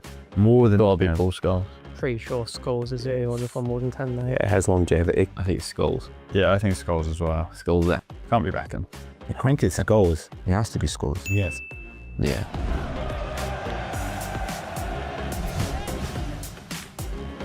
Zola's good at them. They're all good at them. Yeah. Free kicks. Does Zola play in a Prem? He does. Oh dear. That's a bad one. That's before my time, come on. Yeah, I'm saying Gerrard. Right there. Gerrard. Okay, we'll go Frank Lampard, but I'm going Steven Gerrard. Lampard and Gerrard, obvious. Okay, I'll back you. We'll go Zola, why not? Zola. Zola had 12. Didn't even know he stuck all the free kicks. Zola's kick! What do you say about that? It's pretty easy. That is. Before I got the options, I was thinking check. I was as well. Yes, check. Check. It's better check. I was going to say the same time. That should give it away. 3, 2, 1, check. That was my time, actually. That is a hell of a lot. It's mental. John. Oh, and that's a good save by Cech, because I think it took a deflection off the wall as well.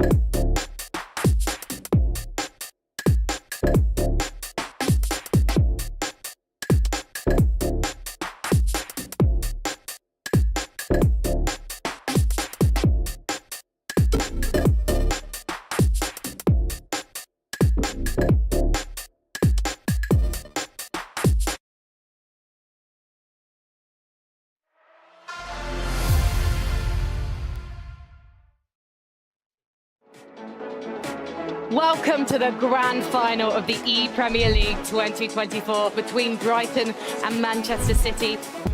This is it, Manchester City!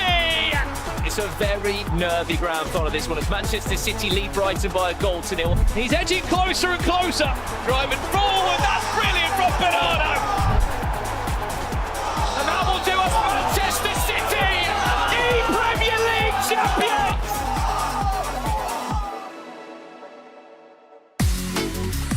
Welcome back to the ePremier League Grand Finals. You can probably see by the reaction from Harry of what we've just seen. Penalties have just decided the second finalist here. Leeds United are through.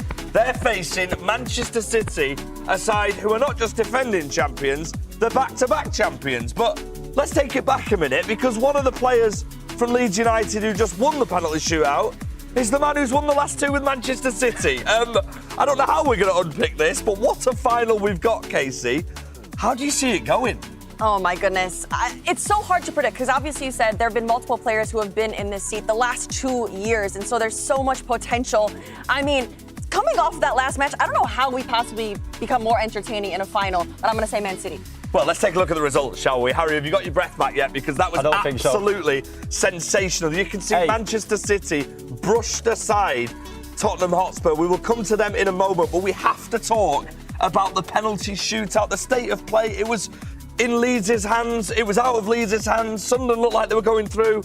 And then Tex, he's inevitable. Listen, he weathered that Paolo Neto storm that me and Ryan brought about. When he gets the ball, you can't stop him from scoring. It looked like Leeds were going to be down and out at half time. Me and Ryan certainly thought so backstage, but you can't count Tex out. I said he would be the most composed man in the room. Did you see him in the 121st minute? How many times everyone else was shot? Yeah. Kept waiting. Eventually went to pens, and he used to be bad at pens.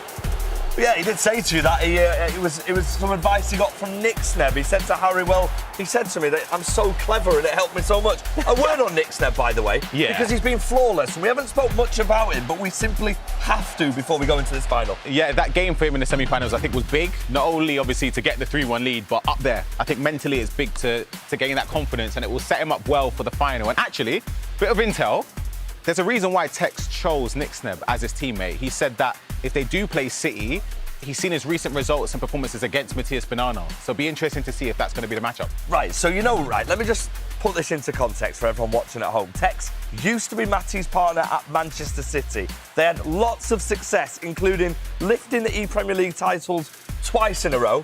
They're now facing each other. But before we speak about Manchester City, let's take a look at 2025 and how well they did together. Because, oh my gosh, this is unbelievable. How do we call this? Let's take a look at 2025. Well, how about this then? An ePremier League final, which looks exactly the same as it did 12 months ago, as Brighton & Hove Albion will take on Manchester City. Incredible from Jadon. You can't compete with him. A 2-goal lead Marley has going into leg 2. The 2-goal cushion that was made for his teammate has been wiped away. This is beautiful. Matías Bonano! Manchester City have done it again! Back-to-back ePremier League champions! Wow, what a story. Only one of them will be celebrating like that in this studio very soon. We're going to focus now on Manchester City. Ryan, we were genuinely shocked watching that game, but we haven't been shocked watching Manchester City. They've been fantastic. It's been their day so far. Yep. The Tottenham Hotspur game was already done and dusted, but we'll take it back to the Nottingham Forest one, which even people here thought might be a difficult one for them. Yeah, me for one. I thought that game against Sam Brewster would have been a lot trickier for Jafonso, but he's really impressed me today. I'll be honest, I thought Jafonso going into it, I thought maybe would be the better player to start the games and Matías maybe to finish off in that second leg, but Jafonso has been ridiculous. Our Manchester City coaches have arrived, they're taking a look at us, they're probably listening. Casey, we've seen Matty in finals before. We've seen Jafonso in finals in other aspects before. Are they your favourites for this final? Absolutely. I look at this and I see them raising that trophy for a third time. Obviously, for Jafonso, it would be a first time, but Matías Bonano could be locking in that best ePrem player of all time if he does it. Well, that was the question I was going to ask Harry, actually. But listen, we'll carry on talking about it. Of course, it's Tex and Matty. Everyone's talking about how amazing they've both been in this tournament. We say Tex is inevitable. Has Matty got an opportunity to write himself as the GOAT of this competition? They are both inevitable. So we're going to be wrong at some point here. Because you can't both be inevitable against each other. I'll be interested to see if it stays as Nick Sneb Bonanno, if City have an inkling that Tex thought he got Nick Sneb because he was a better matchup or something, I don't know. Well, maybe we just said it on the broadcast and they've changed it, but they're very well locked in. Very well prepared. Ryan, of course, you used to be part of the Manchester City setup at one point. They put a lot of work into their esports. Yeah. Probably more than everybody else. If you're wondering, Manchester City, they're really good on the real pitch. On the virtual pitch, they're just as good how? Well, they prepare a lot, don't they? You were part of the setup.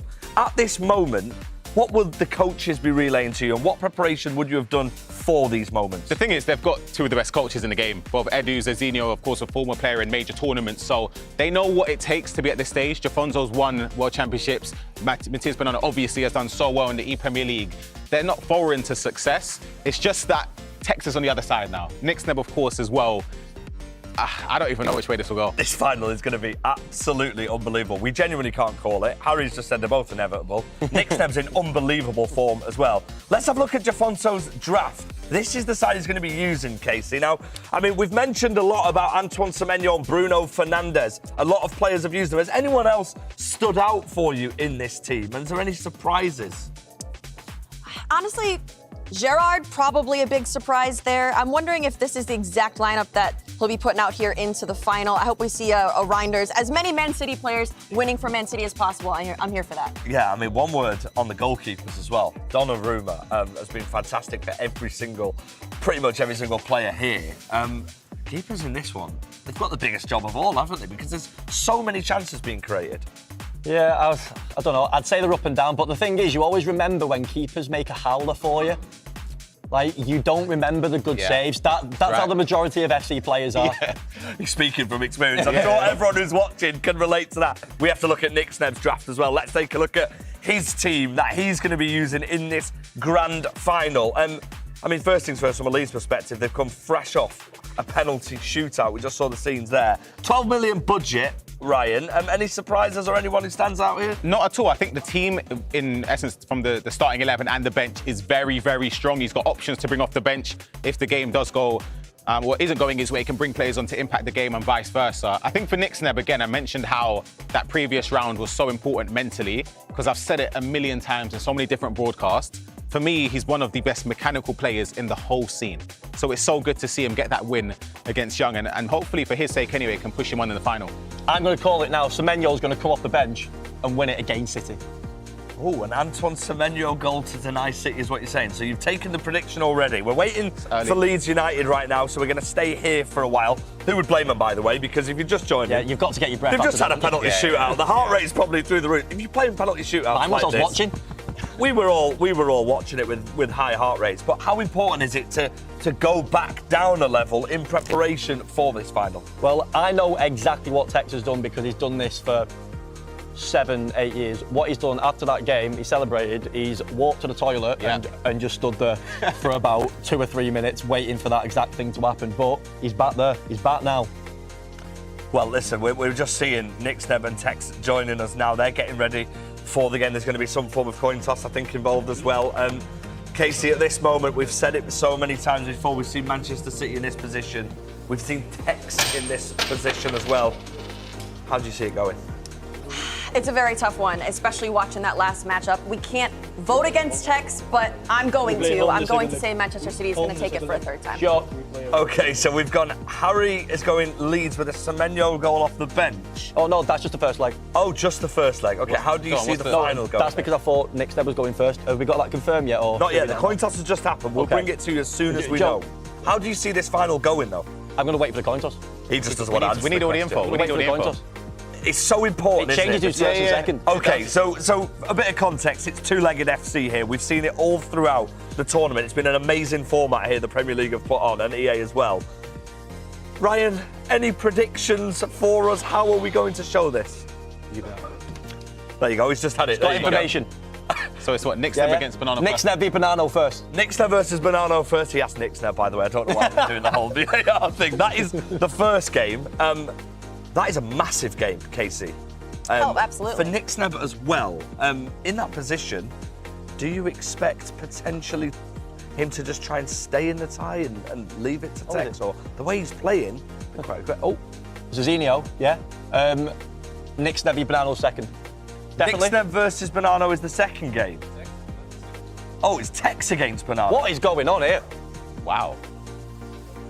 VAR check, 1 second.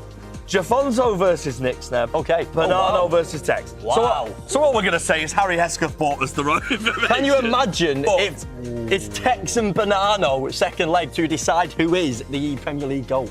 Honestly, I'm not surprised whatsoever because these script writers have had a field day. Tex against Bonanno, 2 former teammates potentially. Well, they will be deciding who is going to win the ePremier League. That is absolutely incredible. I don't know how to call this, right? I actually think the matchup favours City more. I do think so. I think if it was the other way, I actually think I'd have gone with Leeds, you know. Well, listen, we're not going to keep you waiting any longer. We're super excited. I'm sure you all are watching at home. It is time for the ePremier League Grand Final. This means everything.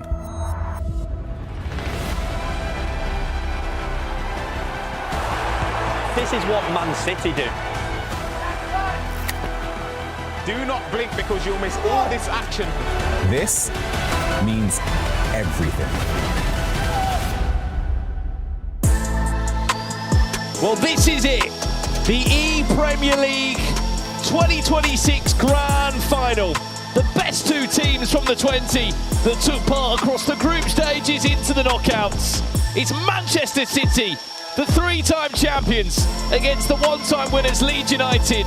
But they have the man, Mr. ePremier League, in Tex. Something's got to give. Not everyone can be a winner, but there is natural ability going into those booths. Leeds United against Manchester City. What a final.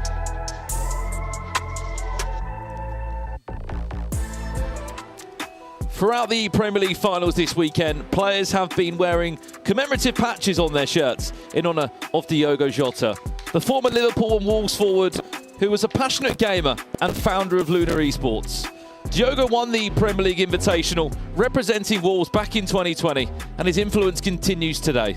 Both Wolves competitors, Diogo Mendes and Rastarata, were originally signed by him to represent Lunar Esports. These patches are a tribute across the finals weekend, recognising Diogo's contribution to both football and the esports community. Well, let's get into it. Our grand final awaits. Richard Buckley, Brandon Smith, alongside Ryan Pessoa. Ryan, we've got to jump into these matchups. You said you think it favours City. Why do you think it favours City? Do you know what? Just because of intel I've had beforehand, before we even came to this stage, I spoke to a couple people where Tex actually poached Nick Sneb from Tom Leese's grasp. They were meant to be together, but one of the main reasons was his performances and results against Matías Bonanno. That's not even going to happen. Is there a world in which this tie is over before Tex and Bonanno even pick up a controller? So you're saying similarly to what we saw with Spurs? Premier League one. Yeah. Unfortunately, yes, I think that is a possibility. Will it happen? Obviously, remains to be seen. I hope for Leeds and Nick Sneb standards, because we see what Jafonso's done. Jafonso is on a different level right now, and Nick Sneb, I think, has been turbulent at best, so I don't know which one we're going to get. Is it risky messing with the winning formula, though? True. That's a very fair point as well. City not doing that. They're saying, Tex, you just clutched up. Leeds saying, Tex, you just clutched up. We're sticking with it. We're not gonna change our cards. We're winning and going through here. Man City are the ones that have twisted. Yeah. What a storyline, by the way. What an ending we could be on the cards for it. The 2 former teammates of Manchester City will be going head-to-head in the second game. Matías Bonanno will be taking on Tex, former teammate. They were champions the last 2 years in the Premier League. The storyline is this. Who is Mr. Premier League? Tex has won it 3 times in 7 years, potentially with 3 different clubs if he goes and wins it today with Leeds. Matías Bonanno, ever since he's come into the Premier League, Richard, all he's done is win. That's all he knows how to do is win. We have to remind ourselves, this will be Leeds United's second Premier League title as well. They'll be right up there with sort of just following behind City in terms of a multiple-time ePremier League champion will be Leeds United. Yeah, absolutely. But this one is very difficult to call. Again, I want to see how Nick Seb approaches this game, whether he would change his game style. I don't think he should, but I wonder if there's maybe a conversation to be had on it, or maybe just trying to nullify Jafonso. Talk to me about your semi-finals. They couldn't be any more different. Yeah, literally. Leeds United, penalty shootout victory. It was so drama-filled. Shakespeare didn't write dramas that impactful. On the other side of it, Man City strolled. Jafonso against Tom Lees, the game was done. He was just kicking the ball around. Do you know what, though? In those type of games, it's a bit weird. Who would you rather be right now? Leeds coming out the back of that, or Man City, who have had a little bit of a break? You can look at it two ways, right? In my opinion, that game against Spurs, Jafonso didn't really play a proper game. I know he won, was it 6-1 in the end against somebody, but it's not really like a real game because the game is done in the first tie. You're 5-0 up, you're 5-0 down if you're Tom Lees. That game is done and dusted, unfortunately, for his aspect when he went into it. On the other side of things for Leeds, Nick Stead played really well in that first game against Young. His best first he's victory. Played so far this tournament. Best he's played. And Tex as well. Despite him losing, he clutched up. He went down several times, managing to rebound and respond, and also winning on penalties. So I think you'd rather be Leeds right now, to be honest with you. But it's pretty close. So back to that point, Ryan, you said there, yes, Jafonso didn't play his exact game that he wanted to, but a 5-0 lead, you could have maybe took your foot off the gas. He didn't do that by any means, did he? He went and scored 6 goals in that game. And I'll be honest, it's the best we've seen Manchester City in the Premier League, which is frightening that they've given us our best performance so far. I mean, look, you look back through Premier League history of finals, all the way back to 2019, a 6-2 win when Tex beat Manchester United, of course. He was playing as Liverpool at the time. A 2-1 win. We've had some great finals in our time. Even last year, Richard, 6-5. Man City beating Brighton and Hove Albion. Incredible. You go back to last year, FC 25 Pro Open, Nick Sneb and Jafonso, they were in the same group.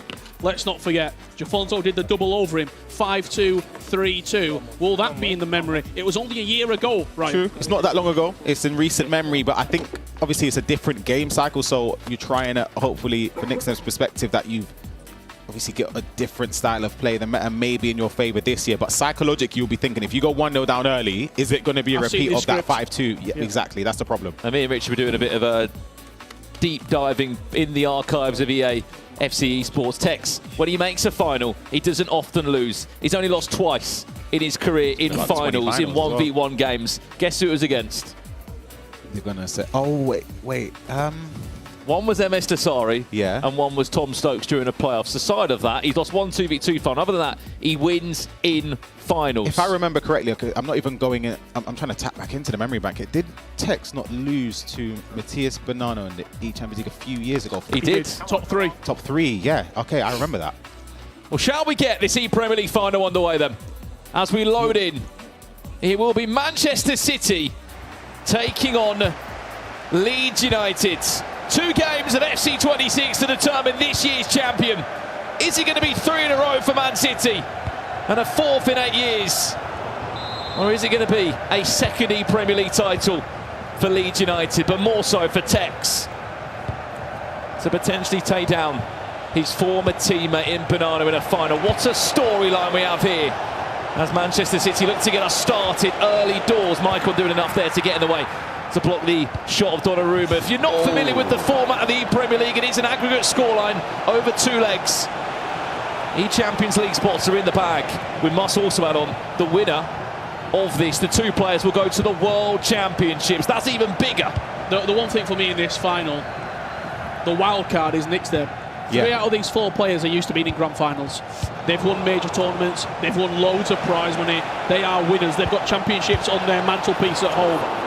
Nick Sneb, this is probably his biggest game he's ever played, right? Yeah, and the thing is, he started off by gifting possession twice, in my opinion, to Jafonso. Doesn't get punished that time, though. Ooh. How on earth has he stopped that off the line? Mickey van der Ven coming closest to opening the scoreline for Manchester City. He's not started comfortable. No, he's got to slow down a little bit. It's a bit ropey. Frantic. Yeah. Might have him here, though. It was interesting what you said, though, on the build-up to this game. I mean, Nick Sneb in another world would have been playing for Spurs this year. Yeah. Tex said, come and join me over at Leeds. Tex calls, how could you not answer? Are you waiting for the phone?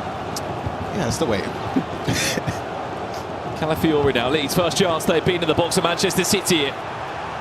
He missed the semi-final. Here comes Xavi Simons, deflection off the boot of the Italian defender of Arsenal. There was goalkeeper movement from Donnarumma. I don't know if he shot that side, would it have still been able to go in with the play style? But I understand the shot across goal. It's just, it's a chance. Could be 1-1 already this game. We could have had goals. Beautiful through ball. We might have a goal now, Richard Buckley. Lewis Miley! Manchester City will score first in the grand final. Jafonso putting the two-time back-to-back champions up by a goal to nil, and it all came from an overlap run here. Esteval with the through ball into Miley. Man City lead. I think that's a showcase of how ruthless Jafonso is and how cruel FC 26 can be. One end, you miss. Down the other end, you get punished, and it showcases the talent that Jafonso does have at his disposal. You see fist bumps all round. 1-0 up Man City. This is a scenario they find themselves in all so often here at the ePremier League. I mean, we talked about, I said just before, MVPs. We're talking Paulo Neto. If Man City go on and win this, Jafonso is right up there. You know, either way. Jafonso or Matthias have been it. Either one, if they end up winning this trophy. It's well deserved. I mean, I think it's even bigger for these two players as well. Matthias Bernardo, I haven't seen much of him outside of the Premier League for a good season. Also is Semenya. Must be said as well, if you're at home and you've got involved in the FC Pro League Live SPCs, those two players you can see on screen will be getting a +2 upgrade. What is going on? Fabregas will become a poacher in the box. He was quickest to react on the slowness of Nixneb defensively.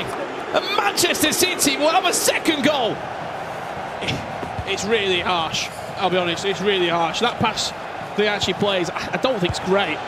He got blocked just into off. an area. Yeah, he got blocked off. I think he had like a blueprint in mind of how he wanted to attack, but for it to go in that way, that's a kick in the teeth if he nicks them. Yeah, that's a really, really tough goal to concede. A little cheeky smile there from Matthias Bernardo in the background. He doesn't care how it goes. He'll take all the goals he can. He's played his part. Have to remember in the last two matches, it has been Matthias Bernardo that has started first. And look, his record in finals, Rich Bernardo's, it's been pretty solid. Yeah, absolutely has. He's not lost many when he gets to that final game. From online, playing in South America, to multiple stages across the world. He typically gets his hands on the silverware when he's in the top two game. And even more so in the Premier League. He had that really tightly contested game against Mali.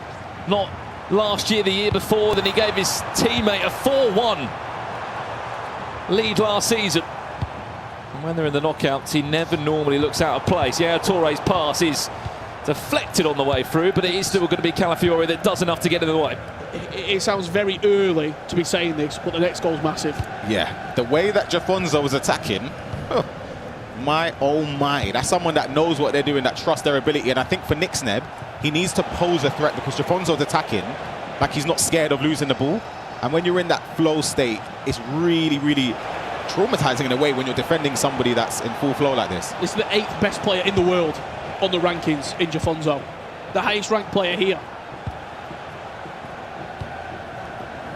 That'll be 57 goals they've scored, Manchester City, up to this point. Can Leeds capitalise here? Esteval, where's his options in the box? Ryan, what did he do wrong there? Good defending. I felt like the obvious thing was to cut in, and I think Nixneb knew that. But then Jafonso isn't going to dive in and make you... Is it?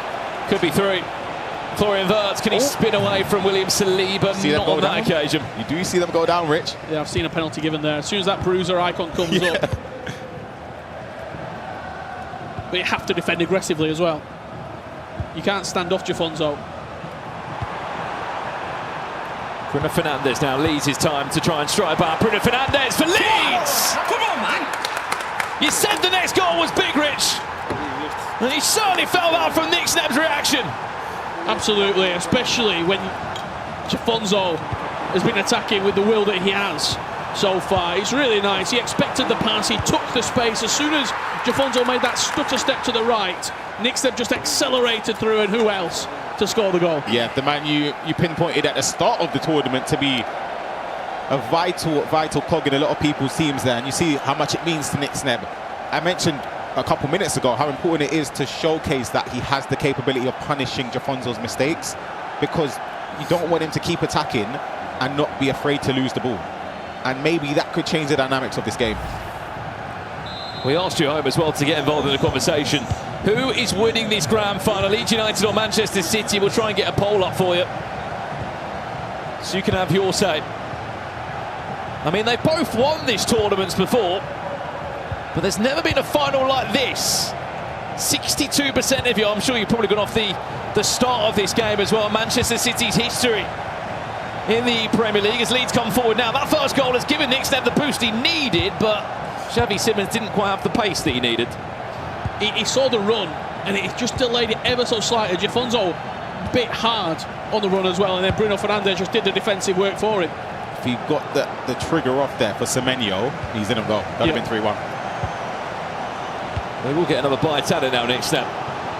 Keep an eye on Esteval there, trying to player lock him with Yaya Toure, the provider of the pass. He then eventually goes back to him to continue dribbling. Safe to say that goal has just settled him into this game ever so slightly, hasn't it? Simmons, verse, La Croquette, Nick Snebb! That is superb! Outstanding goal. What a lot of pro players have been talking Nick Snebb up for the last 4 or 5 years, saying inside the box he is dangerous. We've not seen a lot of it during the ePremier League Grand Finals. Here is a little treat for Jafonzo. Yeah, he's got the catalogue of all the skill moves at his disposal. He knows when to use them. It's just about confidence. When I spoke to his dad as well, in the previous games he hasn't been doing skills, he hasn't been utilising his biggest pros. In the grand final, hopefully that could be something just to kick him on a little bit, give him the confidence, because he can do it. He's done it before.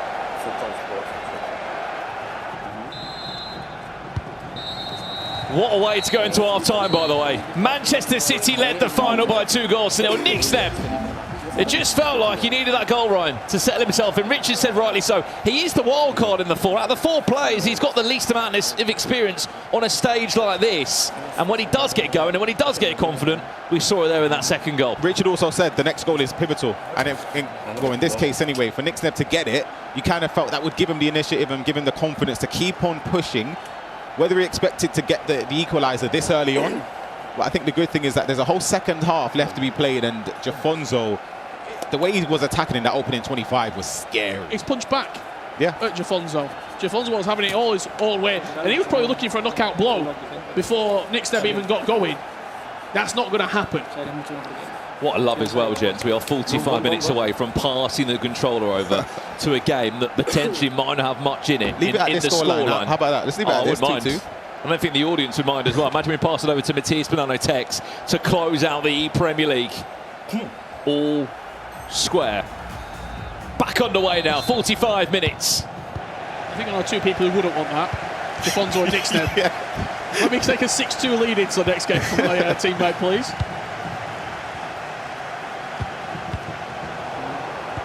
Well, who are you backing in the teams? We can see some love coming through in the chat from Sasa supporting Nick Snebb, Jafonzo. Who are you supporting here? Both? They're both SBCs. It's a win-win. Well, they've both had an upgrade, haven't they? It's a good step. City or Leeds, you give us your shout in the chat.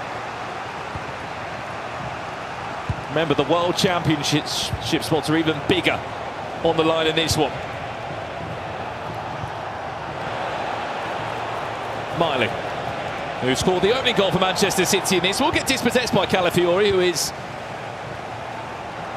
the only real left-back option in these teams. Semenyo, lovely first touch to the ball, very expressive in the final third is Nick Snebb, as he looks to build now towards a third goal. Esteval looking for that trademark finesse shot. Great defending, you know, with Calafiori there, you sort of expected, because Esteval is somewhat one-dimensional when he gets into those offensive areas. There's the incisive pass, and he's just offside. If anyone's calling offside, it's Ryan Pessoa. I know. If anyone's having a moan at the refs, it's Ryan Pessoa as well. He's always in there here.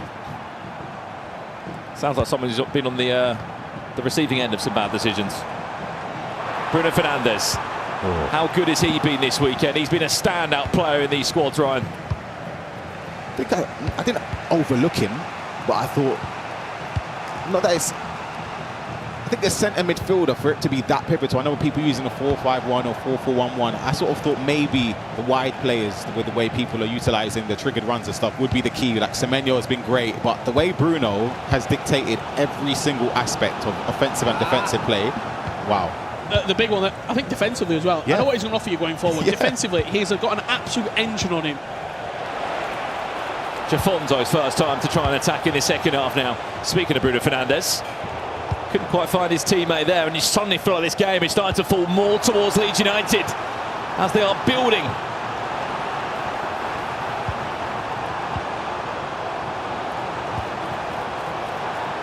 Semenyo having so much joy on this left-hand side. Goes across the floor in verse. There's his technical plus play style, which will come into play.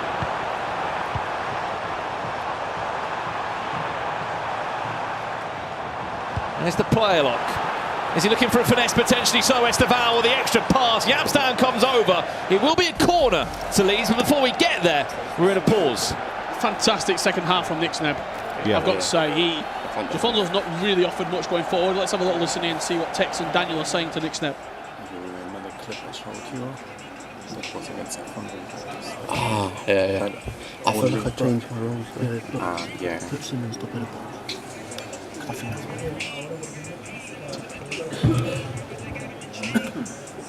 So we'll look at some music. just some tunes, bruv. Blocking, man. Come on, Snap. Time to lock in for Nick Snebb. Got to win this game, bro. Apologies for any unsavoury language or sound you may have heard there in the build-up in the pause. If you have just joined us, this is the Premier League Grand Final. Manchester City taking on Leeds United for their grand share of £100,000 in prize money. The winners taking £30,000 alongside that, the pride. And a World Championship ticket to the FC Pro World Championships later on this summer. 23 minutes left of this first leg before we go to leg two. Xavi Simons! I mean, I don't mind that. Wins another corner. This time, Nick Snebb, what have you got in the locker? He's got finesse. Throw to Bruno Fernandes. That was the idea, to finesse it in. It's another corner again from Nick Snebb. Pressure building. It's the variations, isn't it? What's he going to offer this time? Looks to play short, or is there going to be a cutback? I should say a head down on the edge of the box. Verts. Player locks into Xavi Simons. He's got all the space now. Can he get past Yapstam? No, he can't, because Calafiori just got a toe on that. He got into the area, but it just wasn't quite decisive enough. I actually don't think he expected to have that much space once the ball went to Xavi Simons there. I think you can shoot there, no? Yeah. Low driven. Especially with precision shooting, how effective it is with the play styles. Lovely. Xavi Simons again. Maicon. Where's the cut back? This to Florian Wirtz. Patient defending from Jafonzo. Mickey van der Ven does enough. But what a different second half this has been, Ryan Pessoa. Manchester City have sort of been stuck in their own half. In a way, a game of, I wouldn't even say game of two halves. I think City were incredible the opening 30 minutes or so. And after that, Nick Snebb has really put his foot down. Since Nick Snebb went 2-0 down, he's been the better player. Yeah. Reinders. Pass one or two, just trying to tease a Leeds defender into a tackle. Cuts it back, Semenyo. Is he going to be the one to the shot? No, Esteval will! They might have had a quiet second half, Man City. And it might be their first time that they've been in the box. But they're going to go back in front 3-2, and it's back to Leeds United to chase the game.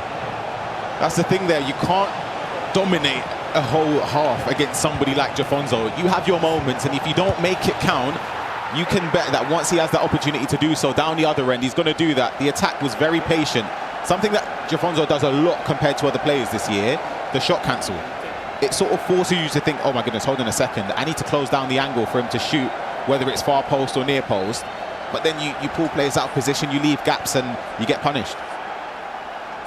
Speaking of getting punished there, Rich, might be the first real chance they've had in the second half, Man City, but as Ryan said, they were clinical.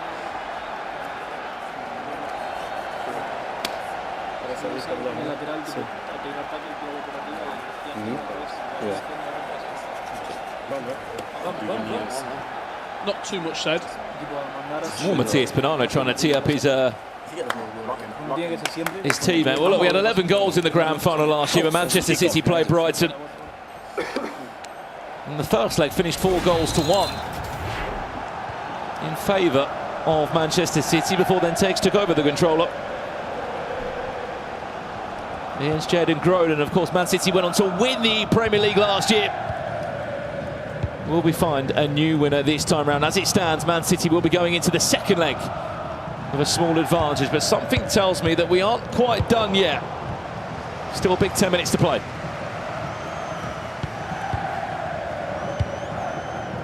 I'll tell you what, you're giving the controller to the 2 clutch players for their teams, really. I mean, Jafonso has been outstanding throughout the ePremier League, but Bonanno just has a way of winning. Done it for years as well. Yeah. He's got the experience, got the know-how of doing it in this competition. I mean, the other side, Tex. Yeah. I said it when he won the penalty shootout. He is inevitable. That's a mistake. What's happened there? Oh, dear. Leeds called napping. Manchester City awake and ready to capitalise on it. Does so well with Bruno there, you know, defensively. Sort of cut the lane, but then also didn't commit too heavily so that it didn't allow Jafonso to turn. And he wins a free kick. I've been saying this a lot in these 6-minute halves, Rich. I think from this moment you play for last attack. I think so. I mean, we've seen that final 5 minutes of extra time between Sunderland and Leeds was frantic. It's pure carnage. Both players just need, I mean, Tex came out victorious in the end, but Paulo Neto just needed to it's really hard to say. We're not in the moment. Yeah. But just relax. Just play for that last attack. Speaking of last attack, are we going to see that right now from Leeds United here? A goal to set up an all-square, even Stevens man. Bruno Fernandes stopped with the right hand of Donnarumma, but has he just given the ball back? Throws to Semenyo, does well to keep hold of possession there. But Leeds will get another bite at this. I didn't want it though. Fuck. See Jafonso playing out the last attack here. Apologies for a bit of unsavoury language there, creeping in. That will do us 3-2 at the break. That's part 1 done of this game. And if you heard Tex there, said we take it. 3-2, Manchester City lead at the halfway point against Leeds. And now, eyes will turn to Bonanno against Tex. As you said, only 1 goal in it. So open this game still.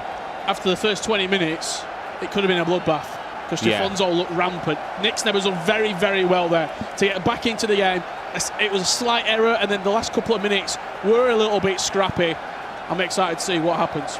Well, let's check in with Casey, who's on the ground, and she's joined by Stingray. I wonder what he's thinking about this grand final. Yes, I'm here with Stingray, who is a part of the Manchester City camp, but also has competed in this competition before. Obviously, we are witnessing a massive final right now. What have you made of the first leg? The first leg was really good. I mean, I think it was the second goal Nick Neb scored is something special, but I'm happy obviously Jafonso's got a 3-2 lead, and this next game is going to be probably the best one we've ever had in the tournament. What does Tex need to do to come back in this game? Obviously, there's a 1-goal difference, and so last game we saw so many goals between him and Paulo Neto. Do you envision a lot more goals in this second leg? Nah, not a chance. I mean, Matty's one of the best in the world at holding the ball, and I think this is going to be a really, really cagey game. Well, we talked a lot about defining who the GOAT of the ePremier League is, this massive last final, Tex versus Matías Bonanno. Do you think that answers the question? Yeah, I think whoever wins it is the best player in ePremier League history. All right, well, Stinger, thank you very, very much. Let's get this last leg underway because I want to raise that trophy in the air soon. Thank you so much, Case. Great to hear there from Stingray as well. I think he's right. The next game is might be one of the best we've ever seen in ePremier League history. The last time that these two played was back in November 2023. And why they didn't play after that is because, of course, they were teammates. Yeah. And they became teammates and went and won the ePrem. What we can't see from the stats is the games behind the scenes, in the practice rooms, in the training facility. They must have played hundreds of games against each other. I'm really excited to see who comes out on top. We can see your comments at home as well. Tex versus Bonanno to decide who's ePrem GOAT, coming in from Thunder. Is it as simple as that, Ryan? See, I disagree. I feel like Tex is already the ePrem, for me anyway. Even if he loses this game, I think they're tied if he loses this. I think the argument is more that Tex has had 8 tries to Bonanno's third. Fair. 3 out of 3. but then Tex has also won a 1v1 version as well. I get that part. That's a fair point as well. That's a very fair And point. Tex might win it with 3 different teams as well, which certainly goes under the radar. Game of the century. That's big, isn't it? That's really big. Game of the century. I think at the moment, definitely game of the year so far. I mean, look, we have got a busy of FC Pro events. This is only just part of the FC Pro ecosystem. As we said, the winner, as Tex makes his way back out onto main stage, the winner of this, yes, is the champion, but there's bigger pressure on that. You qualify for the World Championships. Yeah, there's a lot relying on this game here, not only for Tex, but for Nixneb as well, and the remainder of their season. It's a huge, huge game. With all that pressure, with all that implications of the game and the continuation of the season, if you win it with the FC Pro World Championships right around the corner, would you rather be a person like Banano and Tex with the fate of the game in their hands, or would you rather played first and given the controller over? So you're saying at this current, so the scoreline was 3-2 as it stands? Would you want to be in control? Oh, I'd rather be in control then, because I already know what the scoreline is. You kind of know what you have to do. And we've always had this discussion where some players might prefer to actually go into a game 1-0 down than 1-0 up. I think for Tex, either way, he wouldn't mind. But again, we heard it as the game finished. He says we take that. So he's technically, or for him anyway, he feels as if it's not a position where he can't come back from, especially against somebody he would have had a lot of reps against. And this is something that we see become a very frequent viewing for us. Matthias Banano getting ready for the game, not taking a seat, stood up the entire way. Is this a self-motivation? Is this psyching himself up? Is this intimidation? Might just be trying to get his amount of time standing up for the day. Never know, who knows? Getting his hours in, getting his stand hours in. It's worked for him. He's somebody that's been in this position countless times before, not only in the ePremier League, but in other major tournaments worldwide. He's a winner. And it's going to be so interesting to see how this game develops, because I think for Tex, he wants to prove a point as well. But Matthias Banano is somebody you really do not want to play against, let alone in a final when he's already got a 1-0 lead, or 1-goal lead, I should say. I'm going to say, who's got the more aura in the walk? I mean, you got They're two champions there, They're are they? both trying.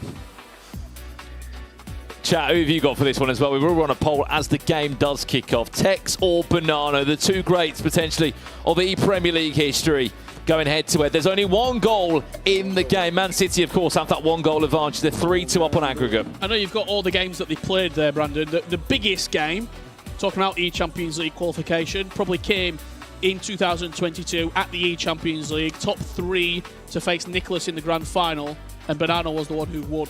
Yeah, he won 6-0 as well, Rich. Wow.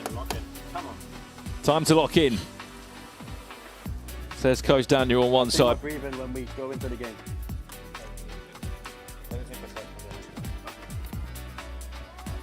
Game codes being sent as we jump into this one, our final game of this season's ePremier League. Some familiar faces in there, but what we've come to expect of Manchester City, Banano and Tex together, they're at the other side of the stage. Leeds United and Manchester City. Who is going to win this match? Wow. 72% of the chart. I think Leeds and Tex will turn it around. Two very different situations here. Deep breaths from Tex.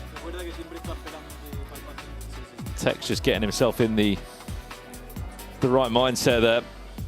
Getting his breathing control. On the other side, you've got Matthias Banano, who is just getting himself up for the game. You've got to deal with that as well. It's one thing we haven't spoke about. Every goal that Jafonzo was scoring, you've got Matthias Banano in the background shouting. Every goal that Man City score in this game, that booth's going to be shaking. Shaking. Because all 4 of them will be up. We are loading in right now, ladies and gentlemen. Strap yourselves in for the final of the ePremier League. 3-2 on aggregate, Manchester City lead. 2 former teammates going head-to-head to determine who is the ePremier League GOAT. Here we go. Manchester City from left to right. Leeds United from right to left. Former teammates, now enemies in the grand final. So much more than just the pride on this one. World Championship spots. And it looks like Leeds are going to have the first attack. Cannot forget, Textures came off the back of a penalty shootout against Sunderland in the semi-finals to send Leeds into this grand final. I was just about to ask that to you, Ryan. how much will Tex be looking at that previous game and going, look, I was up against it against Paulo Neto. I had a 3-1 lead. He got back. He was leading. I kept bouncing back.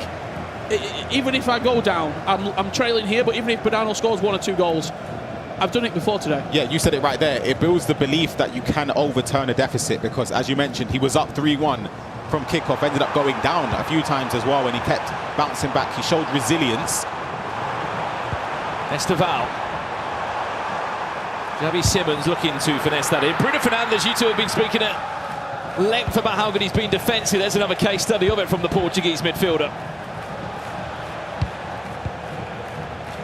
72% of you backing Tex to win this one. Of course, he won the first ever ePremier League back in 2019 in London. Here he comes now. Michael, back to Verts. The cutback was... There is the idea. That was brave from Donnarumma. I think he wanted that pass to Semenyo there, you know.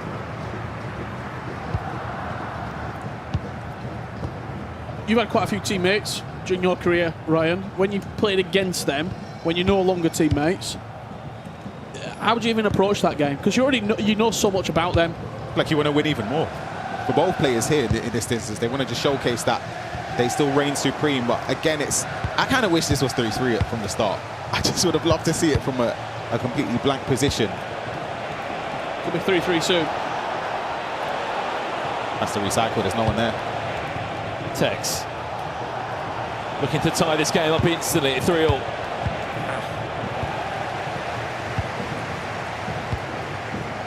That's got that small cushion, Banana here, just a 1-goal lead. But in 6-minute halves, we've seen that easily wiped away. We went from 3-1 last game to 8-8 penalties. Reinders wants to play a lock it into Xavi Simons. He's looking to go on that left boot. Donnarumma tips it around the post. That's a corner to City. And let's not forget how outstanding Banano was earlier against Mark Marley. Yeah. Maybe the best individual performance of the entire ePremier League so far, given the level of competition. Heads it down into Xavi Simons. That one then headed away by William Saliba. But back to that point, Rich, what a 5-0 winner. Convincing win, more importantly, a clean sheet. And it's not those stats, it's the level of opposition. Mark Marley, a 3-time ePremier League Grand Finalist. Made a book. What did we say so often during this tournament? Mark Marley doesn't lose heavy games. Xavi Simons off the post. Manchester City come close to a 4th as your support reigns in the chat. What a ball. It's a brilliant switch of play. You can't forget what Tex was doing in the FC Pro Open. Some of the switch of play and the through balls. There's another one for you. Semenyo twisting, turning in the box. Trying to find a gap to exploit. He's got Matias Bernardo clicking all sorts of buttons. Verts, Palmer. And still no way through. He done so well in possession there. He was so patient towards that left side of the box. I feel like once he got the ball inside, he actually pulled maybe 2 or 3 players out of position there with the team press and the offside trap kicking in for Matias Bernardo. It's just once you take a little slight hesitation in the box, you get swarmed.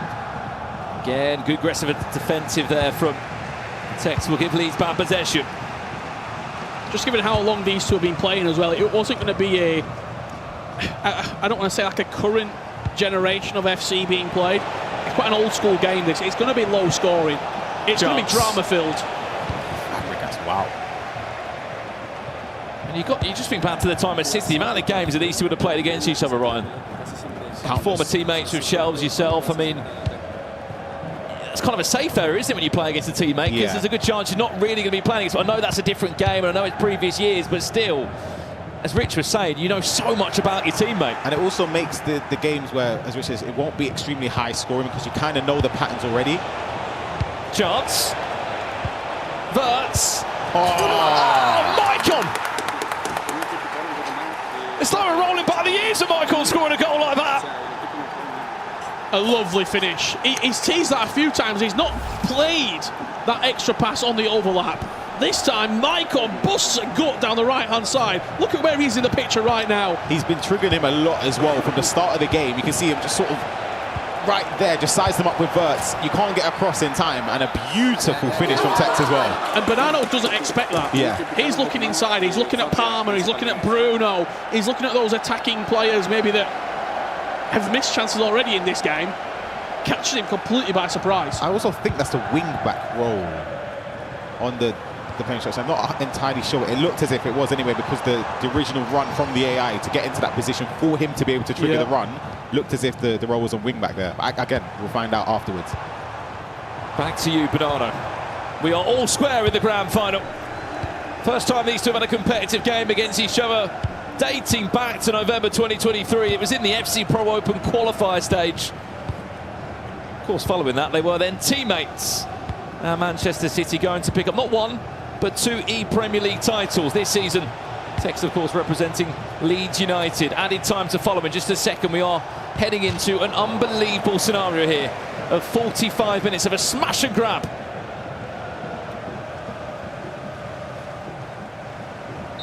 There we go. 45 minutes away. This couldn't be any better, boys, right? So 3-3. This is what I wanted from the start of the game. We've got it in the second half now. And Tex has done really well to contain Matthias. He hasn't had too many opportunities to score there. We're listening to what they're saying. Then just try to swing around on the legs. Just you're outplaying him, you're playing so good. Simple instructions. Cuando él está con los centrales, tipo bueno tacleando, pero cuando le ganas Turn so good. It's great. Come on. The other side of it, so you've been on Duolingo for 600 days. What we're saying? I understand genuinely. He's saying that he notices the run with Maicon going forward, so make sure that the players on the left side, you keep triggering them so they can exploit the space in behind. And he's, yeah, that's it. Is it, yeah? Yeah, that's it. Thanks for the translation there, Ryan. He also said no extra time, he's hungry. So, he's got reservation at 9:30. Come on. Here we go, look at that for a shot. 45 minutes away from finding an ePremier League champion. Or will we need extra time?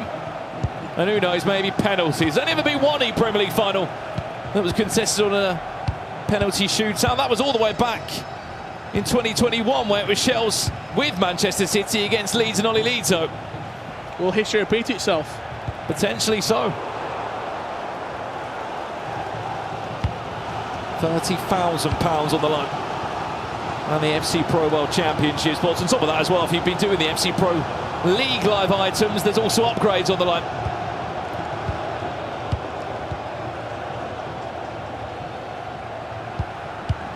Great prize for Akayo Okafor if they do win this game, a base play sale. Yeah, alongside that, they're both going to be 90 rated items already, aren't they? Chance. Here's Tex now. Bruno Fernandes looking to go for a decoy. Into Semenyo! Leeds United in front for the first time in the grand final. Absolutely incredible work from Tex in the box. As you said, the first time they've taken the lead in this second leg overall there, and for Tex it's a huge sigh of relief. You see the build up here, just the R1 dribbling with Verts to get into the space with Bruno, triggering the runs to cause just the threats for Matthias Bonanno to be aware of. And you can see how much it means, not only to Tex but to the coach and Nixneb sat behind. I think you just need the camera on Nixneb, by the way. He's feeling all the emotions of this game, isn't it? Loving it. Tex is playing Nixneb's biggest match of FC ever. Yeah, literally. He is. It's his hands if he makes it to the World Championships. This is season-defining moment. Keep in mind as well, the World Championships are in July. This is one of the first leagues to conclude, which will give out those tickets. Leeds United now, for the first time, as we said, across the two legs, in front. Maicon. Tell you what, Maicon, man of the match so far. It's been every I've never seen him play this good across the groups or the knockouts. He were awful at the groups. yeah. It's been him and Calafiori, really, hasn't it, that have been the left and right back in these ePremier League teams. Not much has changed between those two. This second really half, been many options. This second half, Tex has got Tex has got Bonanno caught a little bit. Fabregas. Lovely. What a goal. Has he got him caught? he's broke out of it. If he has, he did that same move quite a couple of times against Mark Marley, down the wing, and then that dribble pass into the box. You can see the points being put together, but it's another thing completely stopping it. And you won't see it from the replay. It also comes from the press that he done early on to win the ball back in his own half. To take the touch that side as well with the goalkeeper stranded and to tuck it away. A fantastic way for Bernardo and City to get back into the game. Shells enjoyed that one, didn't they? What a finish it was. 4-4. Back to the drawing board once again.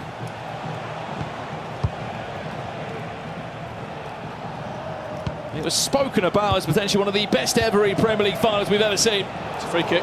And so far, we are on for that as a free kick comes in for Leeds and a chance to jump into a pause. Maybe some words to be spoken between both teams.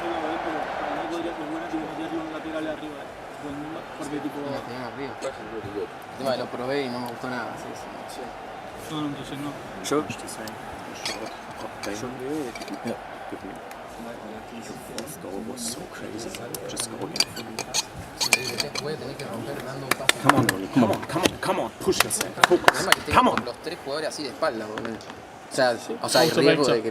Push yourself. Come on. This is it. Ramsey on the other side of Man City. What's he Tienes say? que hacer cambios de frente rápido acá para abrirte este pase acá. O sea, de Calafiori, un R1 triángulo. Calafiori. No, y otra cosa. Cuando tenés la oportunidad. Well, they're on the player instructions at the moment screen there, Ryan. Just speaking about the team and breaking it down. Salía siempre con R1X al que estaba libre y ya conectaba el delantero y después solo caminaba a su defensa. ¿Vale? Hay que arreglar los corners. A lot of information. We've spoken to a couple players over this weekend actually where that's a lot to take in. I was just about to say that where some people were saying, remember RSD was saying he doesn't want a coach to say anything really in game. He want Daniel. Yeah. Which it was more so a mental motivator compared to an actual any elements of the game itself. I mean, all he said, Daniel, was, look, your first goal was incredible. Just keep going. Believe in yourself. See some familiar faces there. Many watch on here. Leeds now. And a free kick. And to resume play. Maicon, the goal scorer of Texas first in this one. Not great then. Could he get caught out here just on the counter? He's got bodies forward. Man City come flying forward and they've got a chance. Centre-back's gone. Mickey van der Veer's gone missing. Douglas Luiz of all players, he needs an option. He's gone back. That was the option, but Maicon was there. Look at Yaya Toure. Just the breakaway, Yaya Toure. The former Man City man against Manchester City. What was the touch? No Donnarumma came flying. And what a big moment of the game that was! He's overrun it so much! And look straight away, he's got him. Suddenly this game is end to end! Back to you, Manchester City! That touch from Yaya Toure there was so heavy. The thing is, we've seen them shots taken early, way earlier than that, and it still goes in. Stones scores for his own half. We call Palmer on a game changer, Travella. Final 15 minutes, near enough on the cards here. He knows he made the wrong pass there after the reaction text, and look how open it is for Florian Wirtz to come through. That was the chance he get on the replay. And then just tap sprint right at the wrong moment as well. Oh my goodness. I was just about to say, the reaction there from everyone in the crowd as well. The pace since that last pause has gone through the roof. Yeah. Both players realise this game is there for the taking. Got Cole Palmer here. Cole Palmer. Has he got the legs around the Italian defender? He does, but he's gone back inside there, Ryan. It's worked out well there for him. Xavi Simons goes on his own. Wow! And somehow that goes through Donnarumma. Question marks for the goalkeeper. The build-up was sensational from Tex, but you'd expect your keeper to just react. Just save the ball. Just react.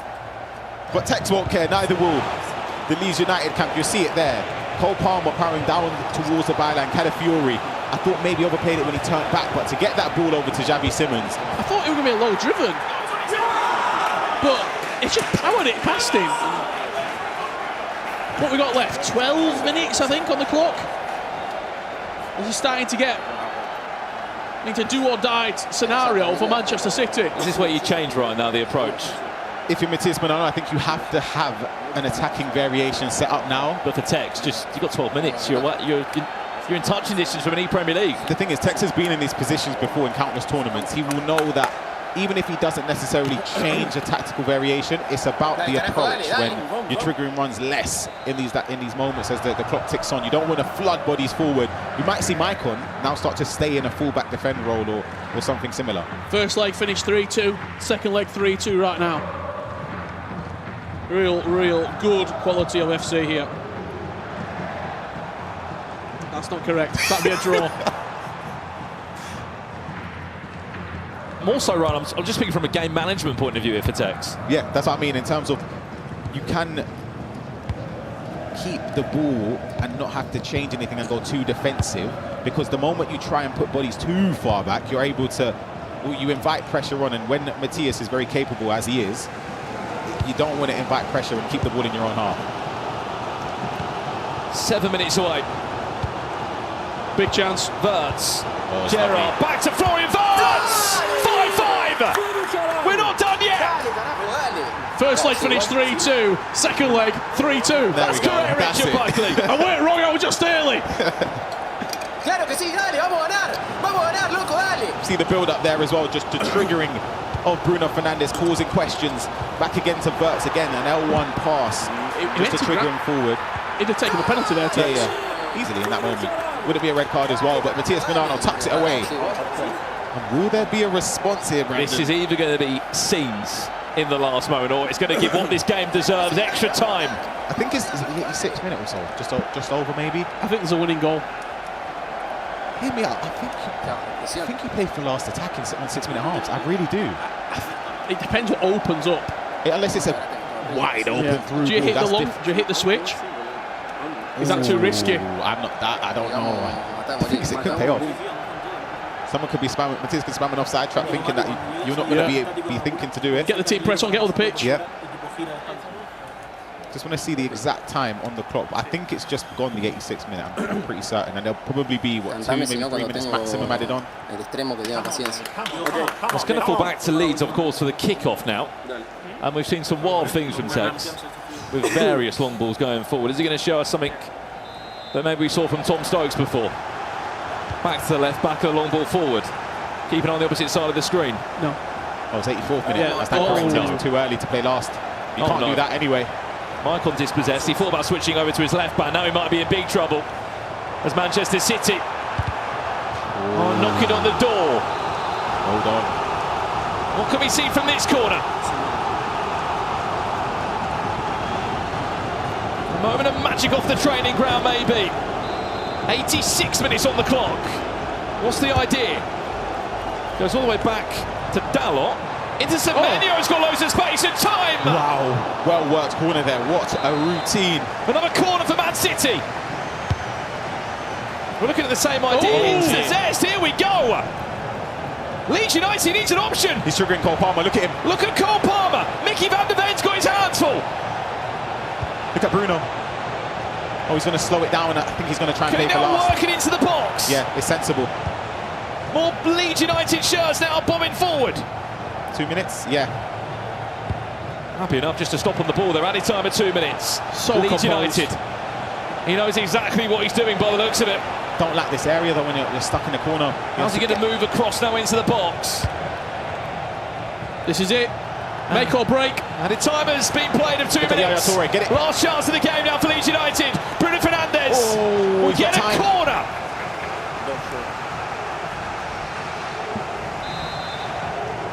What can we see here? What an ending it will be to the ePremier League. Bruno Fernandes wins a free kick, but the referee takes us into extra time. 30.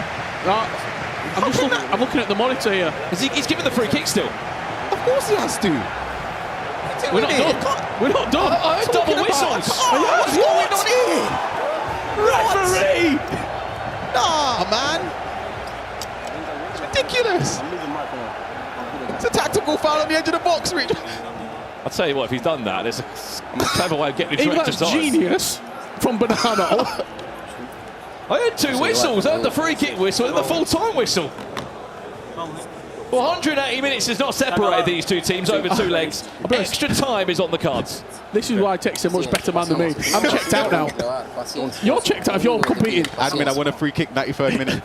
Restart the game.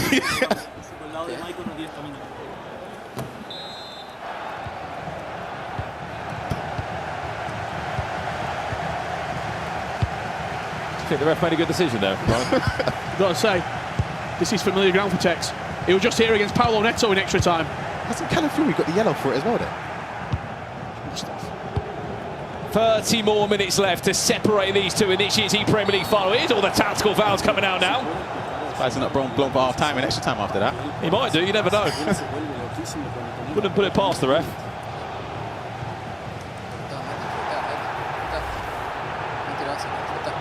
Chat, are you still with us at this point? Man City leads. Has your opinion changed on who is going to win this? See if we can get another poll up in the chat and see if you've refreshed your opinion. 72% of you said that Tex was going to win. It's not been that easy. Oh, wow. Lovely. Here's a chance now. Xavi Simons, Leeds United! 6-5! Great build-up. Xavi Simons with the finish, just kept that extra touch, just took it into his stride and slotted it in at the near post. I think he caught him a bit cold as well. Texted it here. You can see the triggering of run of Cole Palmer. First time pass into Xavi Simons. You're not going to do much with Maguire there when you're trying to step across because he's not as nimble as other centre-backs in the game, irrespective of the stats, just his body framing game. It's cumbersome. Yeah, it's not going to be able to shuffle across and stop Xavi Simons from running on goal there. There you go. It's changed a little bit, hasn't it? Who's going to win the game? He's still, I mean, you're back in Tex. Probably the fact he's just scored again there. Got a 20% swing in Bernardo's favour. From 22% to 42%. Whenever these two have made an ePremier League final, they have won. It's not going to be the case today. Someone's always got to go.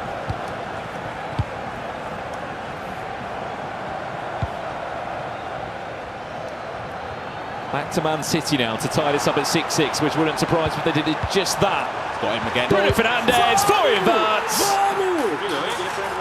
We're all square again. I'm getting deja vu to the semi-final. I just commentated. Yeah, literally. Leeds United and Sunderland. Shall we just go to the penalty shootout now?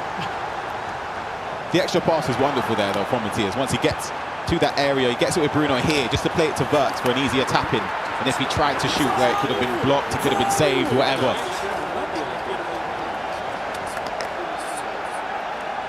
He's been here before. It's all too familiar for him. And this is why Leeds didn't change order. You want Tex in these scenarios. Yeah. He's been there, he's done it, he's almost seen everything competitive FC has got to offer. Yeah, about 45 minutes ago or so, done the same thing. He's in this position now where it's going to keep going back and forth.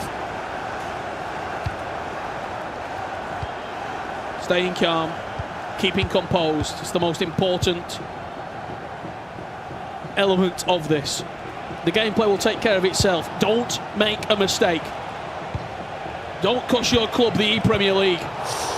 Ooh, that pass was on to Yaya Toure. If it was a different player that had another play style or so compared to Mike, and he could have actually found a way to score again. Well, this could be the chance to actually see a couple of subs on the pitch, maybe. Well, the bench has been pretty untouched at this point.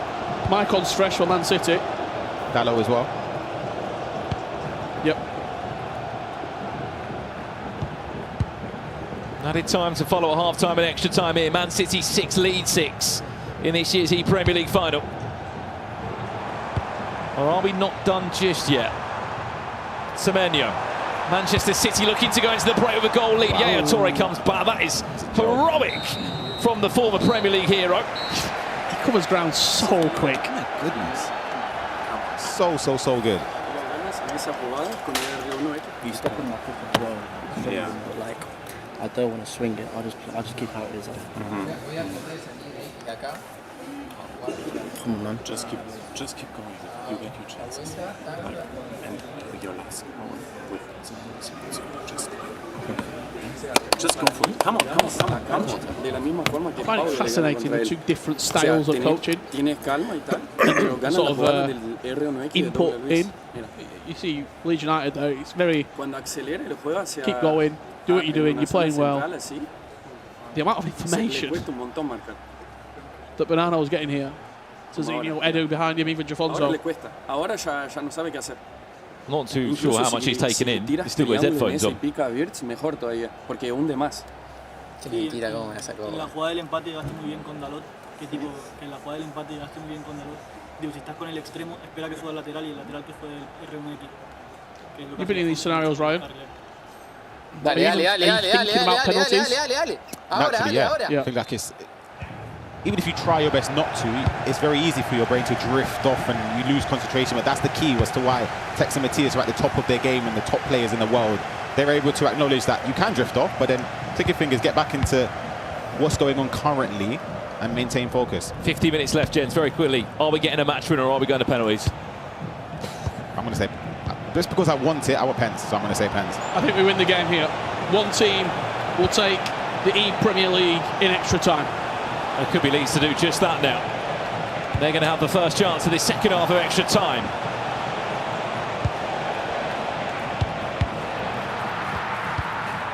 Tex. Building now, Kai Havertz fresh off the pitch, looking to make his involvement now and a chance to break away. Keep an eye on that far hand side of the screen. Estevao in a really dangerous position for Manchester City. And look at the outpour of emotion for Matthias Bernardo. Could that be the goal to make it 3 years in a row?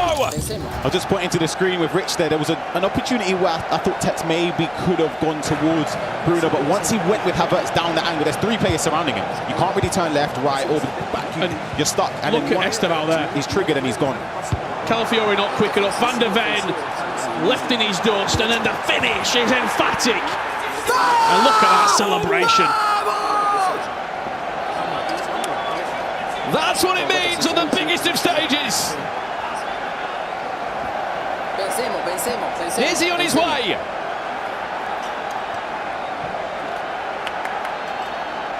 To a third ePremier League title.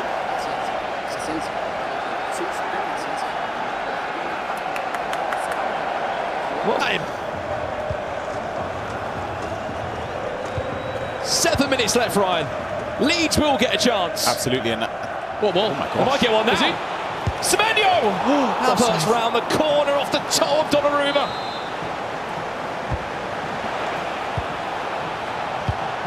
Palmer finds Yaya Toure. This is Tex looking to build up from the corner now to give Leeds a 7-7. Has he got a bit too slow and allowed Manchester City to settle in? Look at the other side of the pitch. Right there, the space for Estevao here to run into. It's going to be game management now, really. If he gets one more, it's game, set and match. Fantastic work from Bonano to make it beautiful. He's taking time out of the game. He's in no rush, is he, Manchester City? Can't go back Minutes away. here. He can't really go back. He's having to cue runners forward. He's done a great job of that, though, hasn't he? Semenyo into Florian Wirtz. Manchester City might just be on their way to a 4th Premier League.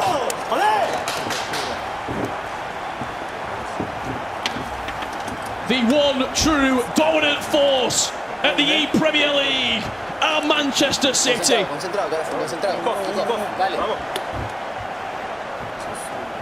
Bonano, Jafonzo, seconds away from glory once again. This was so well worked. Where he gets the ball down here, he cuts back to Semenyo, and that pass into Wirtz, and you're not going to miss from there. And there's going to be no time for Tex to respond. Any time of 1 minute, Leeds have absolutely given this all their best. Look at the reaction on the side there against his former teammate, Matthias Bonano. 3 years he's been playing in the ePremier League, and he's just won an ePremier League again for a 3rd year. It's number 4 for Man City, and it's 3 in a row for Matthias Bonano and Jafonzo.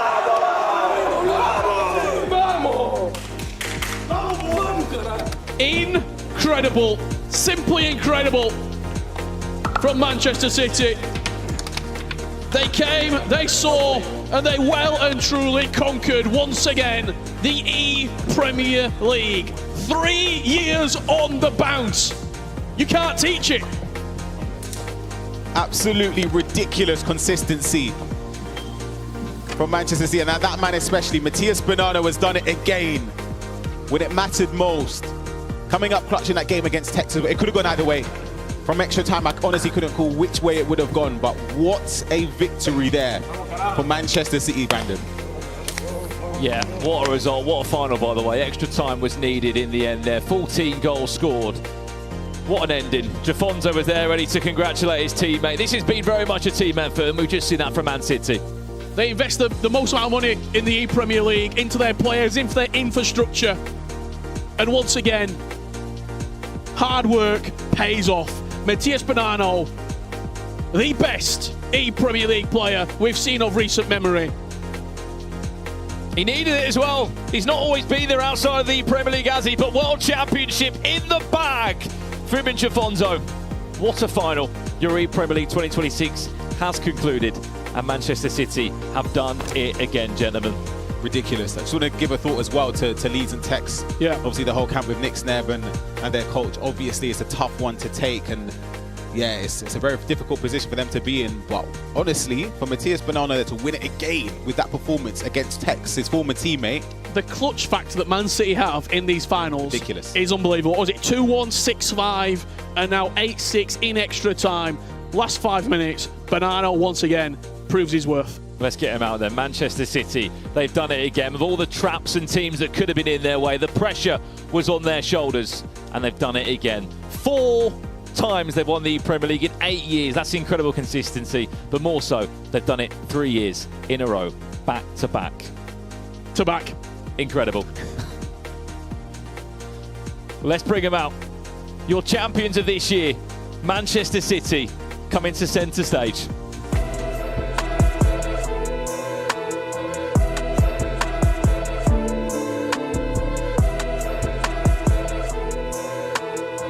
Well, here they are, an 8th season in the Premier League. It might be a different duo, but it's the same result. It's 3 on the bounce. Manchester City, your ePremier League champions.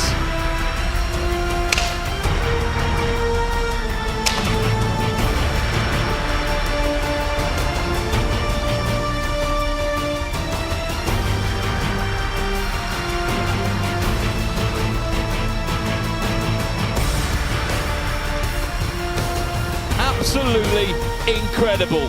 4 out of the 8 years in the Premier League they've won it. Matías Bonanno has never lost a final. He's never lost in the Premier League. It's just consistency that we don't see across other leagues, across other divisions. Manchester City, the champions, and they didn't get anything their own way. They had to work hard. It was game after game, tough match after tough match.